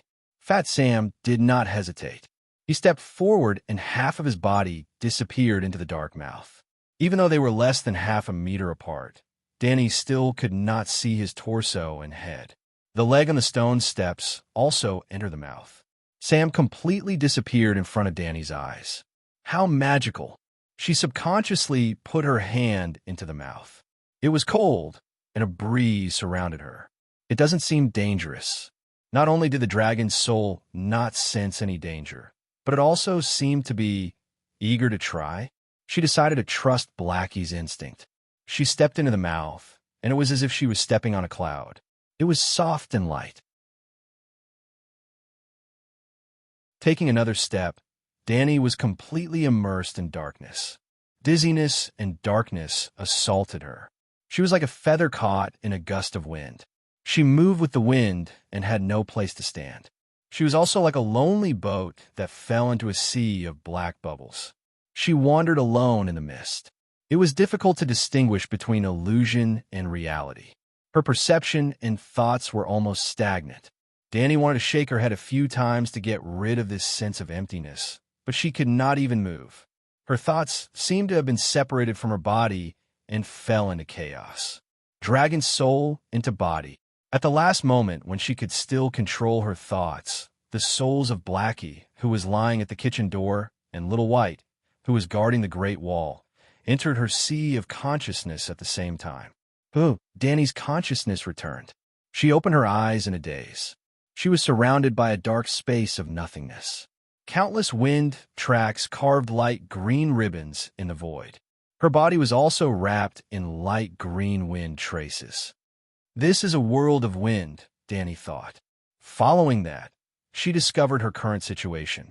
There was a world of white light below her, and her body spiraled in the green wind as she descended towards it. Below her, Fat Sam's empty eyes were wide open. He spun like a corpse into the white light and disappeared. Oh my God, is this space transmission? This is a rare opportunity. I can't leave like Fat Sam without knowing anything. Having made up her mind, Danny began to struggle. She was like a sock that fell into a washing machine. When the switch was pressed and the drum started to spin, the sock could not struggle no matter how much it wanted to. Danny was like a turtle that turned over with its shell facing down. Her limbs were flailing wildly, but it was of no help to her current situation. She was getting closer and closer to the white light. She was about to pass through the city wall and land on a mountain covered with snow and rocks. Buzz, in the next moment, the two meditation fundamental method in her sea of consciousness were activated abruptly. Danny did not know why she did that. She was thinking, I have to stay here no matter what. Since my physical strength is useless, I can only use my wizard power. Who would have thought that after the wizard power exploded, the 9-color vortex and the ring with a second soul directly rushed out of Danny's head and formed a flower with fiery red stamen inside and icy blue petals outside. Danny's head was blooming. In this strange space, the physical body was extremely illusory. Just like how Danny's soul and meditation foundation could freely enter and exit Blackie's spirit ocean, the 9-color vortex and the ring with the second soul also entered the ancient god's consciousness space without any hindrance. That's right, this wind void was the door god's consciousness space. His state was a little special. The illusory soul space had strangely turned into a half-divine domain, God's kingdom, and could accept the physical body and mental thoughts of the people it recognized, the Night Watcher and his companions. In this space, the boundary between the physical body and the soul was broken. Song of Ice and Fire. The door god's thunderous voice exploded in Danny's ears. It was full of shock and confusion, and Danny was like Doraemon wearing a bamboo dragonfly. She wobbled out of the entrance of the white light with a flower above her head and wandered freely in the green wind void. The 9-colored vortex in the shape of a cone spun forward and turned fiery red. The white ring around it spun in the opposite direction and turned icy blue. The two different directions of rotation of the meditation foundation formed a repulsive force that separated the small green wind ribbons around Danny. It was as if she had broken free from the shackles of the wind and could fly freely in this space. Danny was drifting quickly in the direction of the door god's voice. God, what did you say? Song of Ice and Fire, what does it mean? She asked as she flew. The door god slowly said, at the beginning of the world, the creator played a big movement, and the world was born in the music. At the same time, a group of creatures was born. Some of them got some of the notes in the movement, and they are called gods by you. Gods are the singers of the new world. We sing about the earth and the sky, and we sing about the mountains and rivers. The world thrived in our songs, and it developed vigorously until it became colorful today. Ice represents death, and fire represents life. The power that controls the cycle of life and death is called the Song of Ice and Fire by the gods. A song represents a law that supports the world. Is that what it means? Danny asked thoughtfully. You are very smart, the door god said. Danny looked around at the green wind ribbons that were getting denser and denser. There was even a huge green wind ball in the distance. She had an idea and asked, God, which song are you singing? Song of Wind? The door god didn't answer but asked, Since there is no oath, why are you looking for me? I have seen many demigods, but this is the first time I've seen a real god. I am too curious, Danny said honestly. The door god was silent, as if he didn't want to talk to her. Danny found that the closer she got to the wind ball, the slower she was. Gradually, the green wind ribbons approached her again, entangling her hands, binding her feet, and pulling her away from the wind ball. When the balance was formed, she was stuck in a certain position and couldn't move forward. That's it. Go back. The door god sighed. No. Danny gritted her teeth and shouted, I didn't come here alone. Blackie Little White, come out. Hiss, the two dragon souls also came out of her sea of consciousness. They didn't expand to the size of their bodies. They were like two little fairies flying around her body. The green wind ribbons around her were torn apart one by one. She quickly flew toward the wind ball again. The door god was shocked again. He said in disbelief, You are not a shapeshifter. No, shapeshifters can only take over animal companions. They can't let the animal souls enter the space of consciousness. How did you do it? You have been suppressed here for too long. In the past 10,000 years, there have been many new songs in the world. Danny smiled proudly. Pop! Danny felt like she was falling into water. There was only a slight resistance. She passed through the wind ball, and entered a world full of holy green light. It was a vast and boundless space. Under the holy milky white background, there were spots of green starlight. When she touched the stars, she felt the wind, as tender as willow leaves in spring. Wandering in it, she felt as if her soul and body were being cleansed. Suddenly, there was a ripple in the calm space of the green spot. Wherever the ripple passed, a holy and majestic aura followed. In an instant, Danny's heart contracted. Her eyes widened. Her eyes shone with respect and desire. What's wrong with me? The ripple came and went quickly. In an instant, she came back to her senses. She was puzzled. Hiss, hiss, Blackie and Little White screamed in horror. They quickly disappeared between her eyebrows and hid in her soul space. They didn't dare to come out again. It's not an illusion. That ripple. Danny looked around. She was surprised and found an unusual light spot among the countless green stars. It was also green, but it was bigger. It was more. With just a glance, the desire and respect from before surged in her heart again. She couldn't help but float over. She stopped in front of the green crystal ball that was the size of a walnut. Buzz, once again, the cyan crystal emitted a wave of fluctuation, creating a slight ripple in the starry space. The sacred and dignified aura made people feel reverence and desire. She couldn't help but be attracted. She held the green crystal with her hand. Swoosh! The crystal ball disappeared. Danny was shocked. Her purple round eyes turned into a green tornado. The blue and red petals on top of her head were dyed green. Crack, crack, crack. On a hill outside the Great Wall, Fatty Sam looked at the 100-meter-long crack on the ice crystal wall. He shouted in horror. The Great Wall collapsed.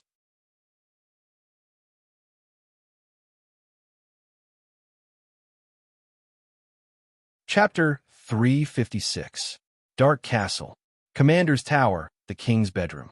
The night outside the tower was cold as ice, but the fire in the fireplace was burning brightly. Blood witchcraft was in progress. Danny Rise is gone. She didn't give us a chance to do anything. Stannis lay on the bed, his head resting on his arm as he stared at the ceiling.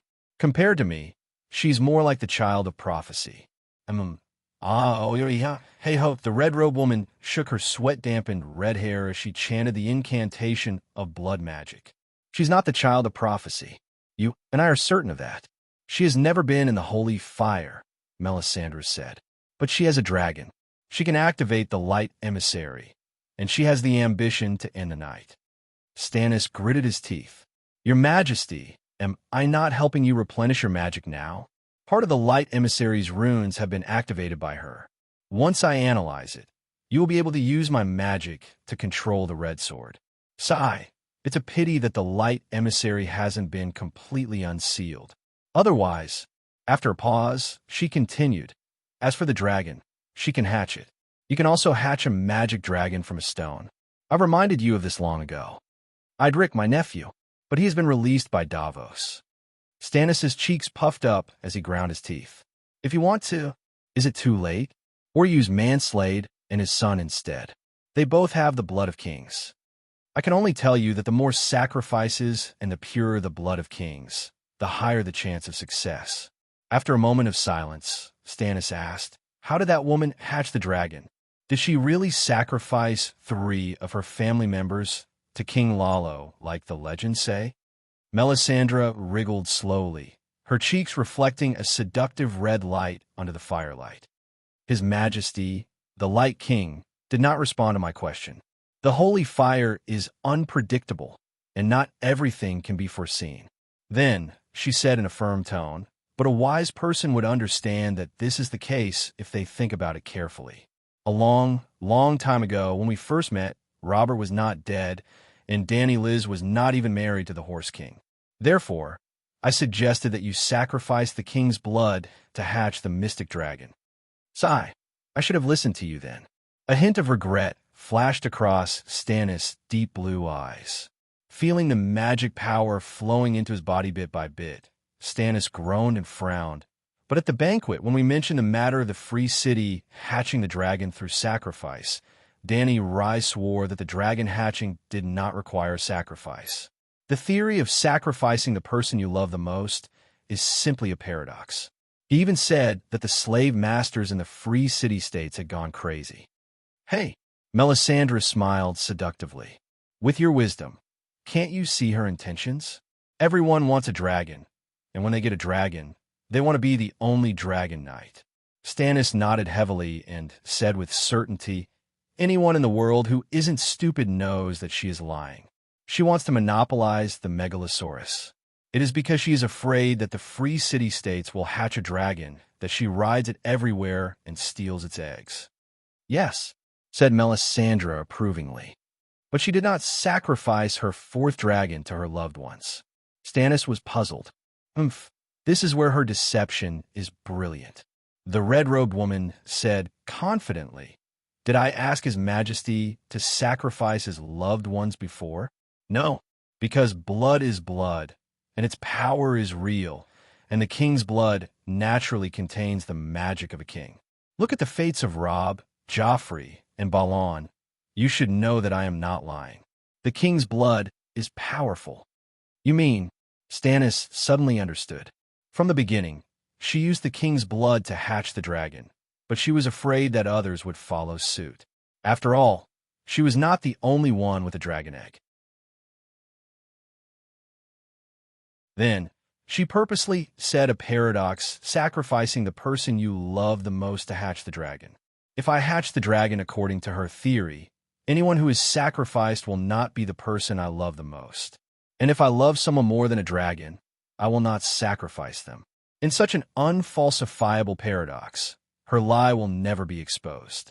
His Majesty is wise. Melisandre praised sincerely. What a cunning woman. Erlu sighed and dragged a small wooden box from the bedside. There were many red runes carved on the surface of the black wooden box. When the lid was opened, there was a blood-red dragon egg covered in deep purple spots. The red-robed woman looked at the dragon egg and smiled proudly. The box is runes carved by me. The stone egg's aura is completely blocked. Even if I put the box in front of the mother of dragons, she will not be able to sense it.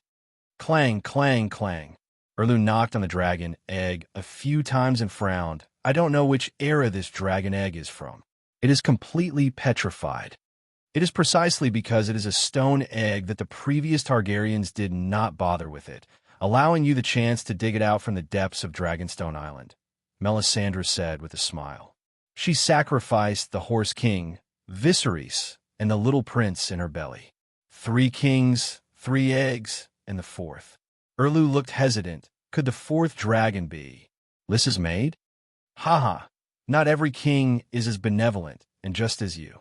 Because of this, you are the true child of prophecy. Melisandre's eyes flashed, and she sneered. What do you mean? Stannis asked curiously. Was that maid really killed by an assassin? Melisandre's eyes flashed with a hint of mockery. Could it be? Stannis' expression changed drastically, and he said with a trembling voice, she killed her closest mate on purpose just to maintain that lie. The red-robed woman did not answer the question directly. She only smiled faintly and said, I am sure that the 4th dragon egg was hatched with the king's blood. Think about it. Astapor, Caiuan, and Meereen, how many good, virtuous, and great lords have died? They are all royal families with more than 6,000 years of history. Hiss, Stannis gasped. This is very different from her heroic and righteous performance at the Wall. That woman is not what she appears to be. At this point, he suddenly paused. It seems like she is the same as me.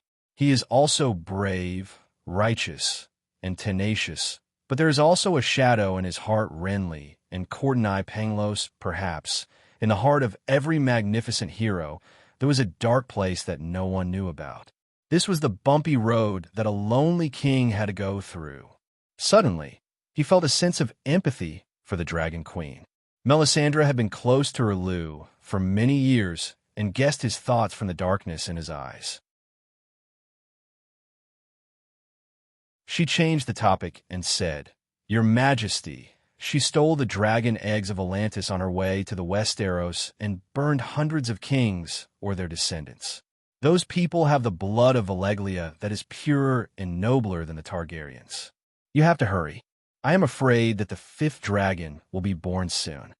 Sigh, why are there so many royal descendants in Ursos, but I only have the insignificant king of the barbarians? Stannis was a little angry. It is a pity that old Ymon escaped. His blood is very rich, Melisandre said regretfully. Stannis shook his head and said, It does not matter whether Ymon leaves or not. As long as he is alive, we cannot touch him. Melisandre raised her head and stiffened her body, not moving at all. Wave after wave of magic suddenly rushed towards Stannis' lower abdomen. Flame runes flickered rapidly on his sturdy abdominal muscles, and he couldn't help but groan out loud. So much. Are you okay? Erlu looked at the red-robed woman's pale face and asked worriedly. Melisandre stood up and put on her red robe. She walked barefoot to the window and opened it. The cold wind whistled in, and her red hair and robe swayed violently in the wind. Looking at the towering ice crystal wall, she said with a complicated expression, Do not worry. The wall is a place of miracles. It contains a vast amount of magic.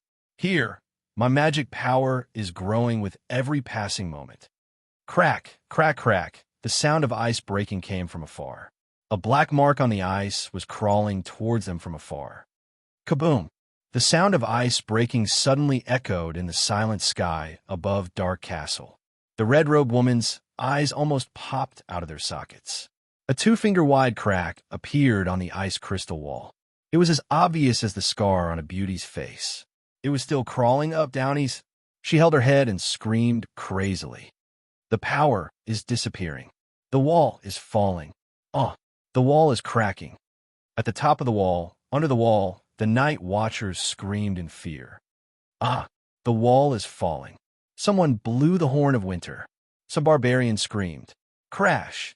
Just then, a piece of ice the size of a bed fell from the 70-meter-tall wall beside the king's tower. It smashed into the drawbridge between the tower and the wooden stairs and rolled down, leaving a thunderous sound on the stone floor. Suddenly, all the night watchers and barbarians in Dark Castle were alarmed. Many of them were still running around the arena barefoot. Wall, what happened? Stannis walked up quickly and asked with a pale face. Almost at the same time, at the East Watch. Wall, what happened? Queen Celis was only wearing a thin shirt. She hugged her daughter tightly and looked at the falling pieces of ice outside the window. Her face was twisted in fear. She mumbled the same question as her husband. Mother, I'm scared. Princess Serene's eyes were filled with fear. She shrank into her mother's arms. Under the wall, the wind has risen. The wind I've been waiting for is here. Let's sail on the ship. I know, it's time to find a treasure. Patchface waved his arms and twisted his fat body as he sang loudly. Princess Serene turned around to look for her jester, but when she met his eyes, she was shocked by the strange look in his eyes. She sat down on the wooden floor. It was a pair of blue eyes that she had never seen before. They were sacred and dignified, deeper than the trenches in the ocean. Greed and craziness were like the seawater in a tsunami. They almost materialized and overflowed from his eyes. Aiden, stop shouting. You make me scared. She shrank her neck and wiped her tears. The jester's body trembled out of habit.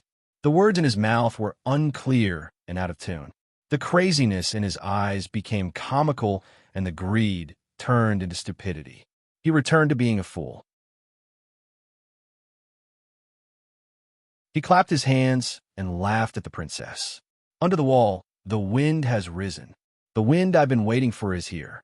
I know, the treasure has appeared. It was a similar song, but Shireen felt relaxed and laughed along.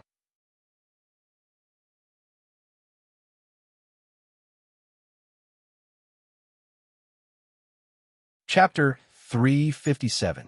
The blood-red leaves that looked like human palms reflected the sky, and the bone-like branches grew in all directions, covering the earth like a dome. 100 young girls dressed in animal skins with small bronze scimitars hanging from their waists held hands and danced around the weirwood tree in a counterclockwise direction, chanting a high-pitched and rough sacrificial song in the ancient language. Under the canopy, there were thousands of savages watching with solemn expressions.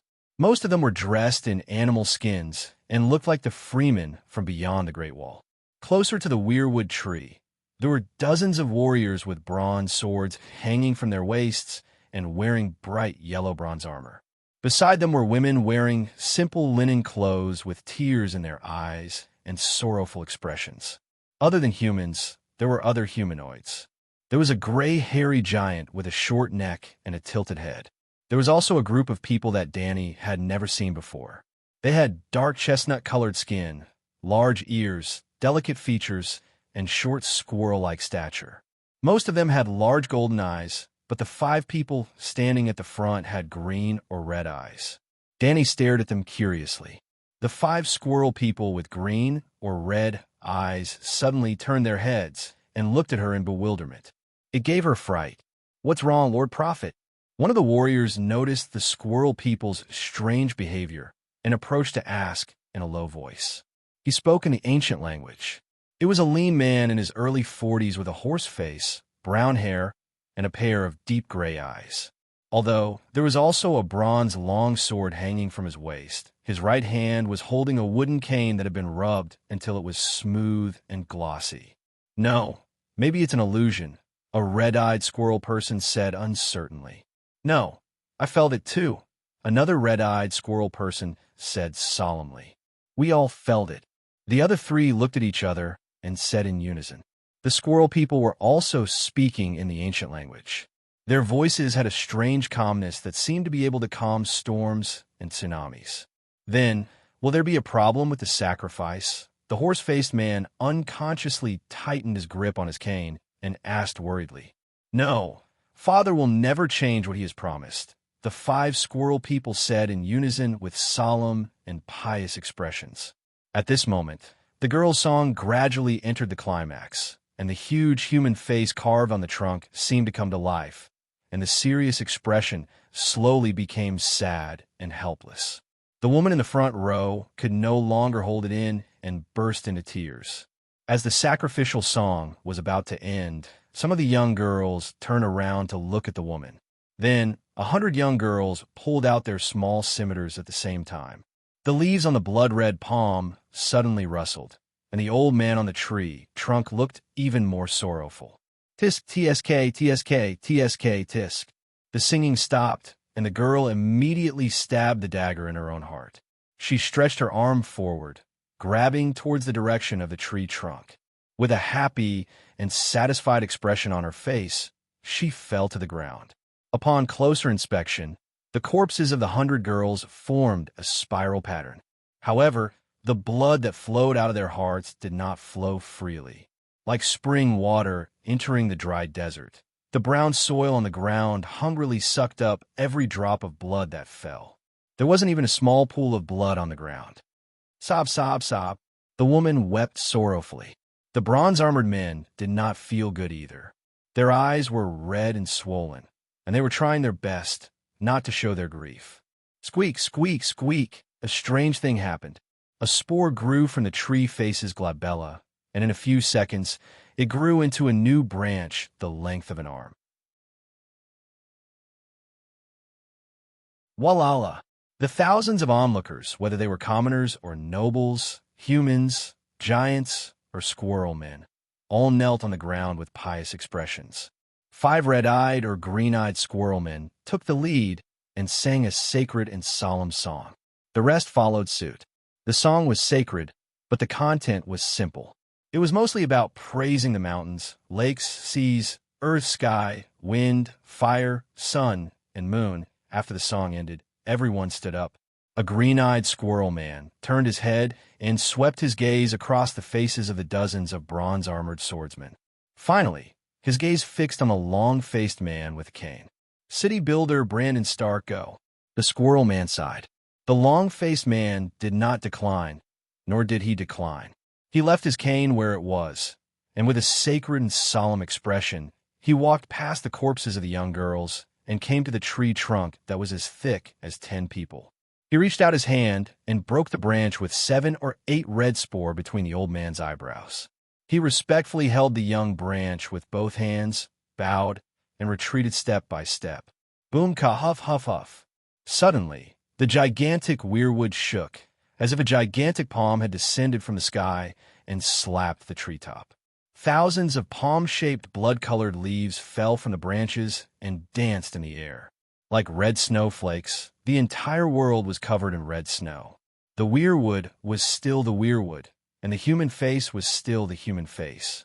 However, the tree was bare, as if the old man had lived for too long, and his hair was falling off strand by strand. The only branches left were just branches and tree trunks. From now on, there would be no new leaves or new spore growing. The immortal weirwood was dead. The human face was just a carving, and there was no longer a shred of holiness or majesty. After that, the long-faced man, surrounded by thousands of people, trekked a long distance, crossing plains and swamps. He walked thousands, tens of thousands of miles to the north, and came to a land of ice and snow. He knelt in the snow in front of Small Lake, and the thousands of people behind him knelt as well. Under the lead of the squirrel men, they chanted a sacred song praising the gods. Brandon Stark took out the branch that was still fresh and tender and placed it gently on the ground. Rumble, the earth rumbled. The spores on the branch quickly grew new branches and inserted them into the ground. The branches that were as thick as a finger swelled to as thick as a bucket. They were densely packed, layer upon layer, and tangled into two earth dragons that drilled wildly into the ground in both the east and west directions. In just 5 minutes, a 15-meter wide and 200-meter tall tree trunk wall appeared between the North and the Great Wall on the narrow continent that was 500 kilometers wide. Then, the giants and humans worked together to cut open the mountains and take stones, filling the tree trunk wall with boulders. It was like a construction worker pouring cement into a steel framework and then repairing a brick wall according to the concrete framework. Brandon Stark was not idle. He walked through the tree trunk wall, explored the terrain in the mountains and canyons, and drew maps. Then he instructed the giants to dig the soil and fill in the huge cornerstone to ensure that even in the complicated hilly terrain, the Great Wall had no blind spots or weaknesses. After laying the foundation, he led thousands of squirrel men to draw strange magic runes on the boulders and tree trunks. From then on, no other creatures could get close to the Great Wall. Decades passed, and Stark died of old age. However, the work of building the Great Wall did not stop. The second Stark, Brandon's son, took the building blueprint left behind by his father and continued to instruct the giants and ancestors to mine boulders, fill in the tree trunks, draw magic runes, and strengthen the wall. Generations of Stark died, and the tree trunks that served as the skeleton of the wall were gradually covered. The magnificent Great Wall of Stone was completed. The giants and squirrel men bid farewell to the ancestors. Some went to the Great Wall in the north, while others returned to their warm homes in the south. Yes, home. At that time, the Undulls had not attacked yet. The Westeros were still the paradise of the ancestors, and the squirrel men the children of the forest. The ancestors who stayed put on black robes and were called the Night Watchers. The Night Watchers did not stop building the city. They took Brandon's blueprint and dug out huge blocks of ice from the frozen river in the haunted forest, dragging them back to the Great Wall. A few more centuries passed, and the Great Wall of Stone was covered with a thick layer of ice crystals. It had been like that for 8,000 years, until now rumble. The Great Wall was shaking. The crack spanned 500 kilometers, and huge blocks of ice fell everywhere. The Great Wall was about to collapse. No! Dany looked up at the sky and screamed. Her hair danced in the wind, and a clear green crystal flew out from between her eyebrows and returned to its original position. It was like a heartbeat. Every once in a while, it would emit a sacred and majestic wave. Crack, crack, crack. Sam of the Long Night Castle, Melisandre of the Dark Castle, Serene of the East Sea Watch, and Patchface were all shocked as they watched the palm-sized ice crystal slowly heal.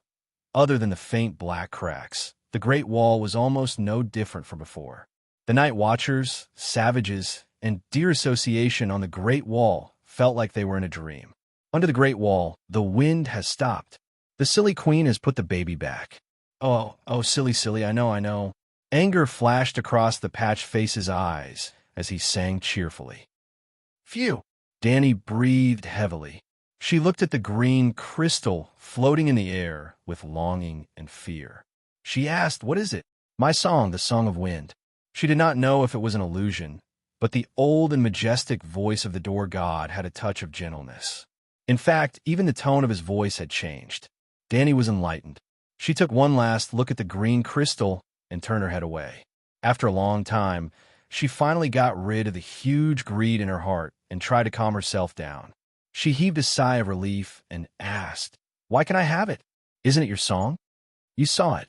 I died 8,000 years ago," the door god said lightly. "That weirwood is your original body. You're the old god, the weirwood tree spirit." Danny was shocked. "Old god." The door god sighed. "I am the old god, but the old god is not just me. Billions of years ago, before the gods appeared, I was rooted in this land. I witnessed the formation of mountains and rivers, the birth of life. I also listened to the song of wind that surrounded this world. It brought me the information of the world, so that I was no longer alone. Long ago, when I learned that song, I heard the voices of other singers. Then we sang together. The world flourished, and the next era began." Danny was speechless. After a long silence, she asked, "What is this era?" "The era after the singers, the era before you. The children of the forest, the children of the forest." The door god's voice had a touch of nostalgia and disappointment. He sighed. Those children did not compete with the world. They only lived in this land. The world is so big. There are more colorful lives in other places. What's with the deviant ghosts? Who is the frost god? Danny asked again. "You will understand after you experience it," the door god said slowly. "Leave. You already know the secret of the world. I still want to know more." "My head is full of questions," Danny said. The door god seemed to choke. He paused and said helplessly, "I don't have the energy to answer you. Also, when you took the Song of Wind, the evil thing that had been suppressed under the Great Wall escaped. Your friends are in danger."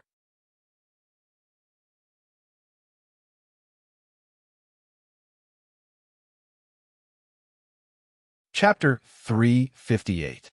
Evil? What evil? Danny asked in surprise. "You'll understand when you go out," door god said wistfully. The door god said nostalgically, "Brandon Stark was the most outstanding array master of the heroic era. The runes he set up could drive away evil and suppress evil. The Great Wall is his masterpiece. No demons or ghosts in the world, not even evil gods, can pass through here. For thousands of years, the Night Watchers intentionally or unintentionally sealed many evil beings that shouldn't exist in the world under me. You took away the wind song, which is equivalent to breaking the seal. They found a good opportunity, and most of them have escaped. Damn, is this the Great Wall or the demon-subduing tower?" Danny's mouth twitched, but she still didn't want to leave just like that. This is a true god. More importantly, he belongs to the good side and is so kind to me. It's my fault that the Great Wall is cracked. Is there any remedy? My magic power is not much weaker than Brandon's. He has the help of the son of the forest, and I have the Megalosaurus. Can we fix the magic array? Danny asked quickly. Especially the wind song. It must be closely guarded. No, it must be directly sealed. Don't let anyone enter this space. You don't know how much I struggle in the extreme temptation and how painful it is, she emphasized solemnly. Door God chuckled and said, "Hold the wind song in your hand and pour your magic power into it. Then you can repair the broken runes in the Great Wall." Danny hesitated. She didn't suspect that Door God was lying to her, but she was worried that she couldn't help but take the wind song.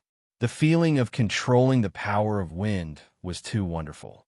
Her soul seemed to have been sublimated, and she entered an empty realm of gods.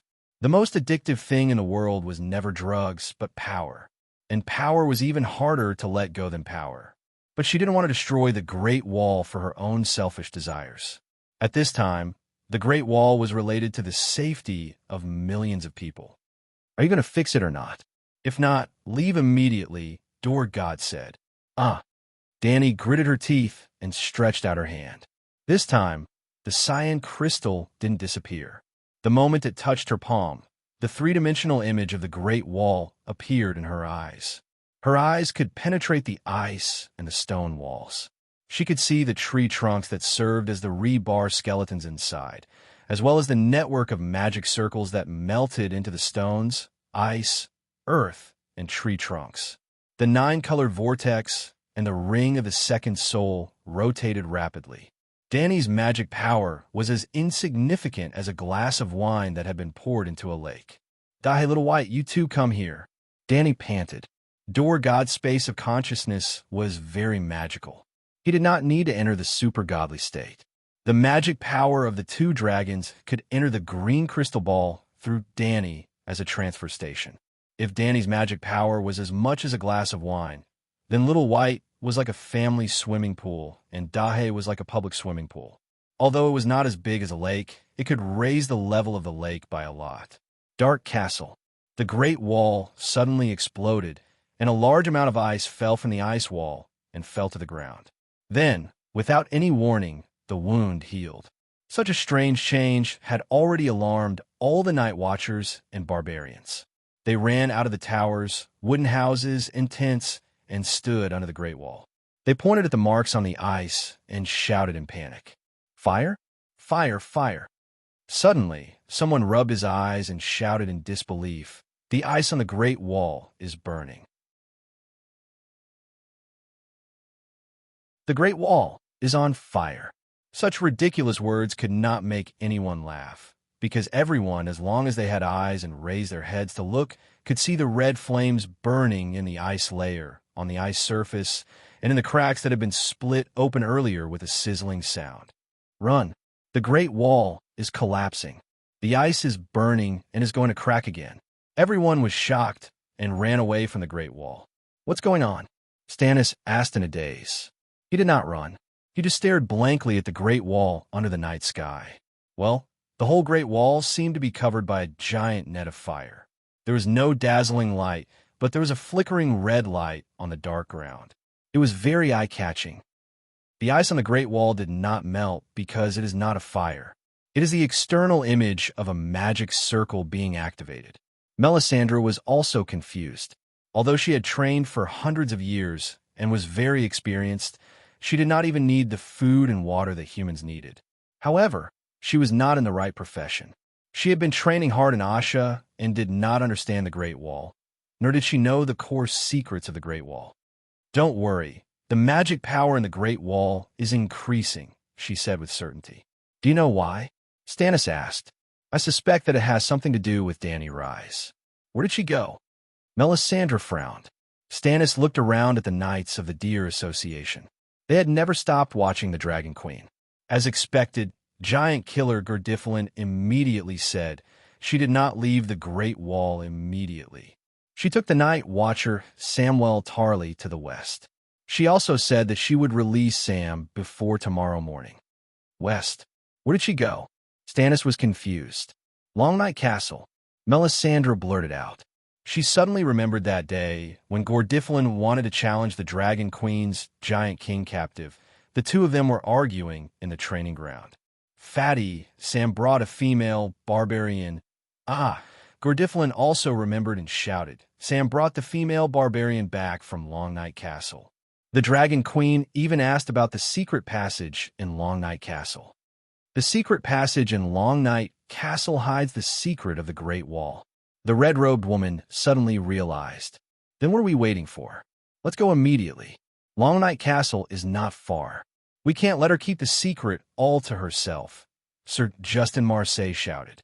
Stannis looked at the red-robed woman. She was the professional here. Melisandre's eyes flashed red. She nodded and said, "We should go and take a look. I suspect that Long Night Castle has a divine artifact that controls the magic power of the Great Wall." The two dragons cried out tiredly and retreated back into Dany's mind space. "All right, you should go back," the gate god said softly. "Hey, let me catch my breath first." Dany pointed at the flower on top of her head and asked, "What's with the song of ice and fire? I don't have the power of life and death. You only have the potential but you still have a long, long way to go before you can master the Song of Ice and Fire. Perhaps you won't be able to reach the end, the gate god said. Then help me. My green prophet meditation technique is not complete. Great God, help me complete it, Danny said shamelessly. Unfortunately, I don't have it, the gate god said. Haha, you're the boss of the green prophet. Danny shook her head with a smile. The gate god to the green prophet was like the 7 gods to the archbishop and God to the Christians. After a moment of silence, the gate god explained, You misunderstand. I have never taught anyone magic. Other than the Song of Wind, I don't know any magic. I can't teach anyone. A long time ago, a child of the forest came under me and listened to my Song of Wind. He climbed onto my body and slept on the branch of a tree. After he woke up, he had the ability to communicate with me. My Song of Wind contained information from all over the world and time periods. He understood and knew many things. Then, the other children of the forest called him the Green Prophet.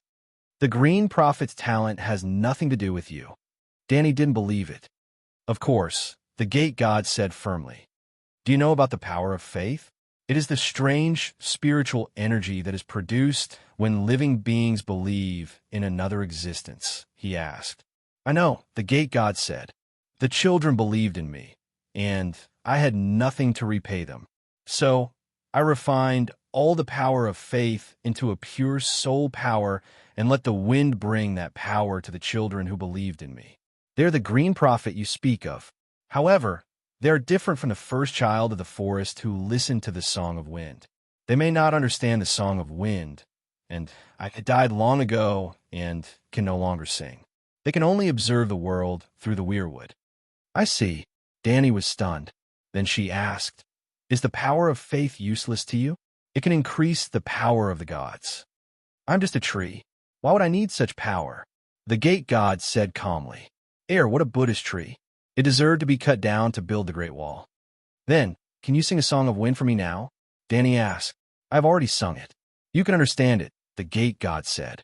Did I lose my memory? Danny said, unhappily. Through the Song of Wind, you witnessed the entire process of building the Great Wall, the gate god said helplessly. Danny was stunned. She mumbled, That is not your memory. Go. The gate god sighed. The green stars were like iron shavings attracted by a magnet. They hugged Danny and pushed her out. Endless green wind ribbons surrounded her and flew out of the wind ball. They did not fall into the world of white light below. Instead, they went up. The green wind traces gradually thinned out. The darkness came back to her again. Your Majesty, are you still down there? Barristan's surprise call came faintly. Danny shivered. She looked left and right. She looked back and rubbed her eyes. Hallucination? Not a hallucination. The gate god's mouth was wide open. She was stepping over the wrinkled upper lip and stepping on the soft wind mass. Her other foot was still on the stone slab by the wall of the well. Barristan was on top of her head. Her body seemed to have the inertia of moving backward. She seemed to be pushed by the wind. Involuntarily, she took another step back and left the gate god's mouth completely. Drip! A drop of water rolled down from the top of the gate god's mouth.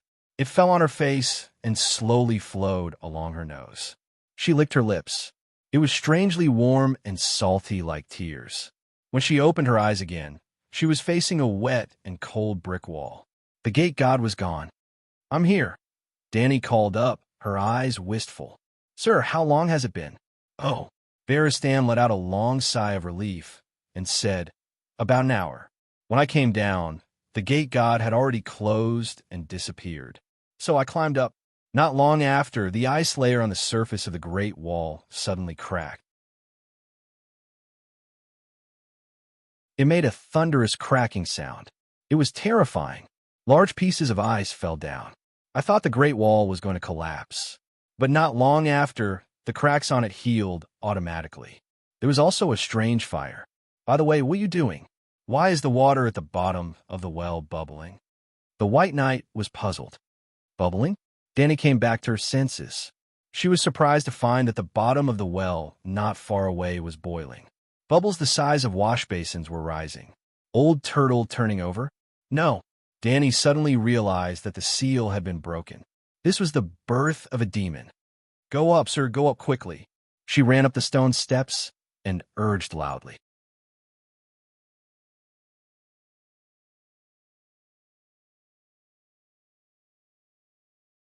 Chapter 359. Sir, quick, go up quickly. Let's go up first. Danny left the small platform in a few steps and stepped onto the stone steps. Thump, thump, thump. She ran up the stairs and urged him loudly. It wasn't you who made the noise. Baristan was shocked. He explained as he climbed up, when I went up earlier, I thought you went to the other side of the Great Wall, so I sat beside Blackie to warm myself. But after waiting for a while, you didn't come back. Blackie and Little White didn't fly to find you either. Then something happened at the Great Wall. Scholar Yimont and I were very worried. Then there was a bubbling sound at the bottom of the well. I thought you were down there, so I went down to look for you. I didn't expect you to really come back from the black door. If it wasn't you who made the noise at the bottom of the well, then what was going on? Where's Sam? I'm not sure what's at the bottom of the well. Sam went through the black door and went to the other side. Boom! There was a thunderous roar at the bottom of the well. Water splashed more than 10 meters high and splashed Danny, who was about 7 to 8 meters up, with water all over her body. Squeak! A sharp screech like an awl came from the bottom of the well. It was ear-piercing and made people dizzy. Baristan stopped in his tracks and groaned while holding his forehead. Danny stopped and entered the dragon spirit state. The dragon's soul entered her body and faced the bottom of the well. True dragon roar. Screech. The invisible air wave above collided with the sharp screech below. Boom! The sound of the air explosion was like thunder at the bottom of the well. The walls of the well were shaking slightly. Water splashed everywhere, and a pair of blood-red eyes the size of copper bells popped out of the water. Like a pair of flashlights, they scanned the area with endless hatred and greed. What was even more frightening was that Danny felt a familiar aura from him. A demigod. Yes, a demigod like the Immortals and Beleriand. Although he wasn't as powerful as Beleriand, he was obviously stronger than the Immortals. Not only did he become a god from a different species, but he also retained a complete physical body. 7 levels of hell. Is there really an evil being sealed at the bottom of the well? Danny shivered and immediately turned around. She quickened her pace and climbed up with her hands and feet. Evil being? What evil creature? Baristan was also very alert. He didn't just stand there and stare blankly. He didn't stop climbing at all. Squeak, squeak, squeak. The monster at the bottom of the well squeaked like a mouse and a sow. Splash. The surface of the water split open. The monster leaped onto the stairs and ran up the stone steps quickly. Pitter-patter. His wet feet tapped rapidly on the stone steps, getting closer and closer to Danny.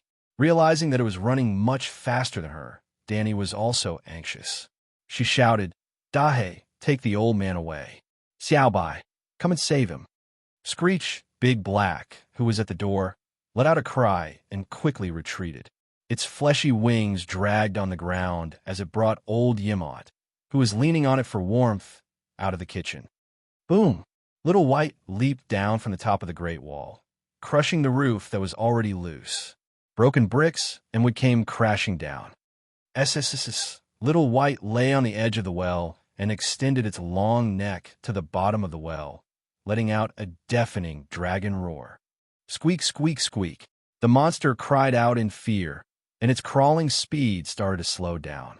Just when Danny heaved a sigh of relief, the monster's red eyes flickered, and a strange wave spread from its body. When the second soul in Danny's consciousness sensed the soul wave that passed through her body, the ring around her second soul suddenly jumped. She turned pale with fright. Green Prophet? And it's a demigod? What kind of monster is this? At the same time, Little White seemed to have been hit by a stick. It let out a squeak and flapped its wings hard, stirring up the dust in the house. It struggled and rolled around on the ground. It was exactly the same as when the three-eyed crow took over its body. Actually, wasn't taken over. Dragon spirit. In the next moment, Danny also entered Little White's consciousness. Rat spirit? She cried out in shock. In the Megalosaurus' dark, red, magma-like soul space, a mountain-sized rat with white fur and red eyes was riding on Little White's neck. Its sharp teeth were like swords, and they were biting the dragon's neck. It was a rat that looked like a white sow, a bamboo rat. Oh no, a pig rat. Scales flew everywhere, and dragon blood splattered everywhere. There were bloody holes all over Little White's neck. Little White, you're a Megalosaurus. Don't be afraid. Danny came back to her senses and encouraged the white dragon loudly. Squeak! Little White turned its head around helplessly and bit the giant rat's hind leg. The white pig rat was very fierce. It didn't dodge the dragon's sharp teeth. Instead, it kicked the Megalosaurus' mouth with all its strength. Bang! Squeak! Little White's head seemed to have been hit by a truck. It twisted from one side of its neck to the other, and it let out a sad cry. It seemed like they were just biting each other, but in reality, the dragon and the rat were fighting spiritually. The Megalosaurus soul was not as strong as the rat's in terms of toughness, strength, and skill. However, this wasn't too surprising. The white pig rat's soul had the obvious aura of the Green Prophet. Blackie.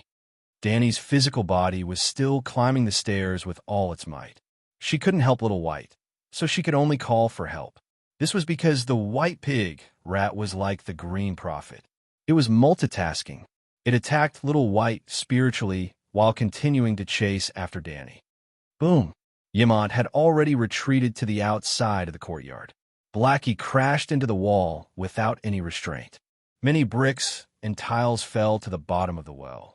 They hit Danny and Barristan's iron helmets loudly. Then, Blackie stepped on the debris and the fallen brick wall. It came to the side of the well. It opened its mouth and spat out a dragon flame. The blood-red dragon flame, with the smell of sulfur and black smoke, filled the well. Barristan should have faced it head-on, but Danny only extended her hand to guide it. The old knight's body seemed to be covered with a layer of transparent shield.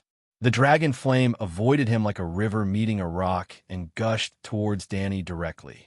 She continued to use her fire control technique and changed the form of the dragon flame.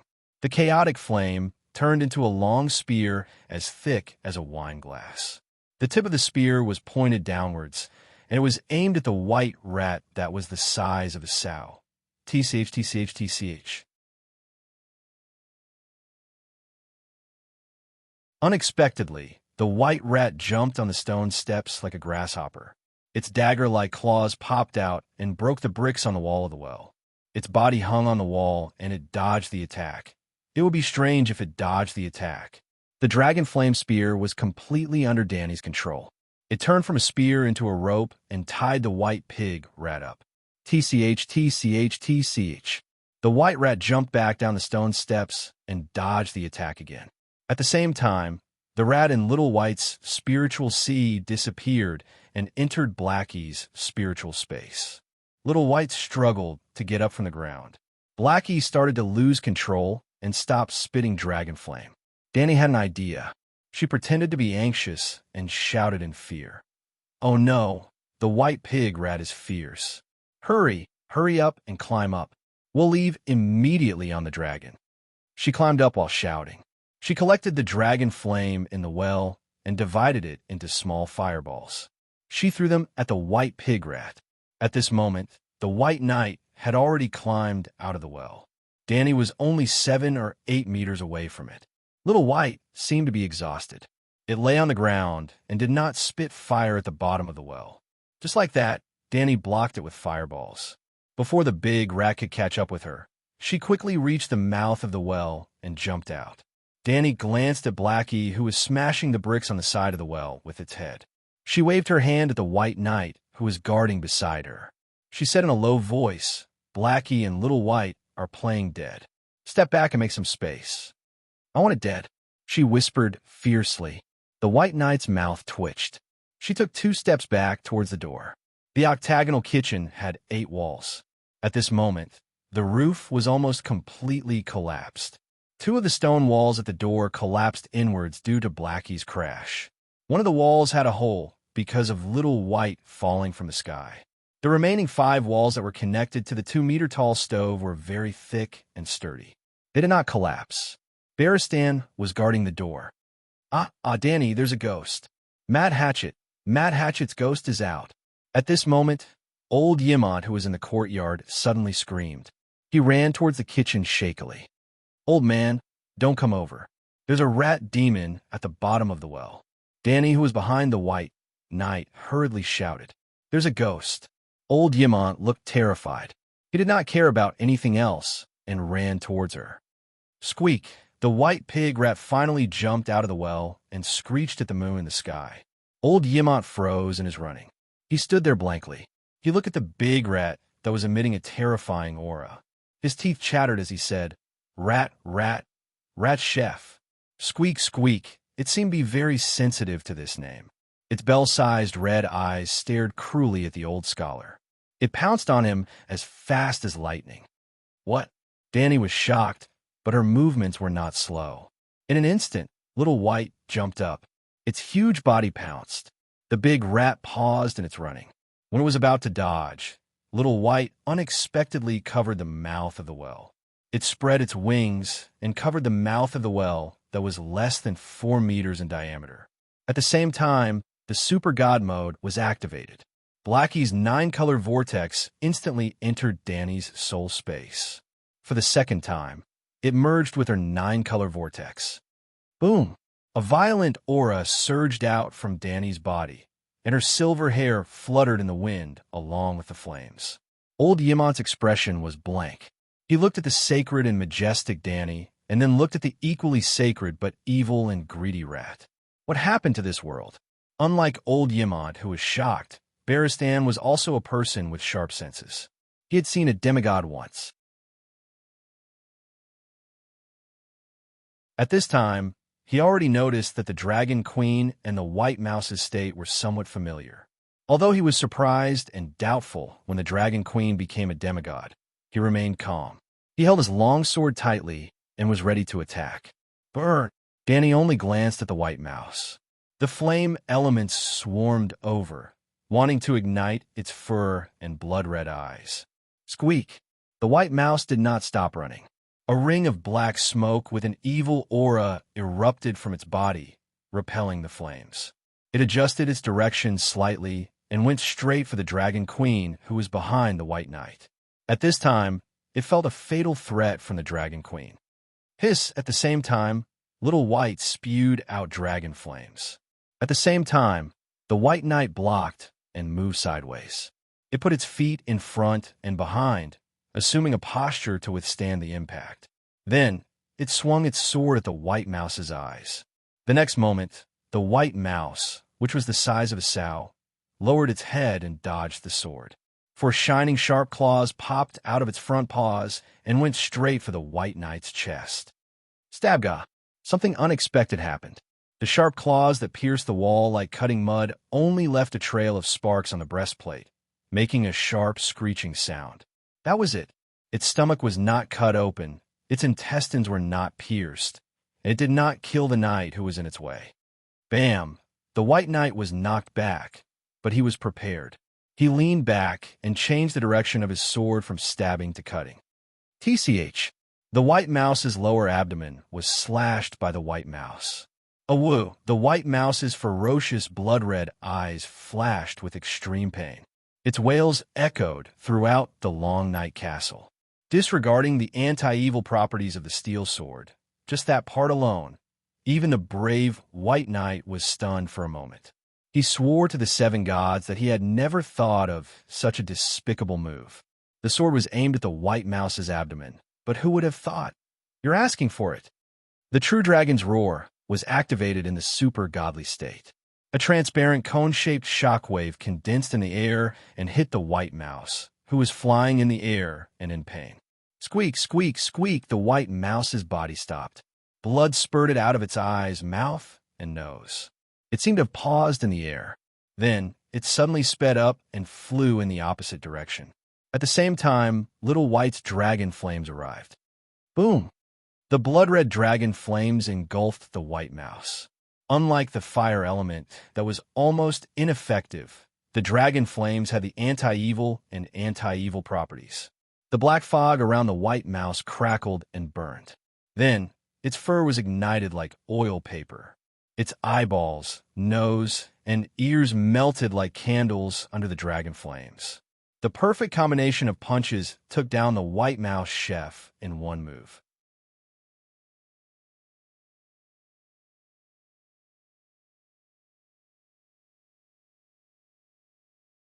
Chapter 360. White Knight flipped up like a carp and stood up. It stabbed its sword into the side of the smoking white rat's waist. Tisk!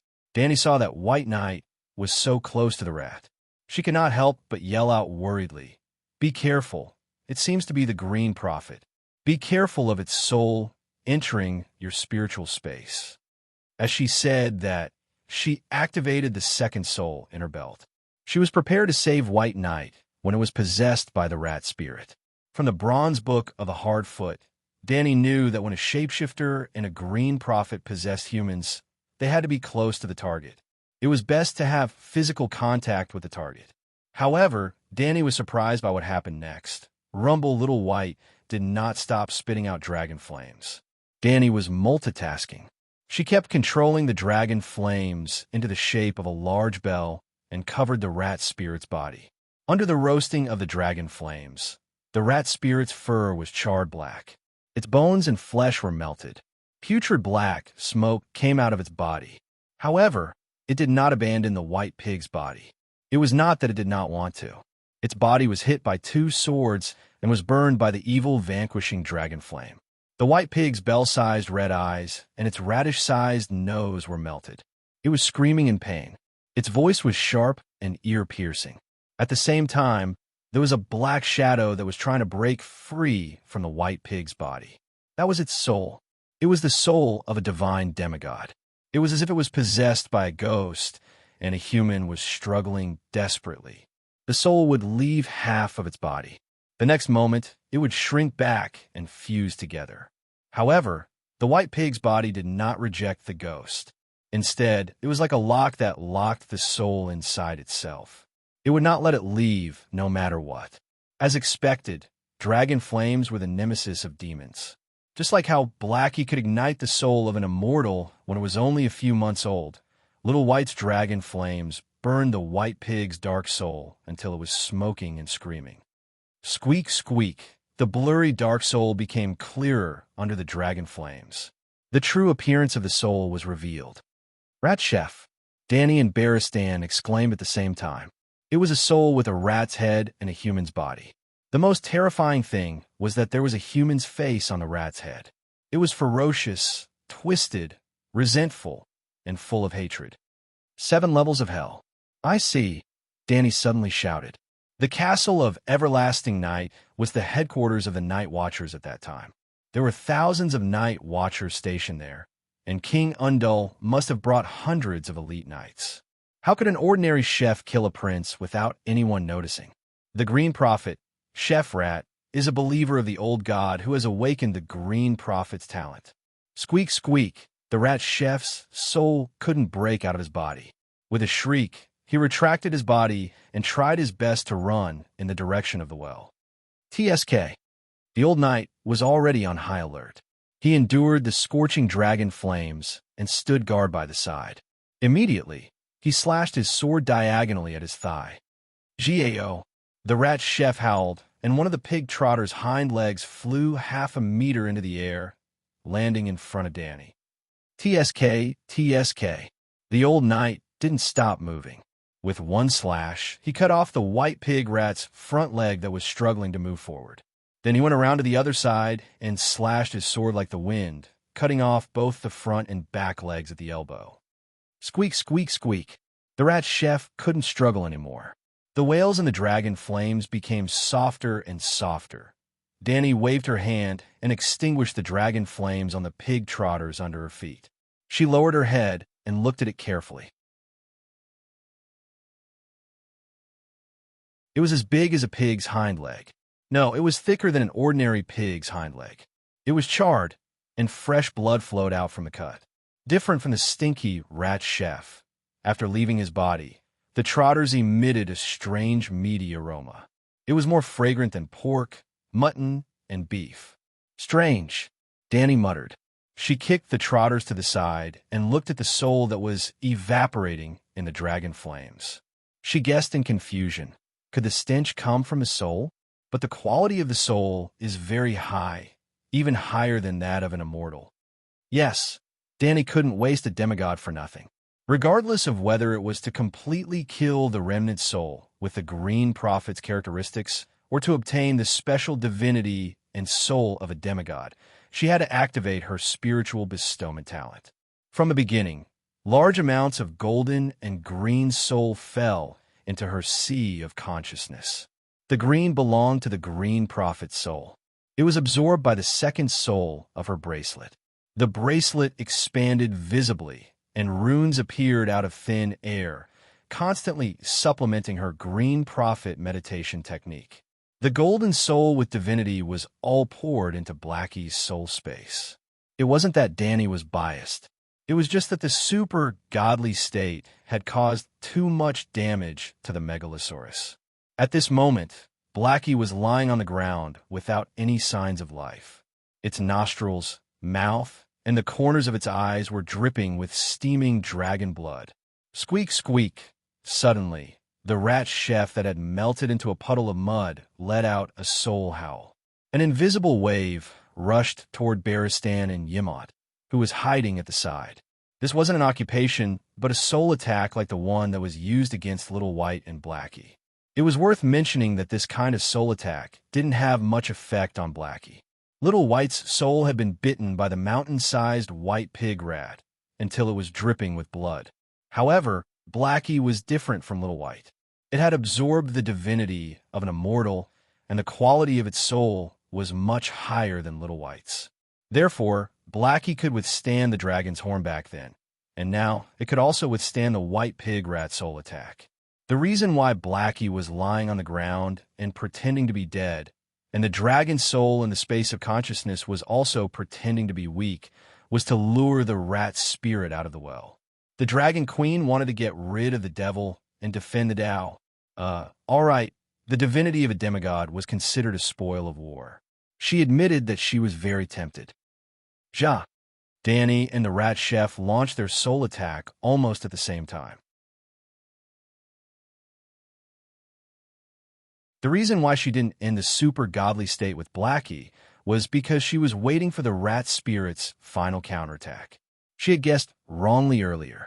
Not only could the rat chef no longer possess humans or animals, its soul was also fixed in the rat's body, unable to leave. However, the rat chef's soul attack was real. Little White and Blackie had been hit by it previously. Therefore, Danny had been guarding against this move. The super godly state was not to strengthen her fire control skills, but mainly to resist the green prophet's special characteristic, soul occupation. In the super godly state, she could even turn into a three-eyed crow. All right, it was just a clone. However, the rat chef was not the complete green prophet.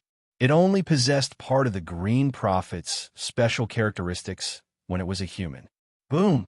The silent and formless soul shockwaves collided. It actually caused a visible wrinkle in the air in front of Danny and a thunderous explosion. The explosion on the soul level could not be heard by the human ear, but it could be felt. It was like a bomb exploding not far away, and the flying shrapnel and high-temperature gunpowder did not hit you. However, the shockwave formed by the explosion could send a person flying 7 to 8 meters away and even shatter their organs. At this moment, just the shockwave alone was enough to make White Knight and Yimot hug their heads and groan. No one noticed that more than 10 meters behind Yimot, a blood-colored ghost holding an axe was silently approaching them. Before it could move, it exploded silently in the soul shockwave and disappeared without a trace, as if it had never appeared. Squeak! The rat chef let out a final cry and burned into a large piece of coal in the dragon flames. Meanwhile, in Danny's soul realm, the rainstorm of spiritual matter suddenly turned into a waterfall of spiritual matter. The green and golden spiritual matter were divided into 30 to 70. Before the huge amount of spiritual matter was even exhausted, Danny's belt's second soul was completed. It was a near-perfect green prophet meditation technique. The belt gradually approached the 9-colored vortex from the edge of the soul realm, reaching a balance with the 9-colored vortex's repulsive force. Both sides formed a stable structure similar to Saturn's rings. Blackie's change was even greater. The soul space that was originally like a lake of magma was dyed pale gold with a faint divine aura. Danny had a feeling that there was no need to devour one or two more demigods. It only needed to practice the great wizard meditation technique for a few more years to stabilize its realm and let its power settle. Blackie could undergo a qualitative change and become a demigod. Demigod Megalosaurus? He was only 2 years old. In fact, Blackie had already changed. He shook his big head and got up from the ground. The blood lake-like, vertical pupils were filled with the same emotions and wisdom as humans. Dan and I, he roared. What? Danny jumped up and said in disbelief, Blackie, you can speak human language? Dan and I, Blackie put his nose close to Danny's face and rubbed it intimately. Oh my God, you can really speak. Danny was crazy with excitement. She turned her head and shouted at Barristan. Did you hear that? Blackie can speak. White Knight's expression was strange.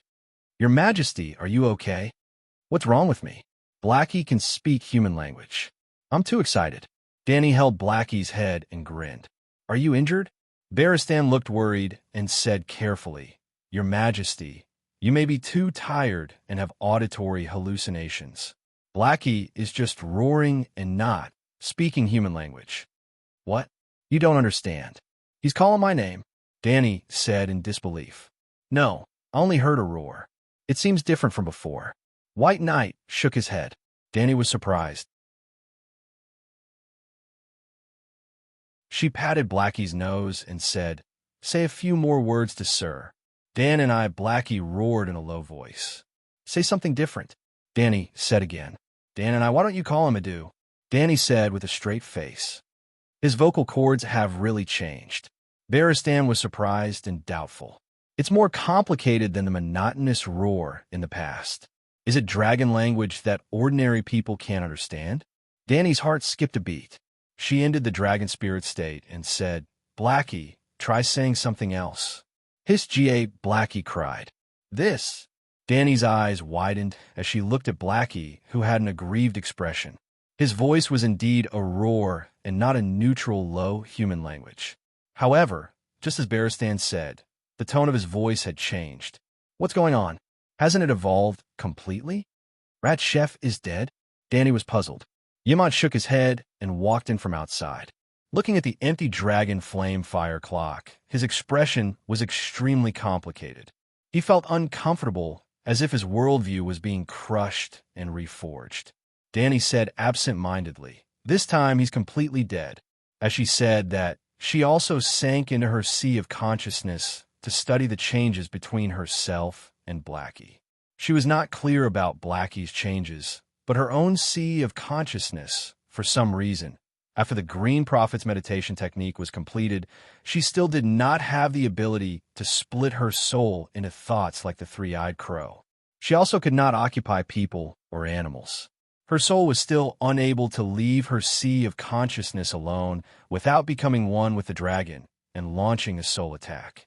But she seemed to have undergone some kind of qualitative change. Her spirit was clear and pure, and she could hear the sound of the wind. She was familiar with this feeling. When she mastered Dor, God's Song of Wind, she could hear a lot of information from the wind.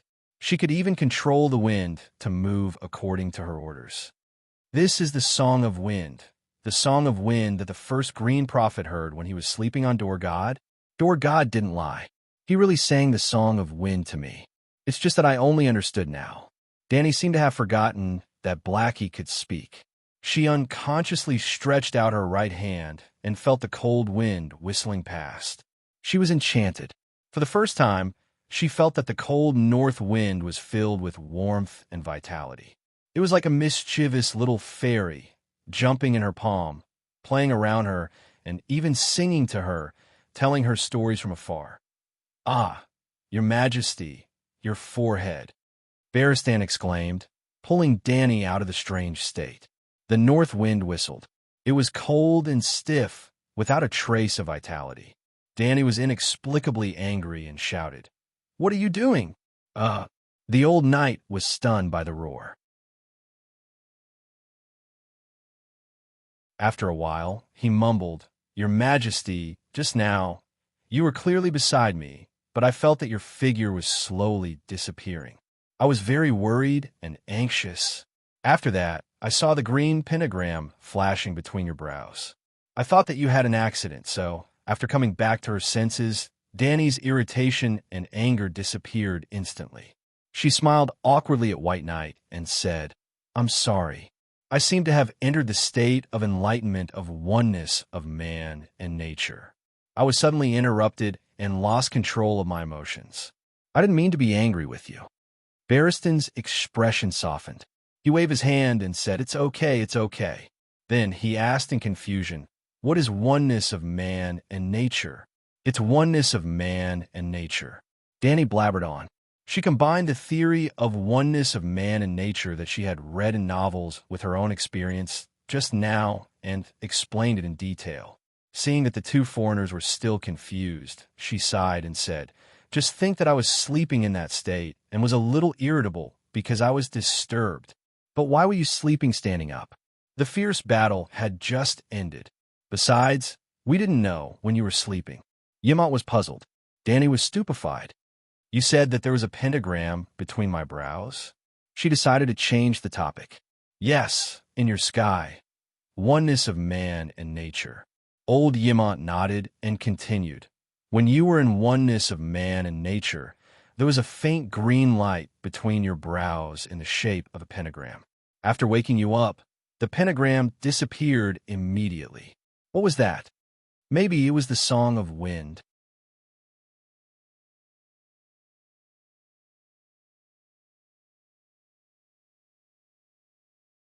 Chapter 361.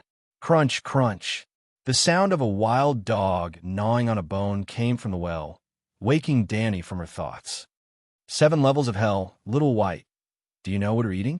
Looking at Little White, who was lying on the ground, eating the white pig's charred body, she sighed. It was delicious. In a dragon spirit state, Little White sent a message with a happy mood. Danny turned to Big Black, walked to his head, wiped the blood under his blood-red vertical pupils, and asked, "Do you want to eat some too?" Hiss before Big Black could answer. Little White let out a dissatisfied hiss at his biased mother. "Big Black is injured." Hiss, Big Black roared at Little White and turned his head away in disdain. "All right, Danny, there's a ghost."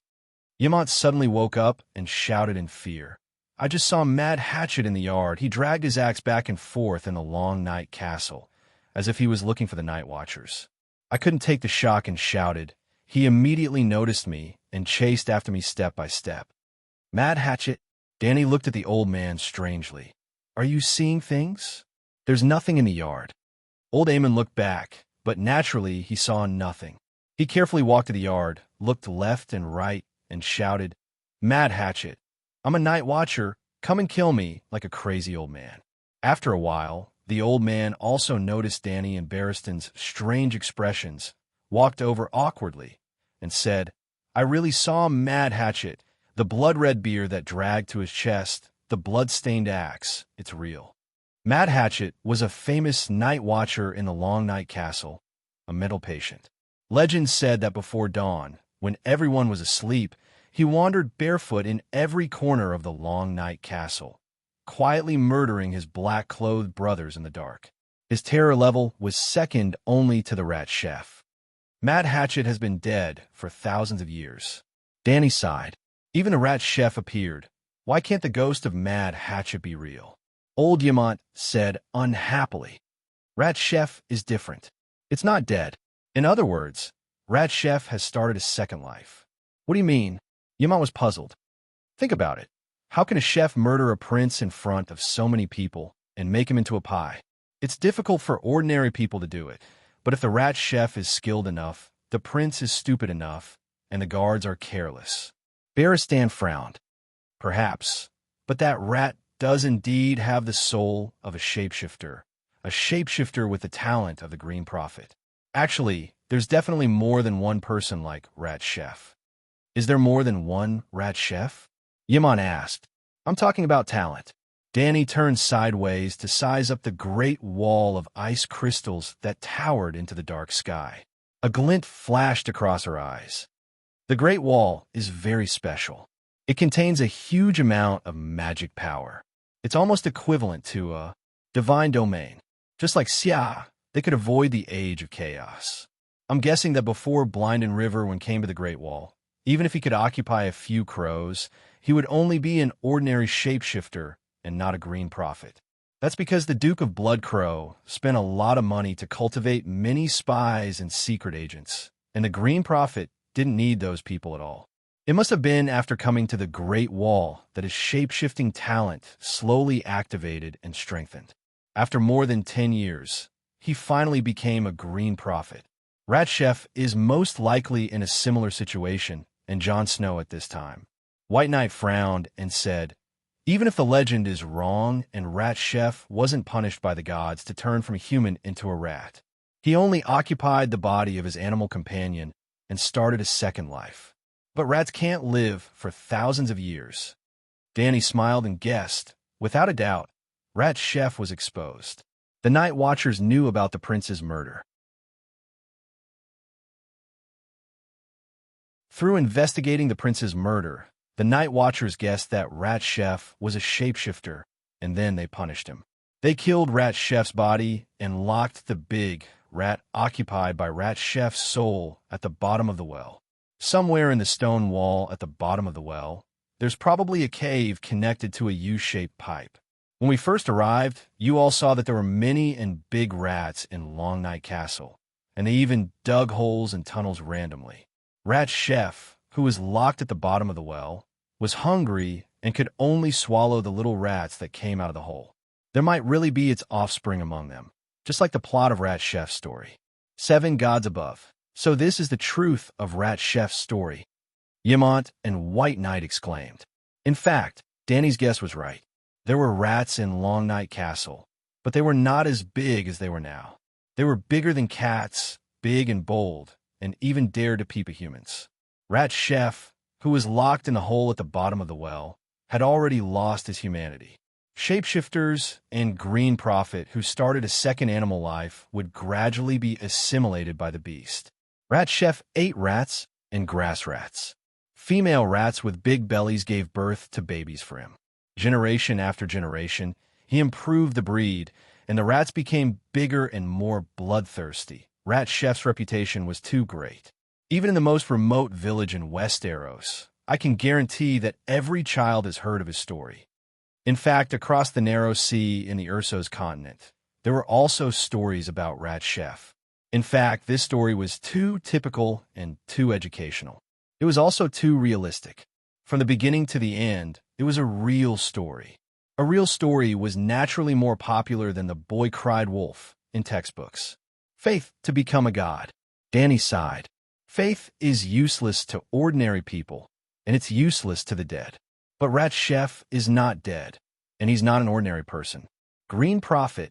Anyway, the three-eyed crow must be a demigod. I'm not sure how long a demigod can live, but the remnant souls of the wizards who fused into immortals have lived for at least 1,000 years. Rat Chef's strength increased greatly because of the Great Wall, and he became a demigod. Also, because of the Great Wall's ability to suppress evil, he became an evil god. Rat Chef was unable to stir up trouble. Danny had basically restored 80% of the truth of Rat Chef's story. However, she still neglected one person, the king who ate his own son. Before Dick and Tully was born, Sam was the only heir of Hornhill. No matter how much Rando Tully hated his cowardly and gluttonous fat son, he could not give him up. In order to help Sam find the courage of a man, Rando even invited 2 wizards, queers, to cast a spell on his son to get rid of his cowardice. The wizards killed a wild bull and bathed little Sam in its blood. They planned to let the bull's soul enter little Sam's body to help him become brave. That was still the age of chaos. After that, Count Tully hung the two wizards under a tree and whipped them. With Tully's strong and proud personality, he started to hate all witches and charlatans after he thought that he was fooled by the wizards. Later on, when he heard that there was a witch deep in the mountains of Hornhill, Rando immediately led his troops and burned young Wolf Master Rob's future great-grandmother to death. Why was it related to Rob again? That which was Lannister's forest witch, Toad Witch. When she was burned to death by Rando, she was a short, fat, ugly woman with bumpy skin. Her teeth had all fallen out, and her yellow eyes shone with a vicious light. She had a pair of ugly green pebbles, and her breasts hung down to her knees. She was a typical old witch, completely in line with the image of a vicious witch in Rando's heart. After catching her, he burned her to death without any mercy. However, every old witch was a little cutie when they were young, just like Witch Millie, who was burned to death by Dany. Toad, which was very beautiful when she was young, so she got married, had children, and had descendants. She was the maternal grandmother of Rob's mother-in-law, Lady Sibyl. Sibyl had the unclean blood of merchants and witches in her body, so she would dishonorably betray the king's son-in-law according to the values of the Song of Ice and Fire world. Originally, Toad, which had a career, a family, and lived a good life. After her merchant husband passed away, she set up a stall outside Lannister Harbor, selling soul-returning potions, aphrodisiac pills, moon tea, and other small things. From time to time, she would also work as a fortune-teller to earn money to support her family. She had a happy life, but she was not a psychopath. She never thought of feeding the princess a poisoned apple. However, the princess came to her own door and wanted to eat the poisoned apple. Yes, the girl Cersei came to her door. Cersei loved Rhaegar. At that time, there were few girls in the Seven Kingdoms who did not love Rhaegar. She went to Toad, which for fortune-telling, to predict her future husband. If Toad, which was a liar, it would be fine if she said some auspicious words casually. However, Toad, which was very capable, and she relied on her own abilities to make a living. Everyone knew that Cersei's ending was not good, and Toad, which had told her everything decades in advance. She even knew the number of illegitimate children Cersei's husband had. Cersei believed in one thing. As long as no one knew about the prophecy, it would not come true. Then, she murdered her little sister who had accompanied her to find the witch that night. Cersei was not yet 12 years old that year. What a vicious Lolita. Thus, Toad, which became the only person other than herself who knew about the prophecy. Toad, which saw through Cersei's character at a glance and ran away that day, not giving Cersei a chance to kill her. An old lady said goodbye to her family and fled to the Riverbend Mountains alone, hiding in the forest and not daring to go out. She was very careful and cautious, and finally managed to keep her life. Then, she opened her business again and started her business as a forest witch. After a few years of peace, she was found out by Randall because she was too good at her business. She died unexpectedly and unjustly, and she was also very useless. No wonder Sebel and her brother were unscrupulous and wanted to climb up. In fact, the lives of West Arrow's commoners were too lowly in the eyes of the nobles. All right, that was a little off topic. If Randall could ask a wizard to perform a ritual, so could the king of the Undulls. In fact, after the rat chef was captured, the king got the wizard to cast a curse on him.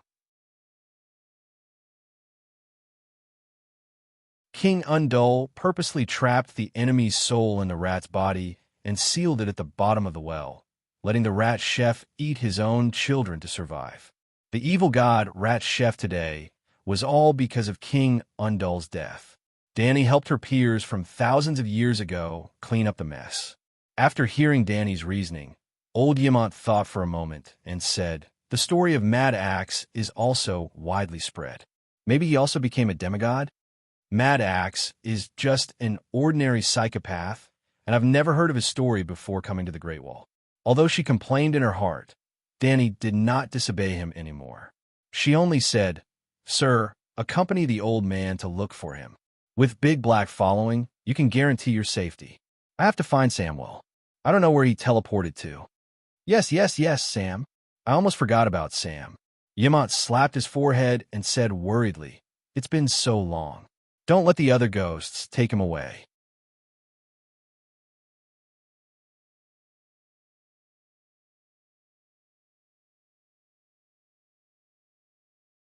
Chapter 362. Your Majesty, you're finally here to save me. A long line of snot hung from the tip of Fatty's nose. His lips were pale from the cold, and he was sobbing in a hoarse voice. I've flown past this place a few times. Why didn't you call me? Danny did not pity him. Instead, she scolded him. She rode Whitey and ran along the Great Wall 10 kilometers to the east and west of the Long Night Fortress twice, but she did not see anyone. She expanded the search area to 10 kilometers to the east and west, which made a total of 20 kilometers. After more than an hour, she still could not find him. Just when she was about to give up on Fatty and let the deviant ghosts take him, Fatty suddenly appeared on a hill 4 kilometers to the east of the Long Night Fortress. The hill was about 300 meters away from the edge of the Great Wall. If it weren't for Little White's sharp eyes that saw a series of faint footprints on a craggy mountain rock covered in snow, she would have missed him. Sam rubbed his eyebrows and said, I thought you didn't care about me anymore, so I walked to the east and went back to the Dark Castle. Danny glared at him and scolded, Didn't you see the dragon in the sky? I was flying close to the ground. Even a blind person could see it. I looked up at the sky and waited for you for a long time. It was so long that I couldn't look up anymore. Sam complained. He also had a reason to complain.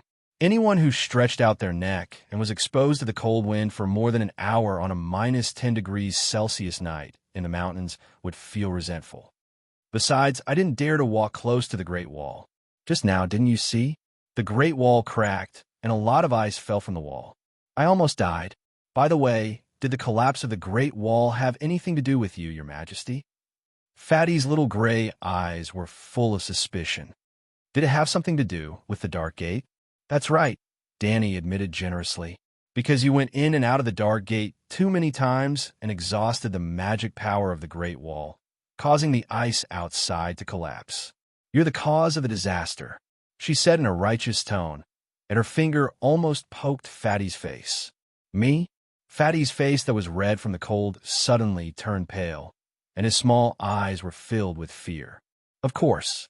Fortunately, I was able to transfer magic power to the magic array inside the Great Wall. Do you see the red light on the surface? I saw it. The cracks on the Great Wall are slowly healing as if it's on fire.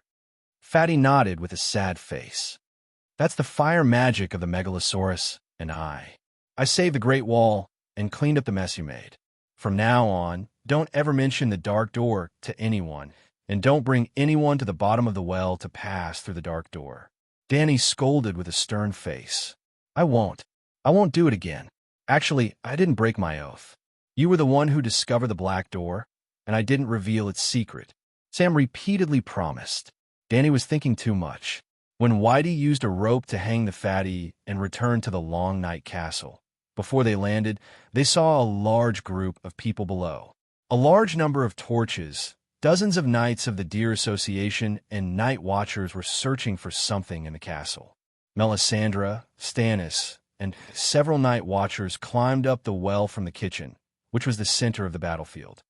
Shit, the red-robed woman knows the secret of Wind's song. Danny's face darkened. Screech, Whitey screeched, which attracted the attention of the knights below. They pulled their horses back and made way for the white dragon to land. Ouch! Sam, who was hanging on the rope, tripped on a rock and fell to the ground. What took you so long? Barristan came over and asked. Fatty was running around. He was a few hundred meters away from the Great Wall and was preparing to walk back to Dark Castle. We almost couldn't find him. Danny jumped down from the dragon's back and approached Barristan. She whispered, Do they know about the Dark Door? When she saw Stannis come out from the bottom of the well, she was worried that the secret had been discovered. Now that her rationality returned, she suddenly understood. If the Dark Door was opened, the red-robed woman and the others wouldn't have come out from the bottom of the well. They would have gone to the other side of the Great Wall. They don't know. We only said that a rat chef came out from the bottom of the well. Stannis and the others didn't believe us. But after a few night watchers went down, the dark door didn't appear again. What happened to the Great Wall just now? Stannis asked loudly from afar. Dany was still thinking about how to quibble. Fatty groaned as he untied the rope and got up from the ground. He said with a sad face, "I'm sorry. I didn't want to do it." "What? It was you?" Erlu was stunned. The red-robed woman, John, Red Pomegranate, Carter, and the others behind him were also stunned. They all turned their gazes and looked at the guilt-ridden Fatty in confusion. "It was me. I triggered the magic gears on the Great Wall and used up a lot of magic." The ice cracked. Fatty Sam lowered his head and said with a sob, "Dear God, Sam, what did you do?" John was shocked. The Great Wall collapsed, the ice fell, and a few of our brothers on duty died tonight. "Do you know that?" Red Pomegranate reprimanded angrily. "I'm sorry." Fatty was so sad that he cried softly. The Dragon Queen immediately stepped forward and patted him on the shoulder. She said very responsibly, "Don't blame him. I forced Sam to come to the Long Night Castle. I was worried that the Long Night Castle had a secret passage that was not controlled by the Night Watchers. Before I left, I decided to come here to solve the problem." After receiving a grateful look from Fatty, she continued, "The secret passage. It's very complicated. I can't explain it in a short time, but there's something wrong with the magic circle that suppresses evil spirits inside the Great Wall. But don't worry, I've recharged the magic circle inside the Great Wall. The fire that covered the surface of the Great Wall was the fire magic power of the Megalosaurus, and I knew it." Melisandre nodded. "I guess that the red light had something to do with you. It's all thanks to your majesty.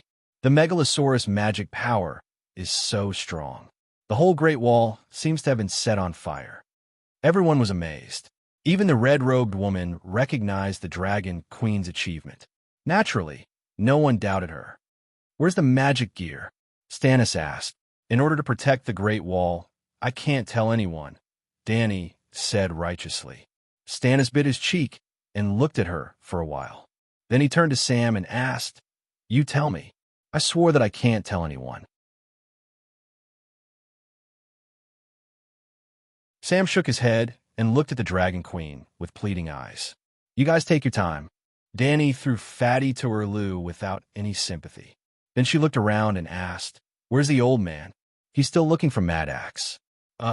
Dany's mouth twitched. "He still hasn't given up. Isn't he tired? It might not be an illusion. We also found the vengeful spirits of the 79 guards," Barristan said seriously. "You're not joking?" Dany put away her nonchalant expression and asked doubtfully, "Blackie didn't alert me. Because they're all weak. I slashed them one by one. From the stairs at the foot of the Great Wall all the way to the top of the Great Wall, 79 ghosts were all killed. It was easier than killing chickens." After that, Dany followed the White Knights up the Great Wall. Unlike the wooden stairs nailed into the ice wall in Dark Castle, Nightfall Keep carved ice stairs directly into the ice wall. It had been abandoned for 200 years. After the ice wall cracked, the ice stairs were still in good condition. Some of the stairs lost their edges because of the falling snow and became slopes. There were a dozen people leaning on the edge of the battlements and looking around. "Oh, Red God, they are the 79 guards." Gaudy Green clicked his tongue in wonder. "Her Majesty is here." Ulma called out and came over to salute. Seeing the Dragon Queen coming over, the people immediately gave her the best position. Well, I crawled to the edge of the battlements and stretched my neck to look down. A layer of ice fell off, and I could vaguely see a human head in the ice. No, it was a row of about 10 human heads. In some places, I could even see the shoulders of people wearing black woolen sweaters. 7 levels of hell. Dany remembered the story of the 79 guards and couldn't help but shiver. She cursed. "Can't you just kill them? Why do you have to go through so much trouble? They've even created vengeful spirits." A long time ago, 79 Night Watchers collectively escaped. After they were captured, their black-clad brothers dug 79 holes on the side of the Great Wall facing the outside. They stuffed the deserters into the holes and sealed them in ice. They became 79 frozen pieces of cured meat, which were preserved until today.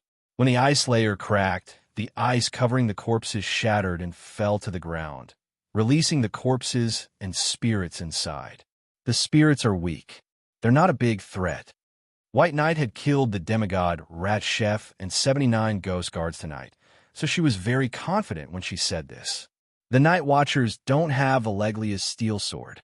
After that, Dany had a few Night Watchers tie ropes around their waists and drop down from the battlements. She used her long sword to pry open the ice layer and took out the remaining 50 or so corpses and threw them onto the Great Wall. Well, when the ice fell off, more than 20 corpses had already fallen down. Then Whitey flew to the other side and burned all the corpses to ashes. If the deviant ghosts come and revive the 79 guards and climb up the battlements, that would be funny, Dany explained. After dealing with the frozen corpses, Dany rode Whitey behind Yamot. He was wandering around the command tower with Blackie. "Old man, let's go. Mad Axe hasn't been found yet," the old scholar said. "You have the Megalosaurus with you. How would it dare to show itself? There's no one here anyway. Let wander around." Dany sat on the dragon's back and said. As she spoke, Jon stood on the broken wall of the kitchen and waved at her from afar. "Your Majesty, Dany, rise. Please come here."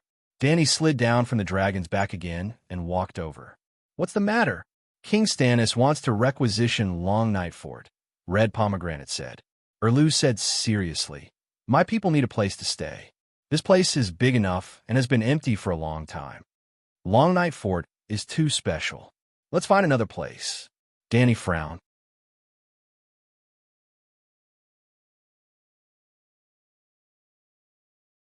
"It's because it's special that it needs someone to guard it," Erlu insisted. Dany looked at him deeply and asked directly, "You want to find the magic power center of the Great Wall?" Erlu did not avoid her gaze. He looked at her and said firmly, "We have to protect it. This is the responsibility of both of us. The best choice is for you to stay. With the Megalosaurus guarding it, we can all rest assured. If you still want to leave, let me stay here." After a moment of silence, Dany turned to Jon and asked, "Have you been to the bottom of the well?" "Yes." "Did you find anything unusual?" Dany looked down and asked. "Unusual?" Jon shook his head and said strangely, "I didn't see anything. Is there really a rat chef?" Dany's eyes flashed with doubt. She nodded and said to Erlu, "The rat chef is real. There seem to be a lot of monsters hidden in Long Night Fort. There's also Mad Axe. We don't know where he's hiding. It's too dangerous to move here." Old Yamot interrupted. Stannis frowned and did not say anything. Red Pomegranate said doubtfully, "Isn't the rat chef a legend? Long Night Fort was abandoned 200 years ago. It's been a few thousand years since the rat chef's era. The Night Watchers have never seen a rat chef before." Dany thought for a moment and walked towards the kitchen, saying, "Remember to leave a rat leg. I'll find it and show it to you." "Fuck. Sam, what are you eating?" "Thought you're tuning in to the Warrior Lore YouTube channel. Don't forget to subscribe and join us on this journey to catch the most captivating stories.